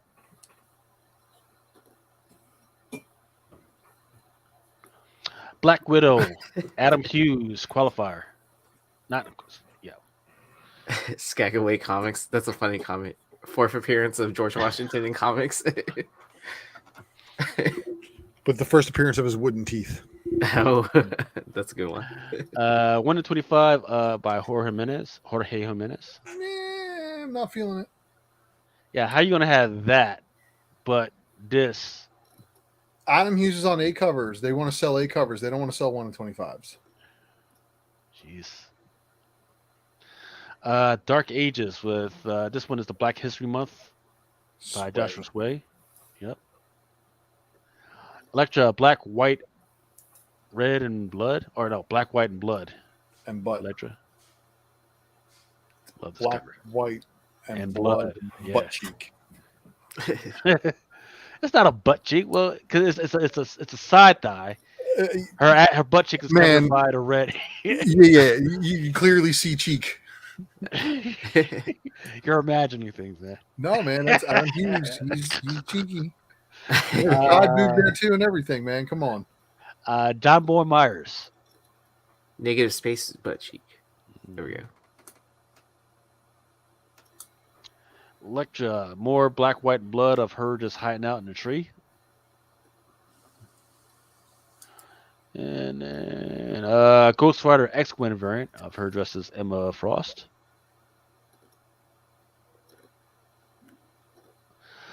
Then there's quite a few Ghost Rider variants out there, but this one's of Momoko. Cool. Scotty Young. Of him on his little tricycle. The Andy Lee. I mean, it's cool, but it's kind of played out with him and Andy Lee. I don't know. I hate to say, I think the Scotty Young was my favorite out of those covers. It is. And it's a qualifier. It's a qualifier. Okay, yeah. Cool.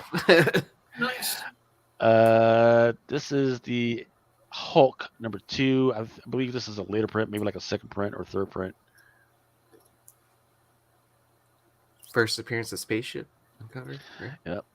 Iron Man number 17, Black History Month variant, Joshua Sway.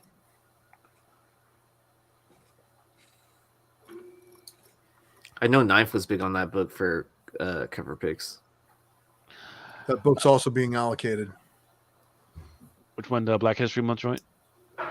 The Ironheart Sway, yeah. Yeah. Miss Marvel, you're still going with this storyline of her fighting Karen. Not sure what that's all about.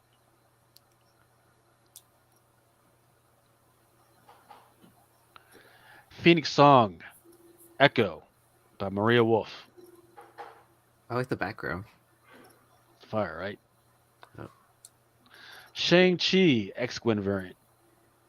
Tony Fleeks. Yes, sir. I got to see a preview of this book like 3 months before it was even solicited. Ooh, nice. And I was like, it was so hard to keep a secret. Because you would have known It who comes it came out this from. Wednesday? Yes, sir. Uh-huh. Cool. Well, I was cool to talk to him about that. Nice. Silk, another Eniak Lee. That's Wave, right? Yeah, that's Wave. Yep.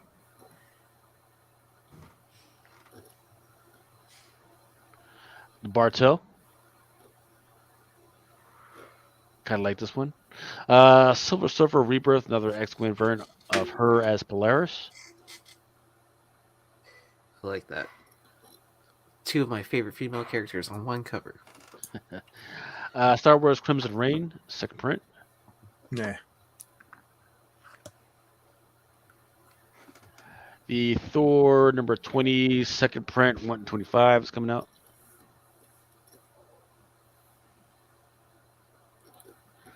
A Timeless second print.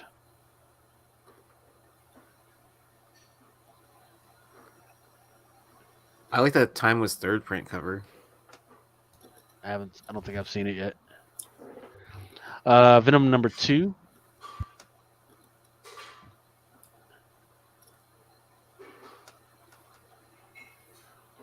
Venom number 3, second print. Or is it a first print? Oh, Venom number 3, first print.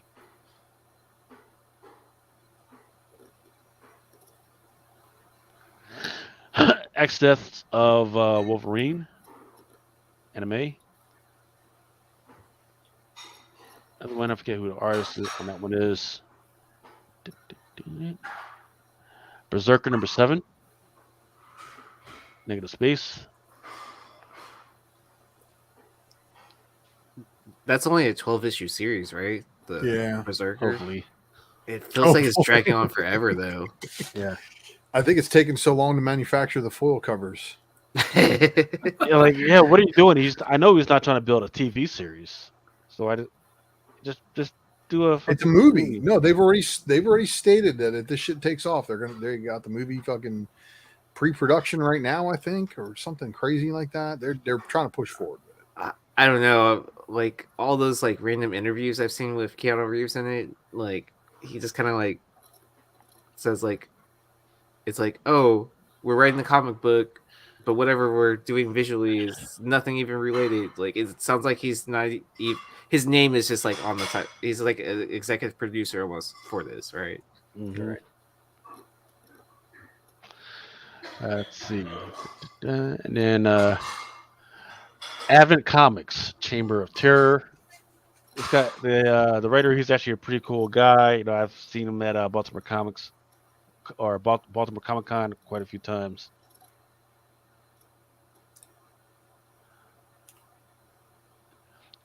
Christmas Caroline. I've had a lot of people ask me about this book. Try to buy this book, so keep an eye on this one. It's a one shot, isn't it? Yep. Mm-hmm. Cover of Darkness by Source Point. Kind of a wild freaking animal freaking cover.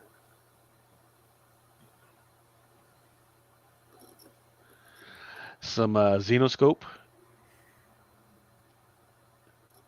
Love that cover. Love this cover as well by Josh Burns. House of Slaughter, 1 in 25.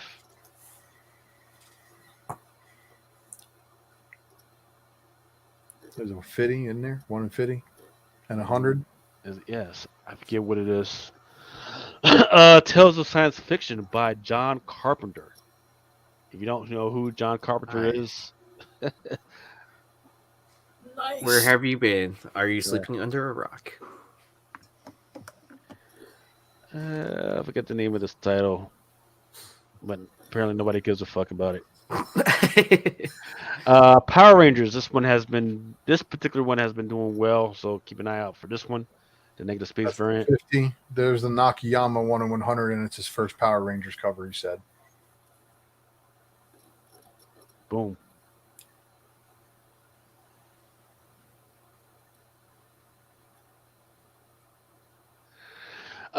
So I wanted to bring this one up.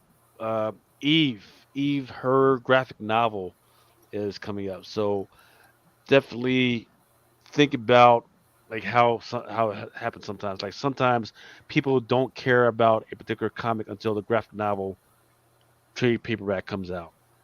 With that coming out within a month, that might be the time. Like if you felt this book has some legs on it, that's the time to actually grab some of those number ones or those unlockables. Yeah, I still can't believe I found the 1 in 50 for like $10. Jesus. With the with the regional stuff that's happening right now, there is a graphic novel called Putin's Russia. If you want to get caught up on who this dude is, this might be one you might want to think about picking up. The Draculina Beige, like that. This is the limited version. Then there's Red Sonja. She's got a risque cover coming out. Once again, when you see it, you see it.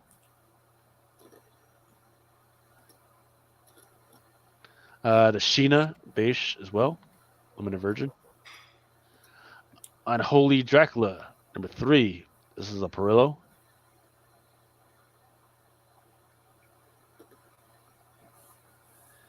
And then this one's another Unholy issue number 3 by Beige. Is that it? Oh, and there's also the Adam Hughes. Nice.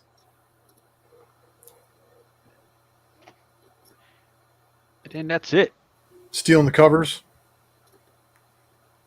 Still, That's what that shit was. Well, when she's still in the covers are still in his cape. Yeah, I know, because she's wrapped up in his cape and he rolled over on her. She's hitting him with the "Do you mind?" They were cuddling. That one's Adam Hughes' butt cheek. Like he's doing butt cheeks everywhere, man. And apparently that's the first appearance of Dracula's butt.